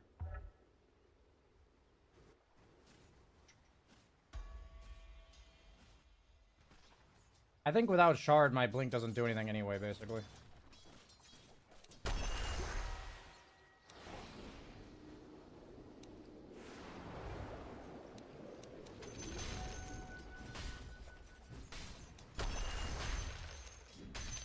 Almost have it. Uh-oh. Yeah, I'm gonna miss that.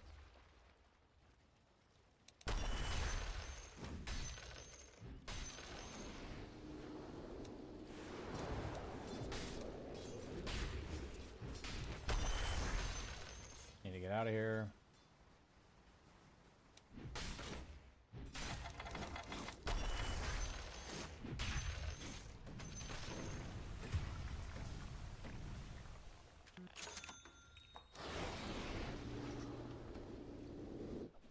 Guys, almost got his eggs.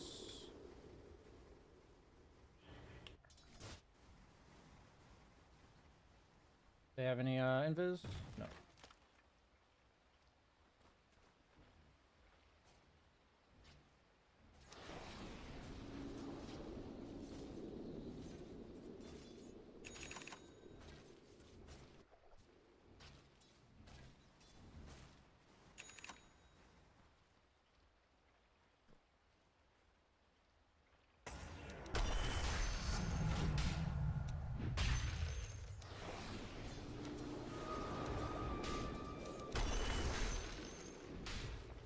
I really hate comments like that.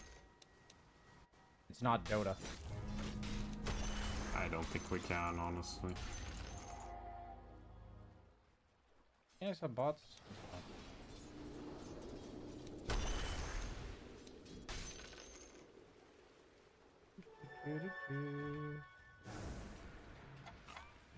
Don't have TP for 5.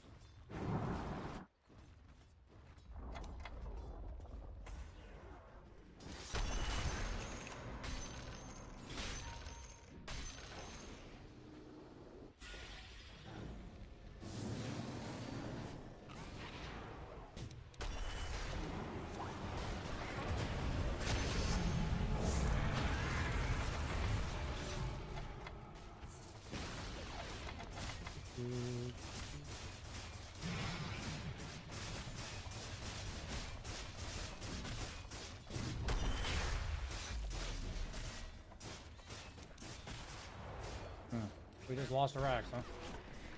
That sucks. How did we not have fort?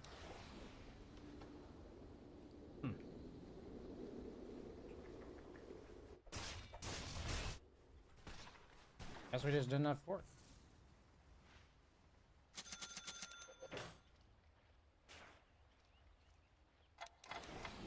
Get your fucking hands up. Get on out of your seat.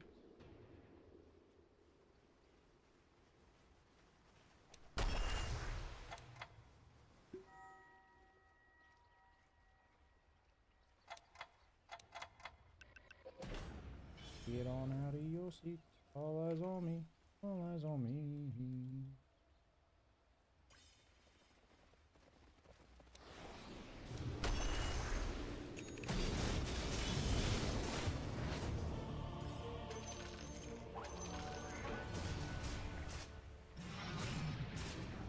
Gotta try to stall somehow.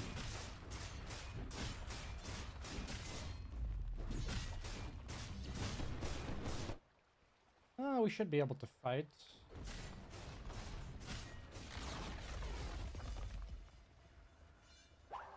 Are we playing or are we just giving up?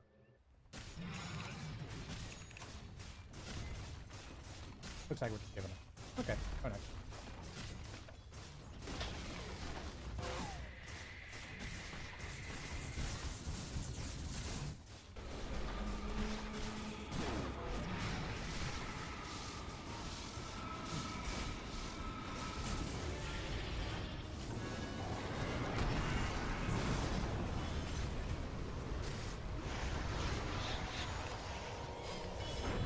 I mean, we have heroes to fight, we're just not fighting, so I don't know what your guys' excuse is.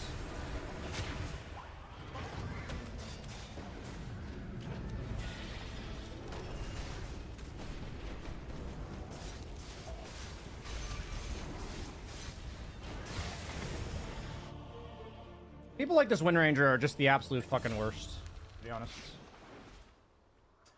They're just the fucking worst.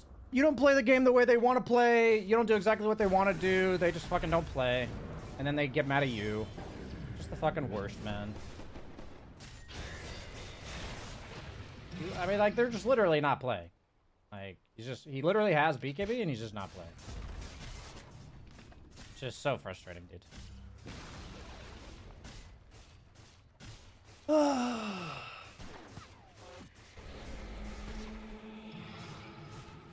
I feel like so many of my games lately just have people that don't play. It's been like half. Like half my games.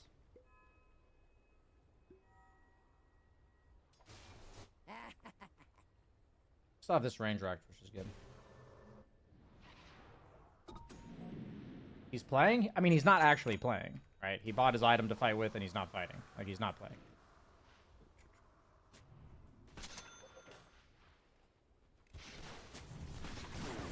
Like, they're going racks, and we could defend, and he's just not playing. Like, we could at least try to defend, you know?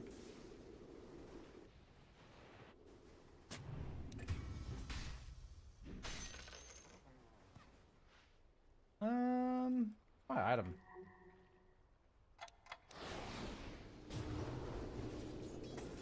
I'm gonna just go next. Wind Ranger's not playing. That's fine.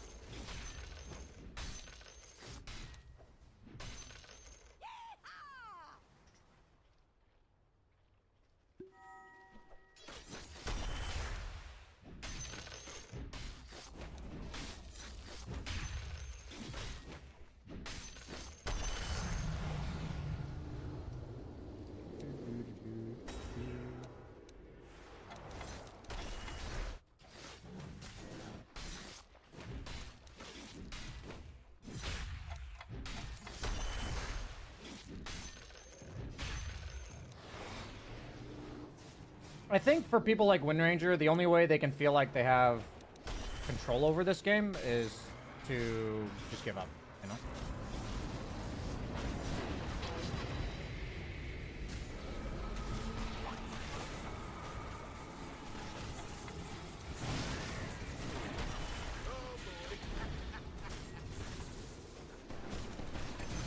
Got him.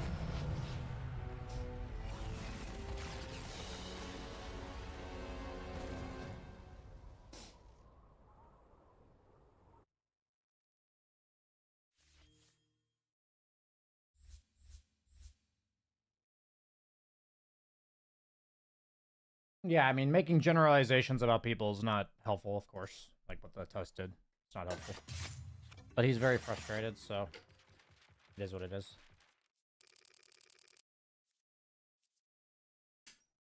I mean, I gave the Wind Ranger a free farm lane. And then he just didn't like the way the game was played, so he gave up. You don't think farming bottom was a grief? I already told you, like, my hero's useless in fights, so I'm gonna farm. And it's not your place to tell me that me farming's a grief when I think I'm useless. But when the guy buys a BKB and they're pushing high ground and he's not playing, there's like a very clear distinction here. Do you understand what I'm saying? It's very clear. Like, there's a huge, clear distinction here. Like, I'm a useless support that's trying to farm. He has a BKB, has a core, and he's farming when they're going high ground. Like, this isn't like, when you say grief, it's like, you can disagree with me if you don't like the way I'm playing the game, but you can't call it a grief. Do you understand? Like, the question I ask you is, do you think Wind Ranger's trying to win the game? The answer is no. Am I trying to win the game? Yes, I am. Like, yes, I am trying to win the game. You may not believe it, you may not agree with me, but I'm trying to win the game. There's a huge difference. Huge difference,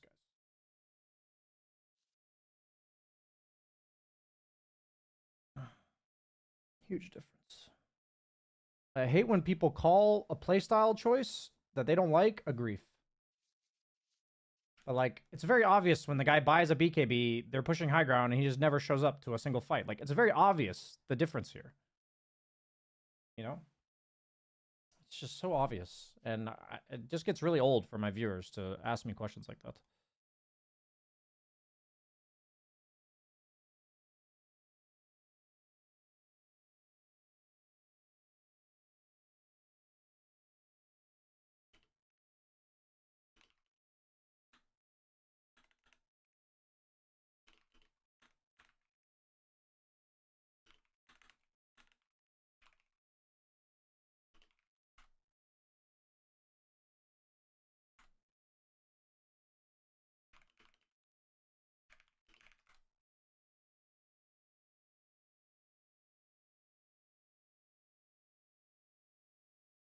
Why didn't he go more farming items if he was going to AFK jungle?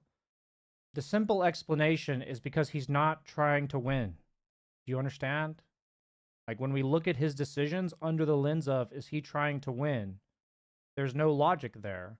If you ask me, BSJ, why are you making the decisions you're making? I promise you guys, you can assume that I'm trying to win. Like, I am trying to win. So you can ask me, like, why am I making these decisions? But when you're talking about other people in my games, the first question we have to ask ourselves is that guy trying to win?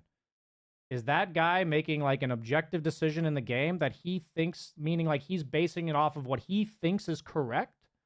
Or is he making a decision based out of emotion, right? Is he frustrated, tilted? You know, is it driven by ego? Like, what is driving his decision? There's going to be games where I acknowledge, like, I'm really frustrated and my decisions are clouded by my, like, frustration. That happens, for sure. But, like, in that situation, like, I unironically think that the best thing I can do is split up the map and farm.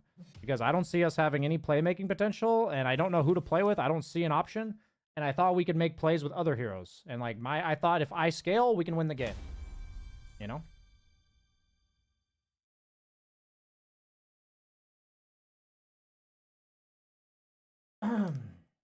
Just for me, what's getting really old is teammates that just don't care about winning. Like, that's, like, they just stop. They just stop playing.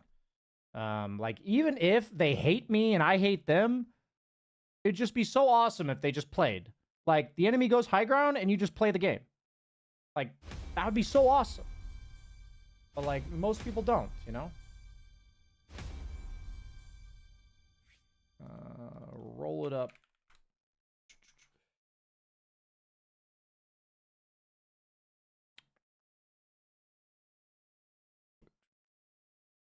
Can you please roll, Sir Blue?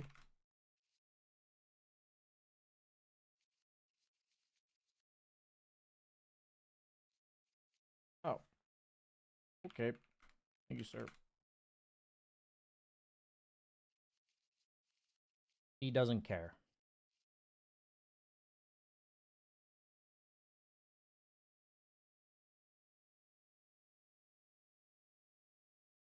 They forfeit button help these people. No! Don't enable the behavior. You just need to talk about it. You need to talk about the behavior. You need to talk about it. Don't enable it. You just need to talk about it. The best thing we can do as a community is talk about it. For me, what bothers me is that people judge the other way people are playing and they get butthurt and they stop taking accountability. That's what bothers me. Whenever you're making a decision within your Dota games, I'll ask you to ask yourself this question. Is this decision what I think is best to win the game, or am I being driven by something else? Like, am I being driven by frustration towards a guy, judgment towards a guy, judgment towards myself? We just need to talk about these things, right? Just talk about them. That's what we need to do.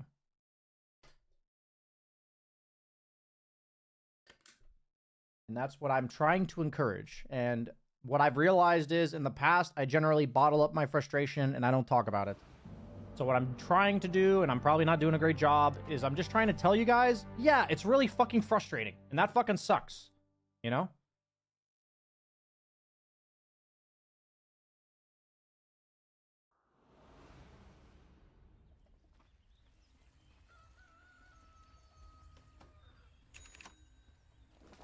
Okay.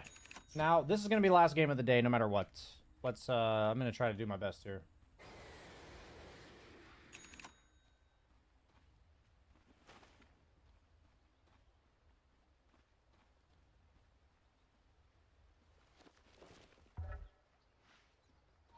Can wait. I have smoke. This is a pretty free PL game, except for they have Leshrac. Like, other than Lesh, it's a pretty free PL game. I do want to try the Battle Fury build, and so I'm going to try it. Smoke. I'm going to try the Battle Fury build. I'm going to go, like, Battle Fury, Manta, Hard, or Scotty, one of the other. Seem to be bot area. I don't know where we're going with this. We're just chilling. Just take runes. Okay. No reason. No reason to make a play. Sure, dude. I have a 4-position Void Spirit.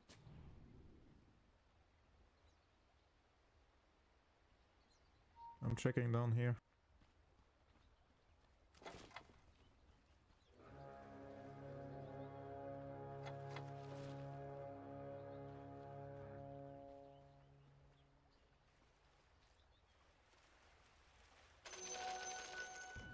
Nice. Very nice.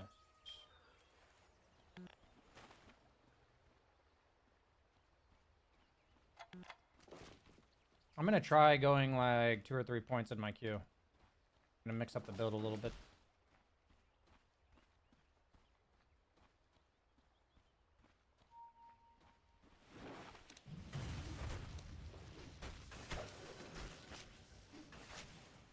Careful, careful, careful. That's way over pursuit. Thank God this... Wait, what? That's such a good trade for free.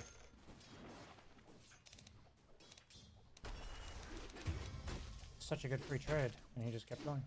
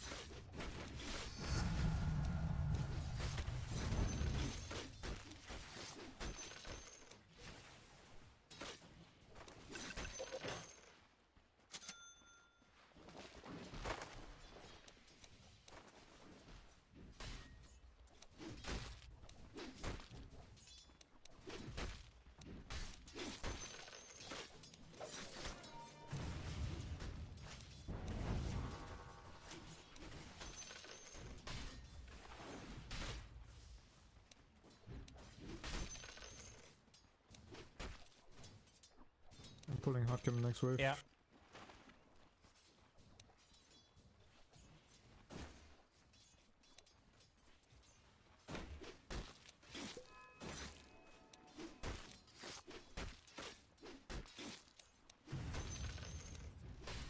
Clims.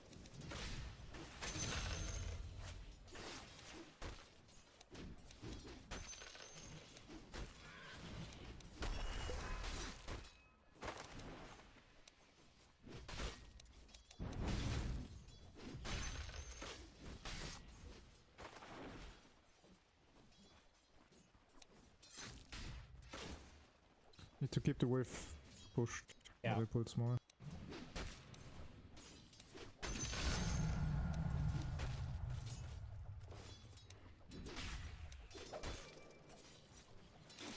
Auto spawning.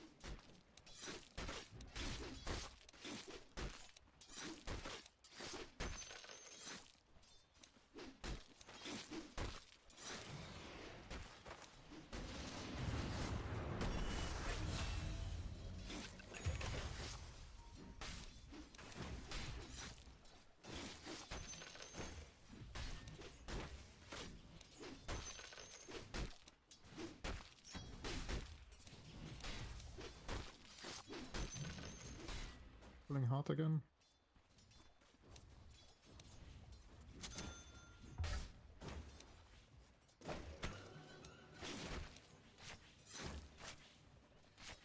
I have tango for you.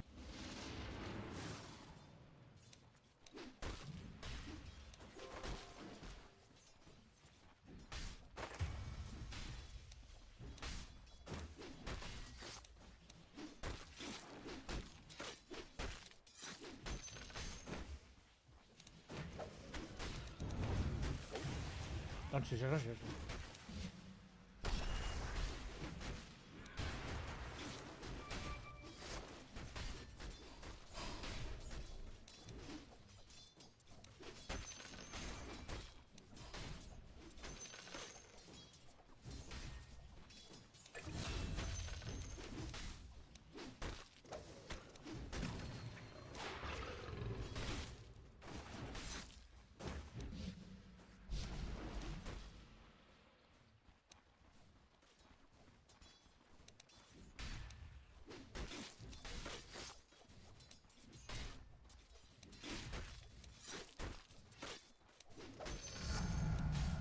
right, shit, I meant to take the second point in my queue. Oh. They're pulling hard. Oh, what? I still bottom.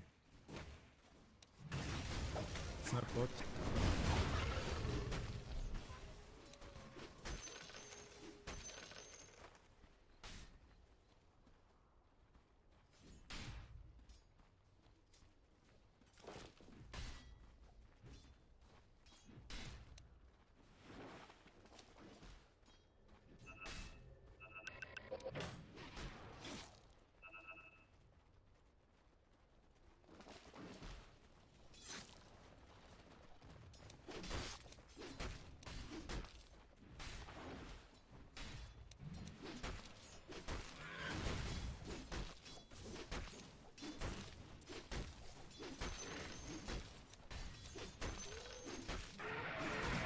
Push.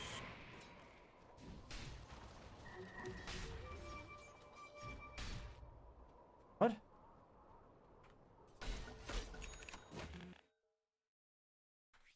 У меня что-то зависло в моменте. Massive lag. Don't have TP for me.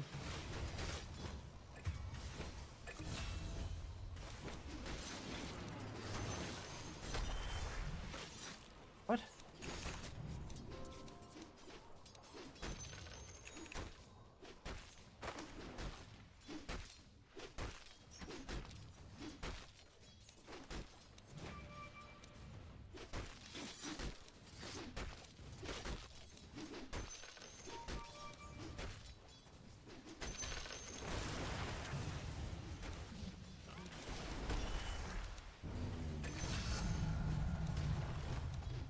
With some spawning guys.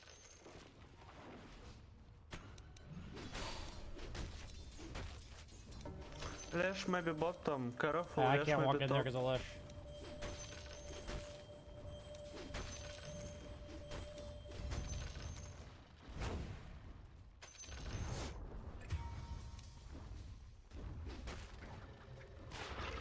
Whoops.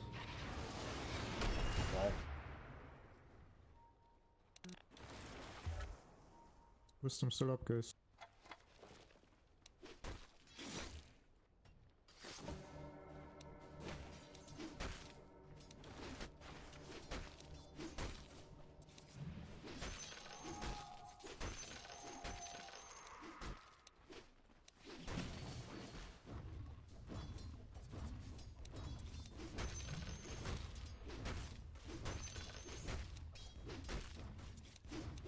I did way more damage there than I thought I would.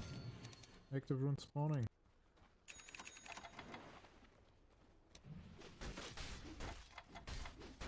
Dash on bot active. I can't contest. Нормально.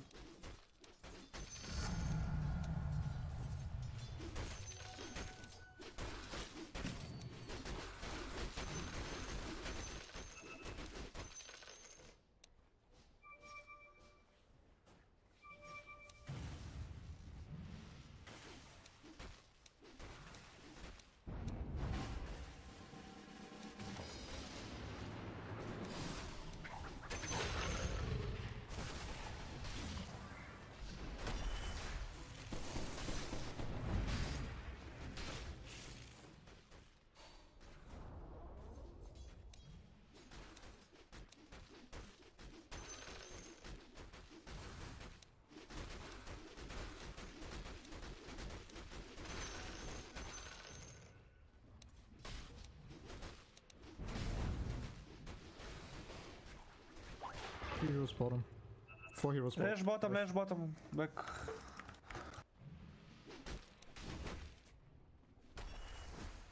Lot of hate.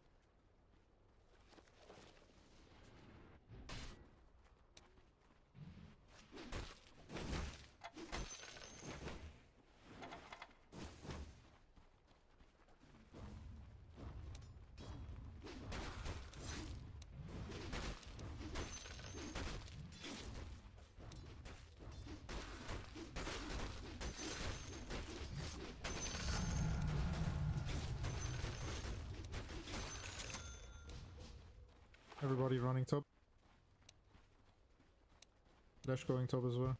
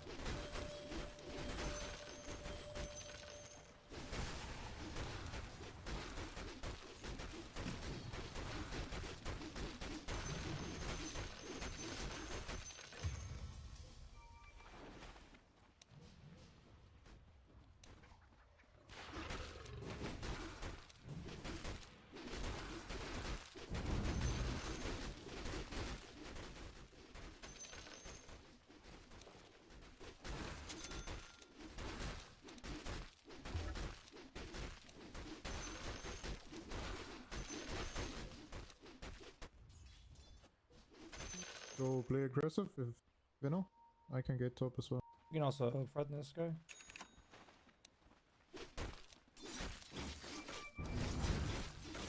Snap have no TP, guys. Can glimpse him. Nope, I'm too slow. Dash going bottom. I'm getting top.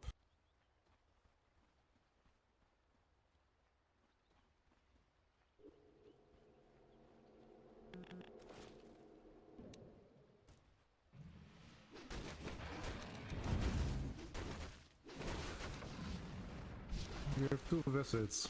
Need to fight.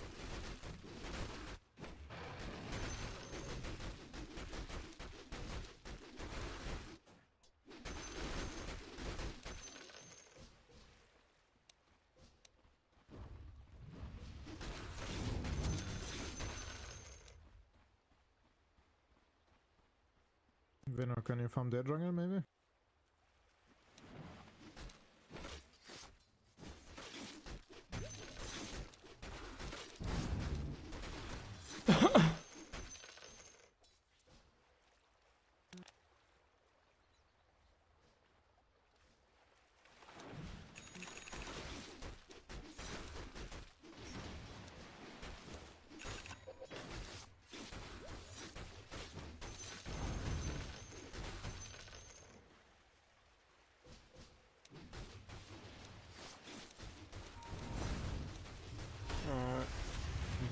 I thought that might be coming, but I didn't think they could come from that angle. I knew that might be coming, but I did not expect Slardar Blink, and I did not expect Lush from that angle. We have a Nature's this is a Nature's Prophet mid, right? Level 8? Yikes.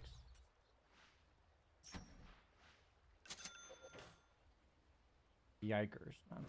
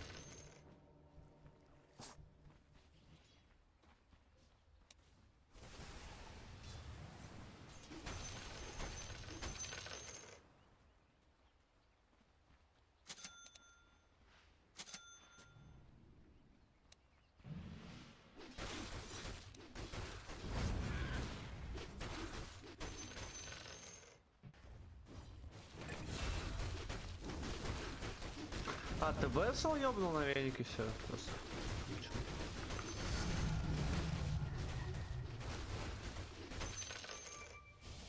I can glimpse.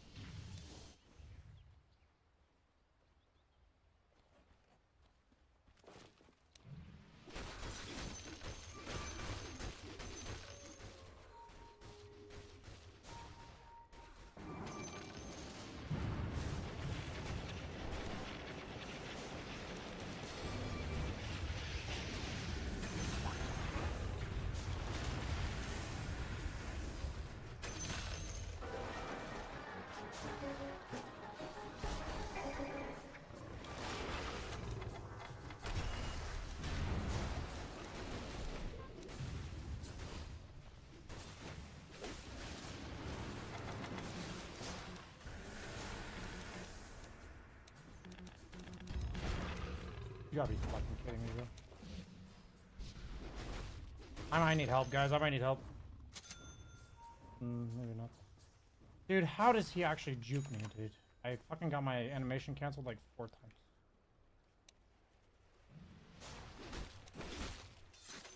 Yes, shit visit on Slaughter. If we kill him, he cannot play the game anymore.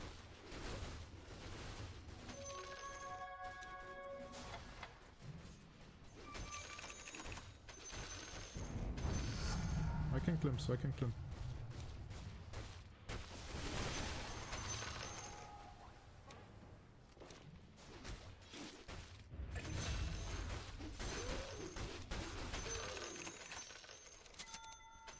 This is warded, don't have sentry right now.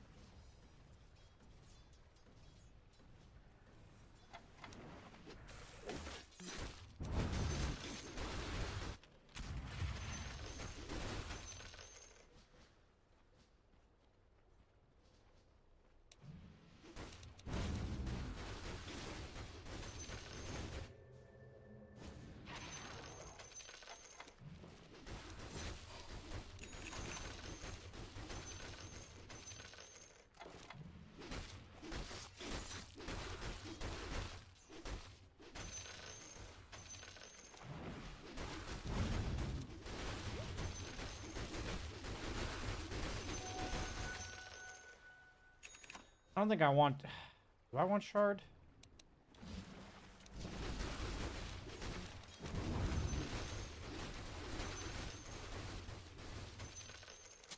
I'm gonna go with...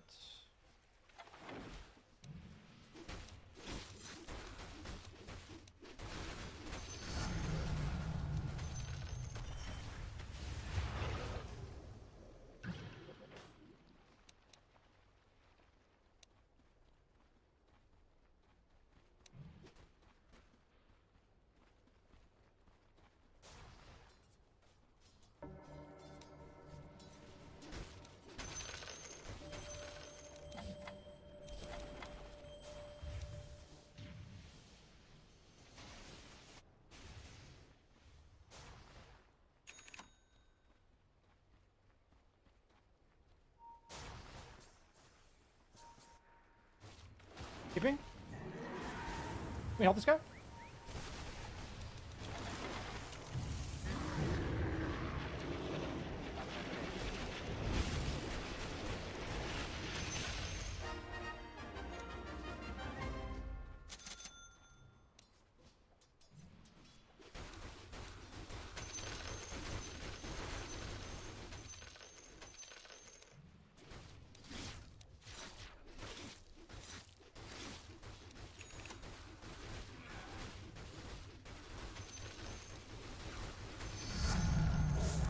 Tormentor minute 20.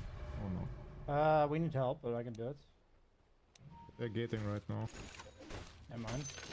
I want to fight them for sure.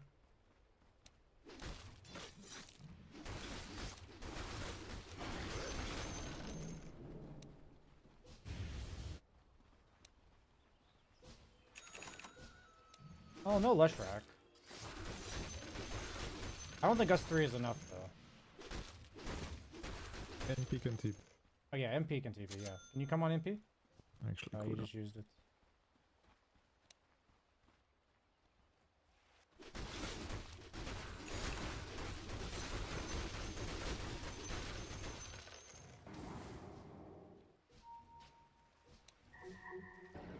Sure.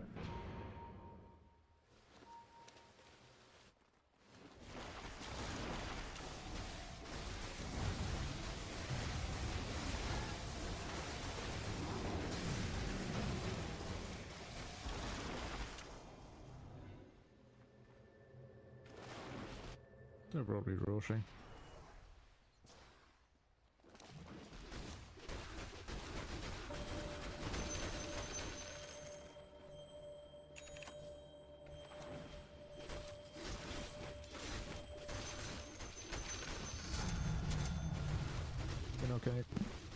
Can we put them?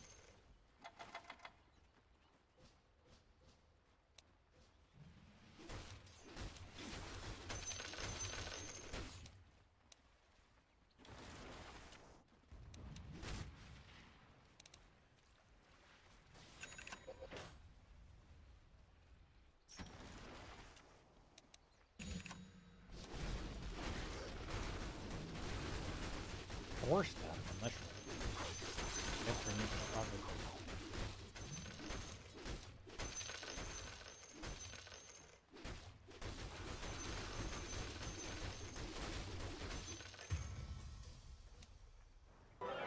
No TP on me for 13.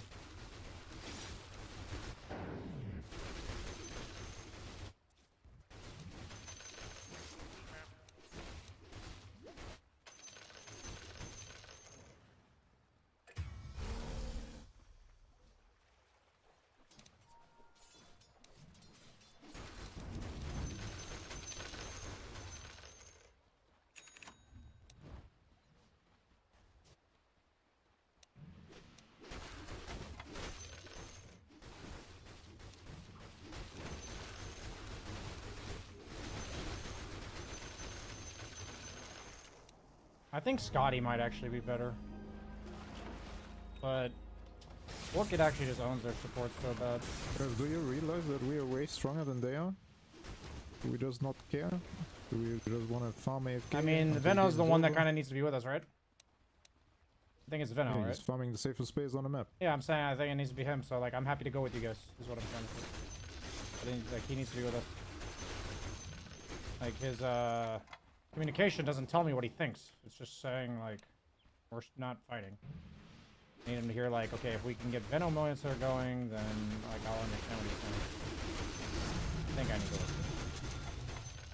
Once I have Orchid, I can make plays with you. Otherwise, until then, it kind of needs to be Veno.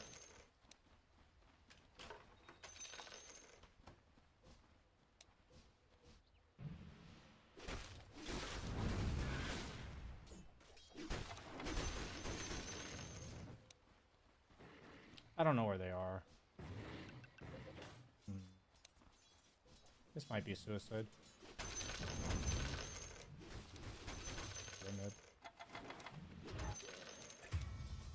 I almost have Orchid. I'm playing Dota. Not farming. Yeah, we're fine. We can go when you're up. I mean, we're literally doing nothing. Unless they are not showing 5 people and we are sitting in front of their tier 1, while we are not seeing somebody for 30 seconds. And NPS cooldown TP and Void Spirit is not closed. That's when we want to try to force.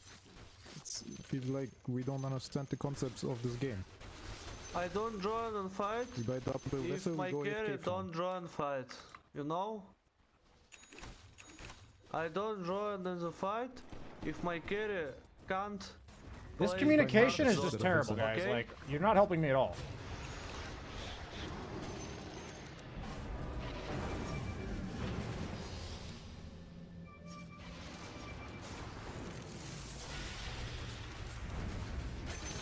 Like, what is this fucking communication?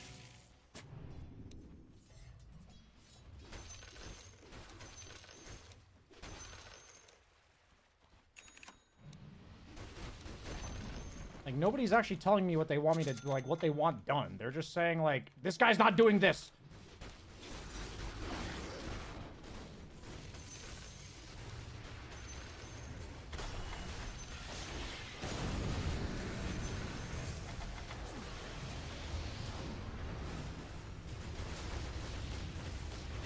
No blink, no edicts. Unleashed.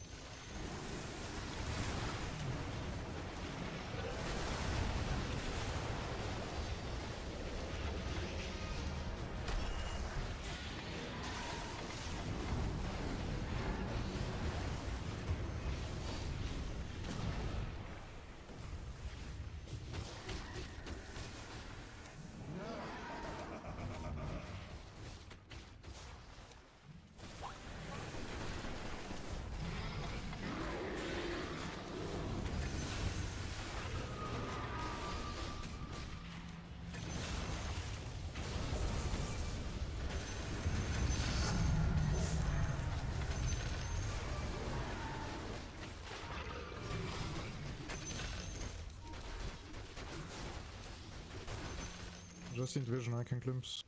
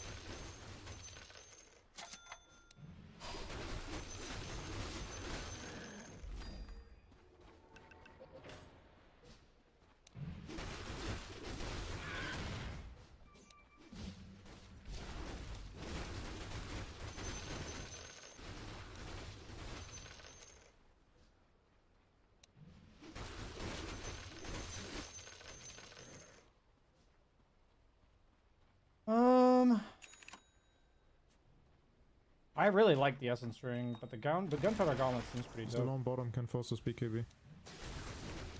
Full info on everybody. Okay, never mind.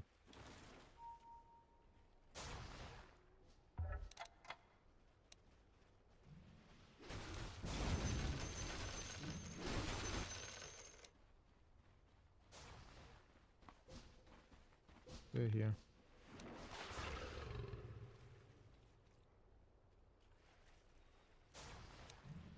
I almost have Scotty.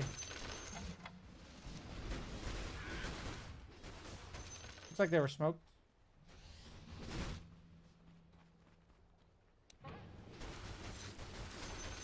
Almost Scotty, guys.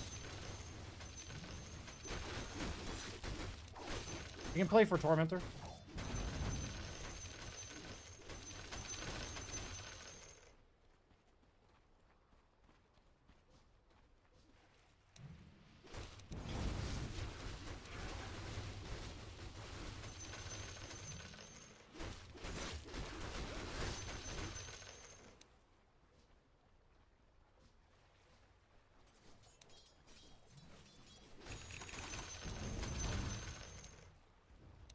Dude, you farm so fast with this build. Holy shit. Saberlight was right. Saberlight literally said Battle Fury PL like a year ago. They're here. 5 heroes.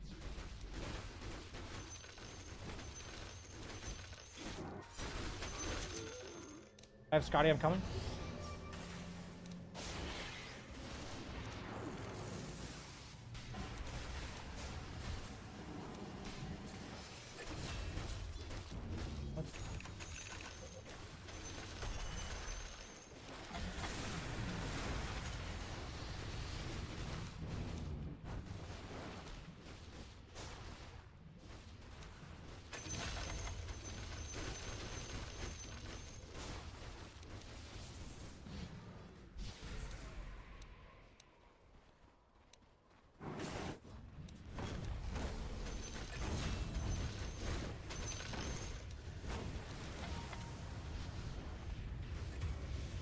Guys, no BKB.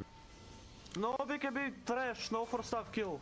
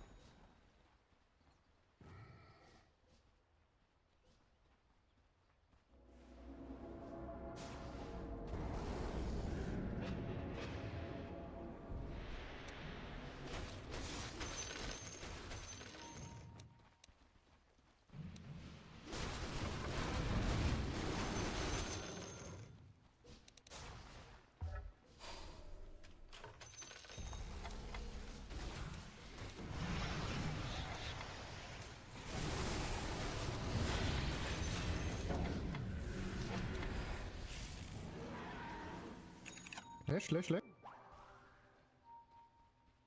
Please blink. I can't get him.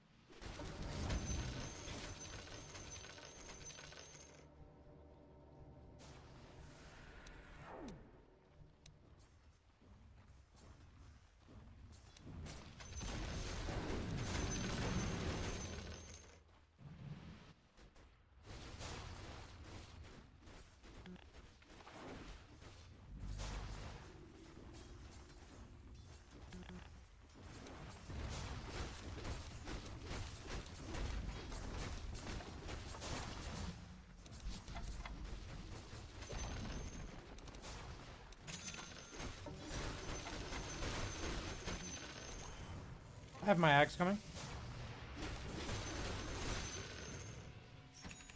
Ooh, a DD. We should fight them with this. I'll literally murder everybody. Or Roche. Yeah, okay.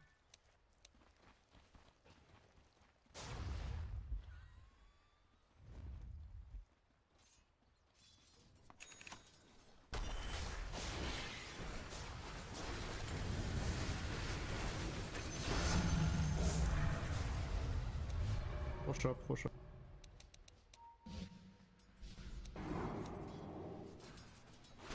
I go Roche.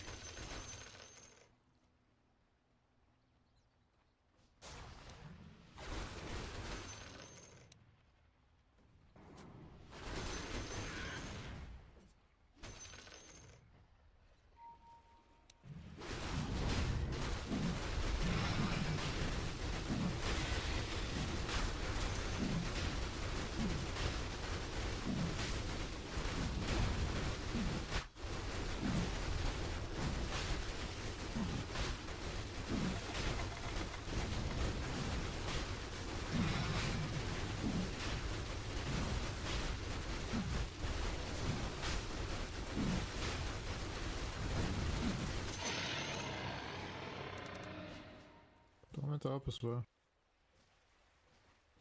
Sure, I'm gonna TP top then. Let's just go there.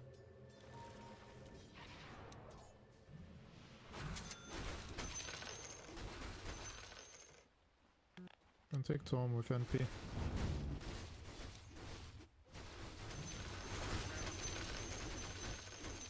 God, I'm so fucking farmed, dude. It's crazy. NP, can you come?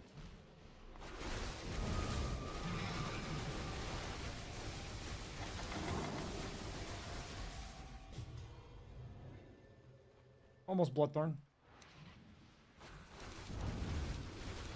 Just fight around Pierre. He's strong 0 on the map.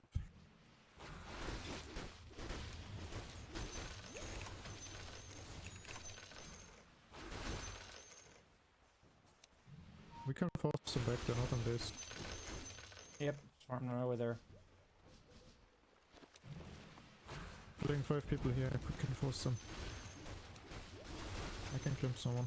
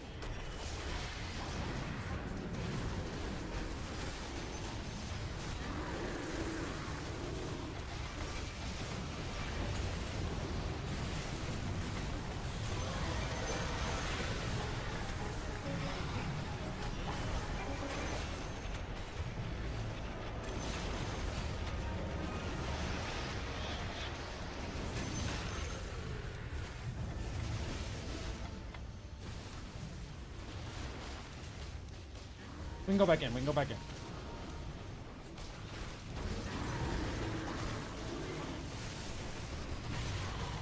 Okay, maybe not. I thought I would destroy it. My bad. Huge start. My bad. I thought I was a god there. And I actually thought the Ursa would die in like a quarter second. But then he used Enrage, I guess. Oh, was he not at the fight? I'm actually curious if that guy just didn't come to the fight. I felt like we were still stronger than them, but that was a pretty big throw. Could have just left.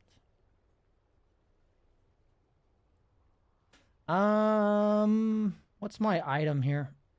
Honestly, I kind of want to do Daedalus and just see what happens. I want to try myself a Daedalus.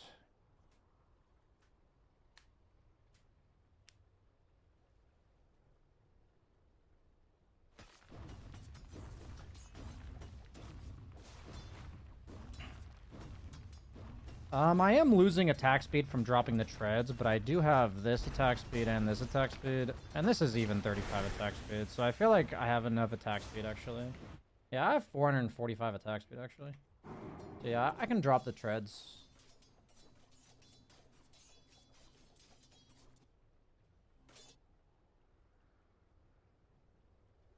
What happened to Heart? It's just not a good item on PL, in my opinion. I mean, I guess it's just, like, not really a good item in general, you know? I'm gonna say buyback first and foremost. I would probably like to farm buyback. I think that's the only way we lose the game. If they fight us, I'm fine with that. And maybe we see a good opportunity, but otherwise, chill. See this, guys? See this?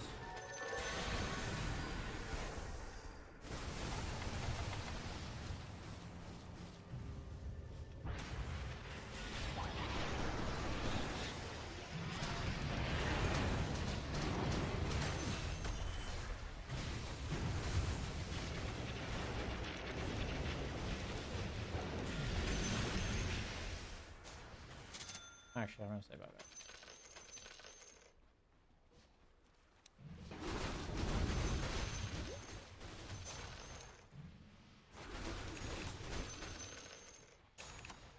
Ooh, a free crit on the first hit. That's actually pretty sick for this build.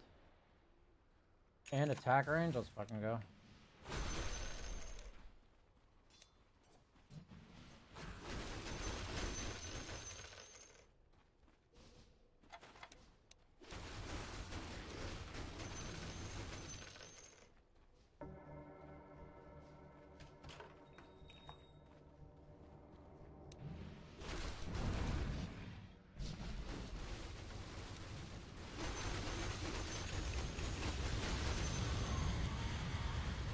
They have a ward on that hill.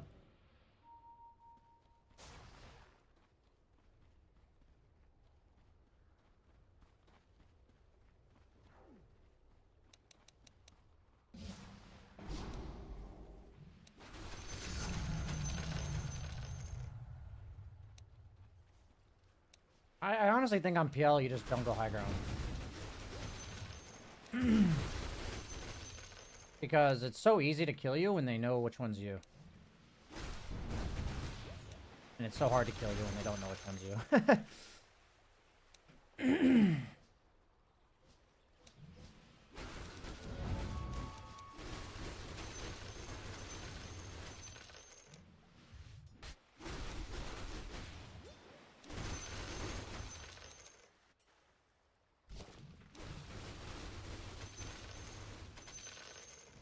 Honestly, it's actually Nullifier. That's my item. Way too good of a Nullifier game.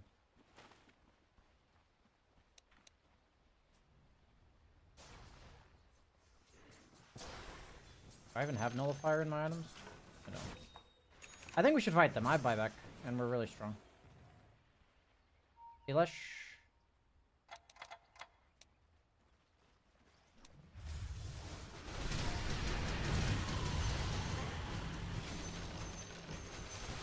Watch out, watch out. Boy, blink, I guess. Yeah, we could use a blink. That'd help.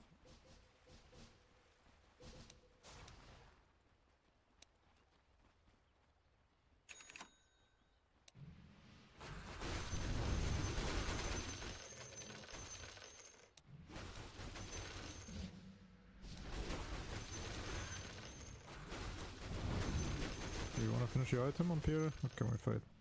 We can fight. I have Aghanims. Let's just top. Let's just top. Can we go mid?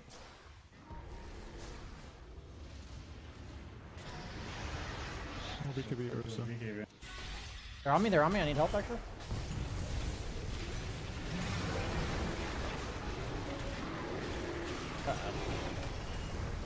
Okay, I'm feeding. They have an orchid on Slaughter.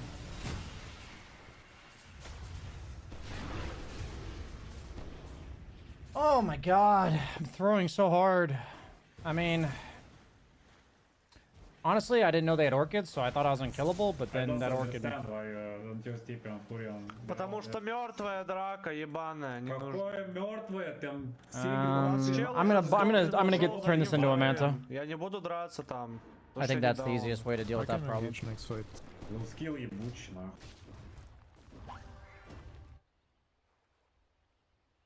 Yeah, we're just gonna turn this into a manta.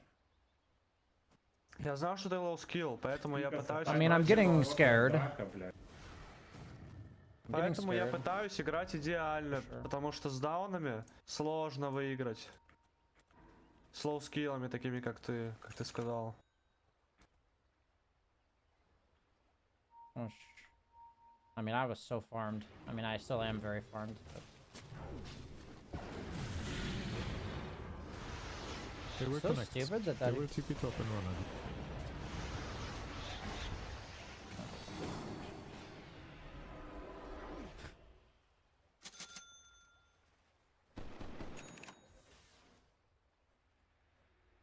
Rosh can be up. Can smoke for Rosh. Moment. We have good vision top. I have Kill Aghanims. these guys.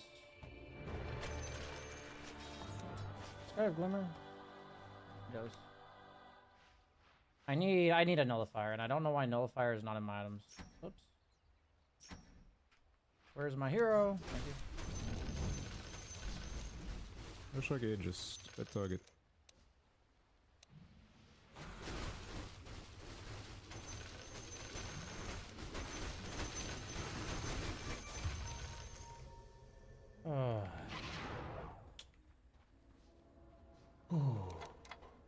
I TP'd this.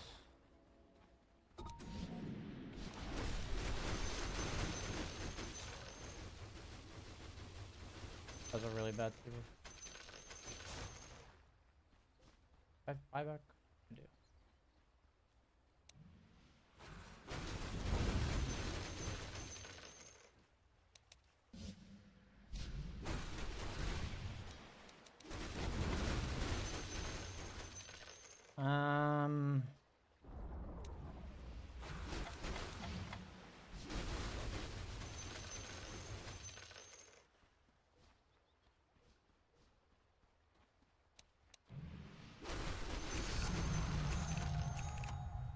I really don't like games that go this long on PL. This is not like a way I want to play.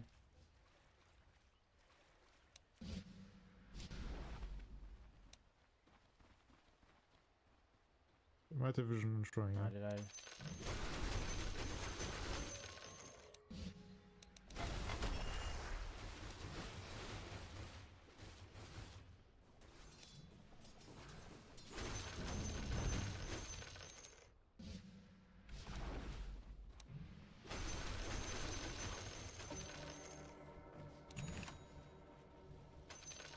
Man, I feel like we're strong. I need Veno with me, I think.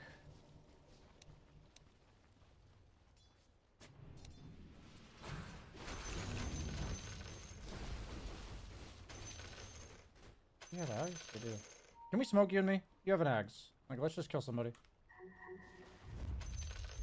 You already bought him. It's not Leshrac. If it's not Leshrac, we go. Don't worry about Void Spirit. Don't worry about him. Don't TP here. fine, actually.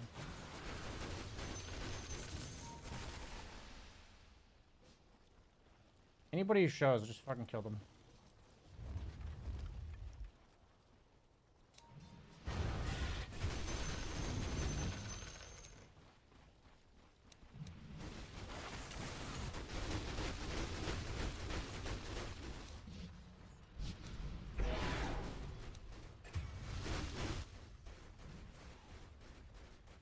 Oh, man.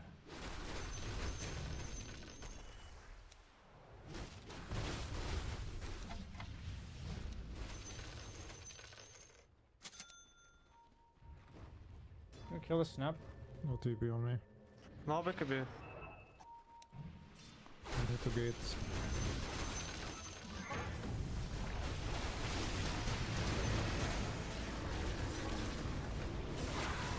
Ah, fuck it.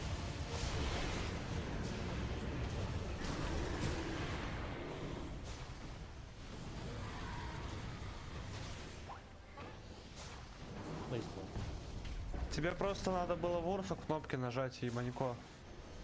А не в Лешего с Аегисом, Oh, I придурочный. bought my item on accident.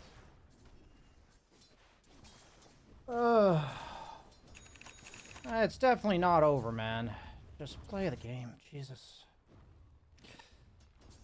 You see what you think about your teammate.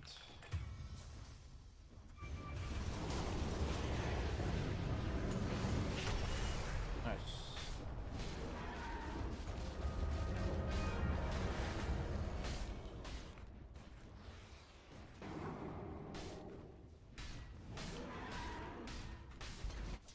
Careful, bro. I'm not gonna buy back. They're not gonna, unless they go to end for some Just reason. give Just them- don't die, please.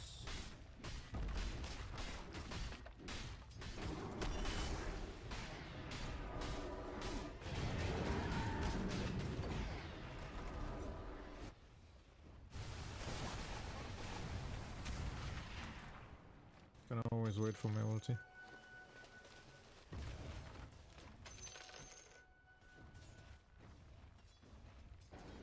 Cheap stick on Lish.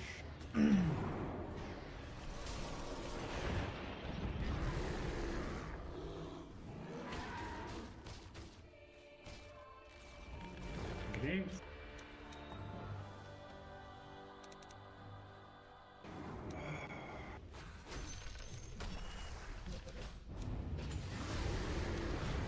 Also, you behave. Can you tip him, Mr. Furion?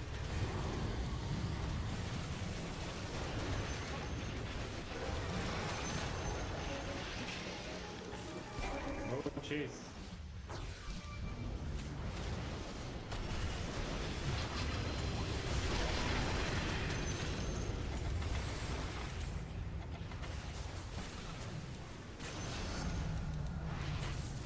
Nice.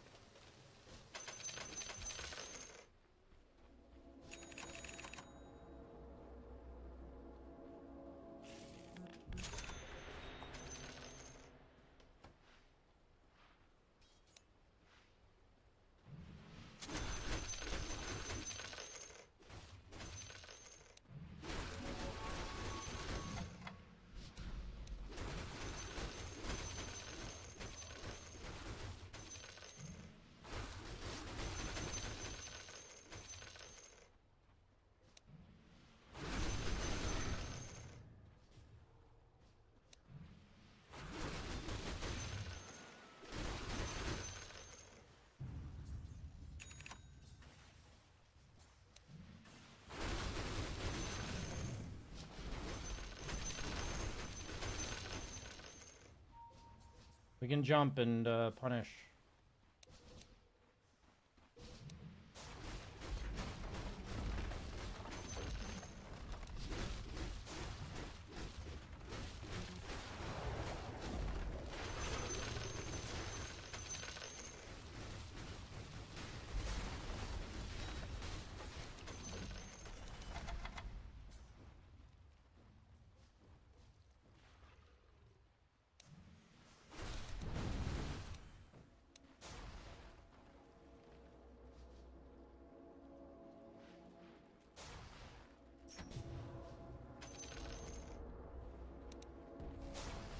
No lush, no lush.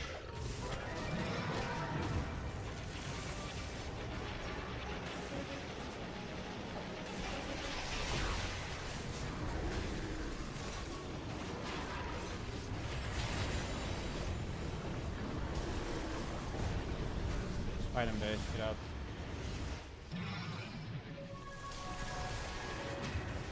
Just don't do anything reckless. We can fight him, base. I understand he's making this so game really busy hard. pinging fucking Nature's Prophet. Nothing we can do about it. We're losing just not because good. he's feeding non-stop. We could have rocks mid. He's hitting jungle.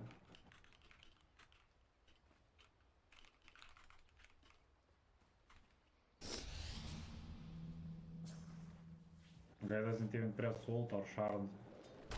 Not a single time.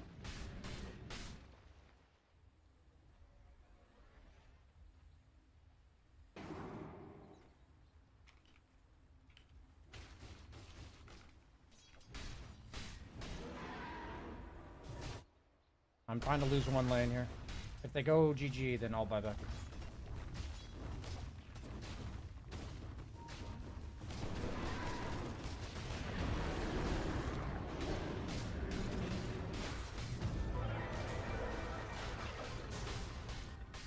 I don't think they can end, so I'm not trying to.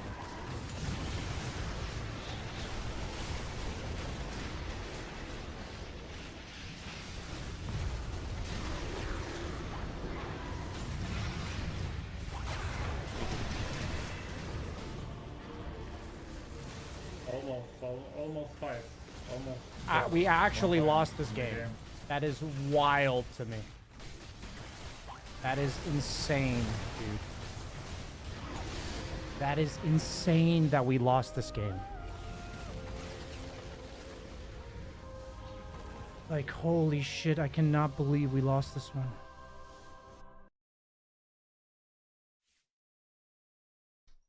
Oh my god.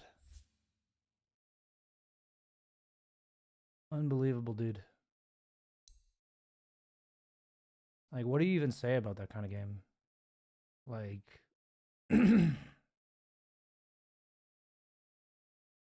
Like, what do you even say, man?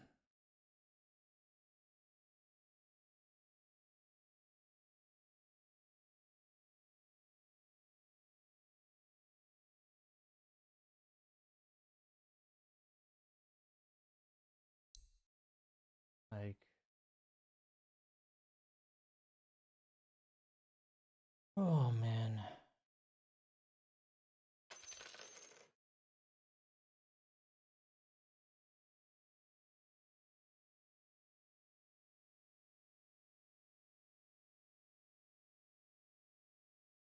feel like I'm spending like 80% of my mental load telling my team to stop fucking whining.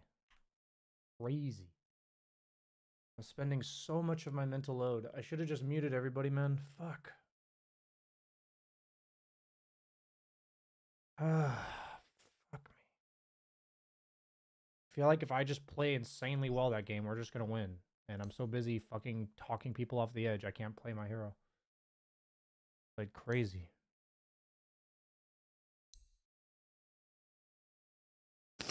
I think...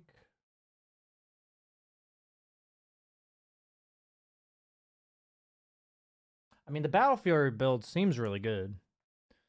I was so farmed. And I feel like in any normalcy, that game would have been a free win. We were so farmed. I do like the build. The question is, after I go Battle Fury... Do I like exactly my item build order after that? It was what? SNY, Orchid, Scotty? Yeah, I think this is good. Some HP, then kill threat, then HP, then stats, not even just HP. Ags to close the gap. Bloodthorn. I mean, I went back into their base and died here. When I had Aegis, I went back in and died at 35 minutes. So I took the game from 77 to 63 by dying there.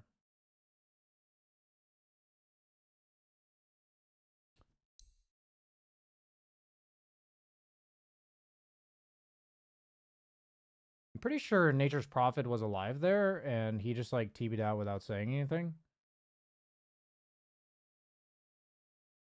In this 35-minute thing. Was he like no HP and just TP'd out, or was he like full HP and he just TP'd out? I want to see what happened here. Because it's like one of those things in the game, you feel like you have a team, and then you don't. And I'm wondering, is this like a lapse of awareness, or is this guy just communicate? Like, does this guy just TP out for no reason? So right here was this fight.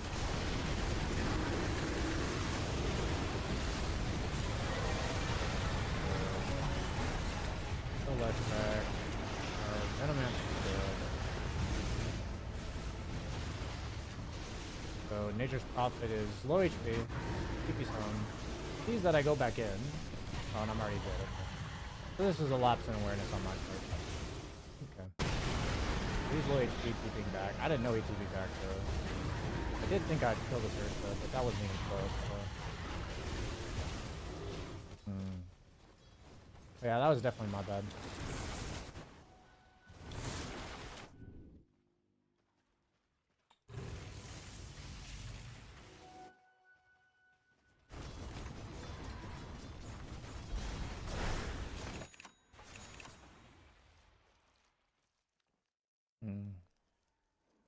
I really didn't like this Venos build.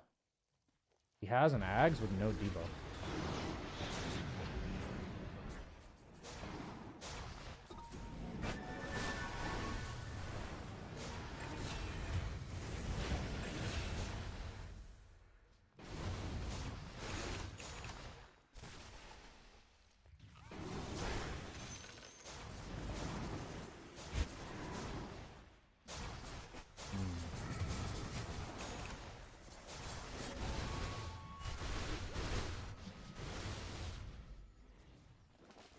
Maybe instead of Bloodthorn, I was supposed to go Nullifier. The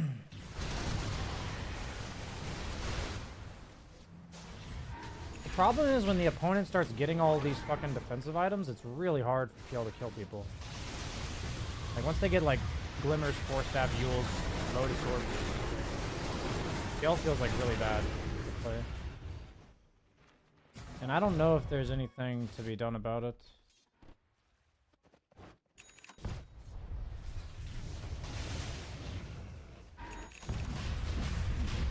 So when I died here, what happened?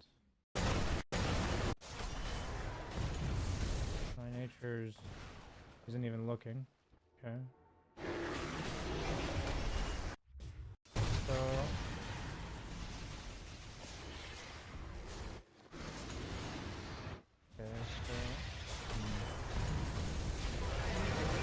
like what's happening in this game is that when I go on them, they get fucking Glimmered, Force Staff, and Lotus, and when I get gone on, I just die.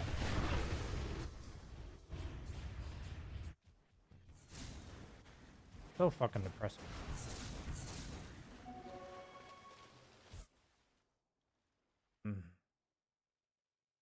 The Manta was probably the wrong call. I probably should just have a BKB. I probably should just sell this for a BKB right here. I think instead of going Manta, I sell this for BKB.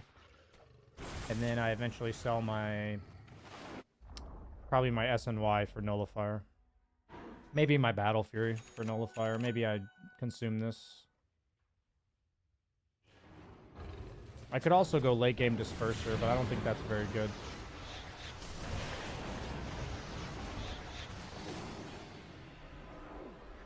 I think I just needed a BKB. I think the Manta was a bad choice. I was like, oh, I've already got like a cheap Dispel, but I think I just need a BKB here. Yeah, I think if I did BKB here, then we can actually take fights. It's really odd to buy PL. Like, it really feels weird to buy a BKB on PL, but I know there's games where I have to buy it. These type of games.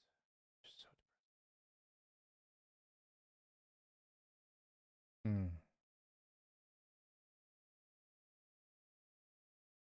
Yeah, so I think the idea of the PL build is that you win the game around 35 to 45. I don't think you want it going any longer. I mean, that's how PL's always been, I think. Unless it's like a free PL game. Like they don't have any AoE or anything. Yeah, pretty depressing loss. But I did learn something, so that's a positive.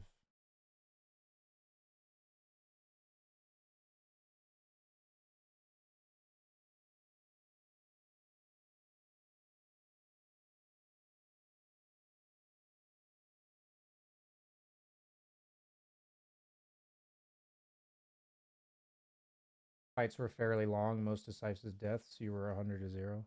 Yeah, but I had to survive their BKBs, and I had to be willing to fight them during their BKBs. I mean, I just, quite frankly, obviously disagree with you that BKB was not an answer.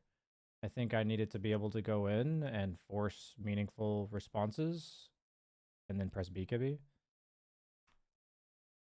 Like, if they go on me like they did, and I have a BKB, then it's like a very different story.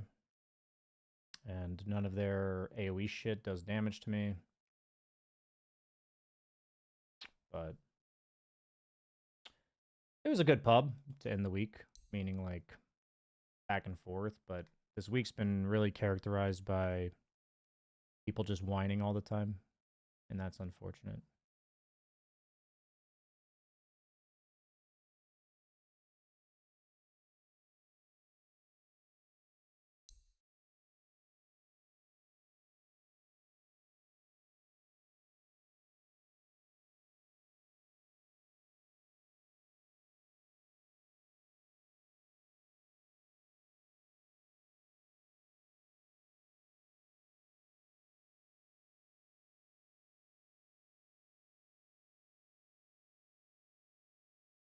The Void Spirit was 4. The Venomancer was 3. Okay, guys. That's going to be it for today's stream. I'm going to go record some YouTube stuff. Thank you so much for watching. Pretty brutal ending to the week of streaming. Yeah, I'll be back for sure on Monday. I might do like 1 or 2 short weekend streams, but probably not. I think we lost like 150 MMR this week, so could be worse, could be better. Hope you all have a wonderful weekend. I have board game night. I'm playing with some friends tomorrow.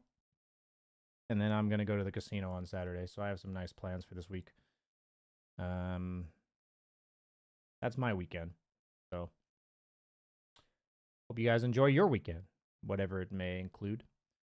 And I'll see you on Monday. See you guys later.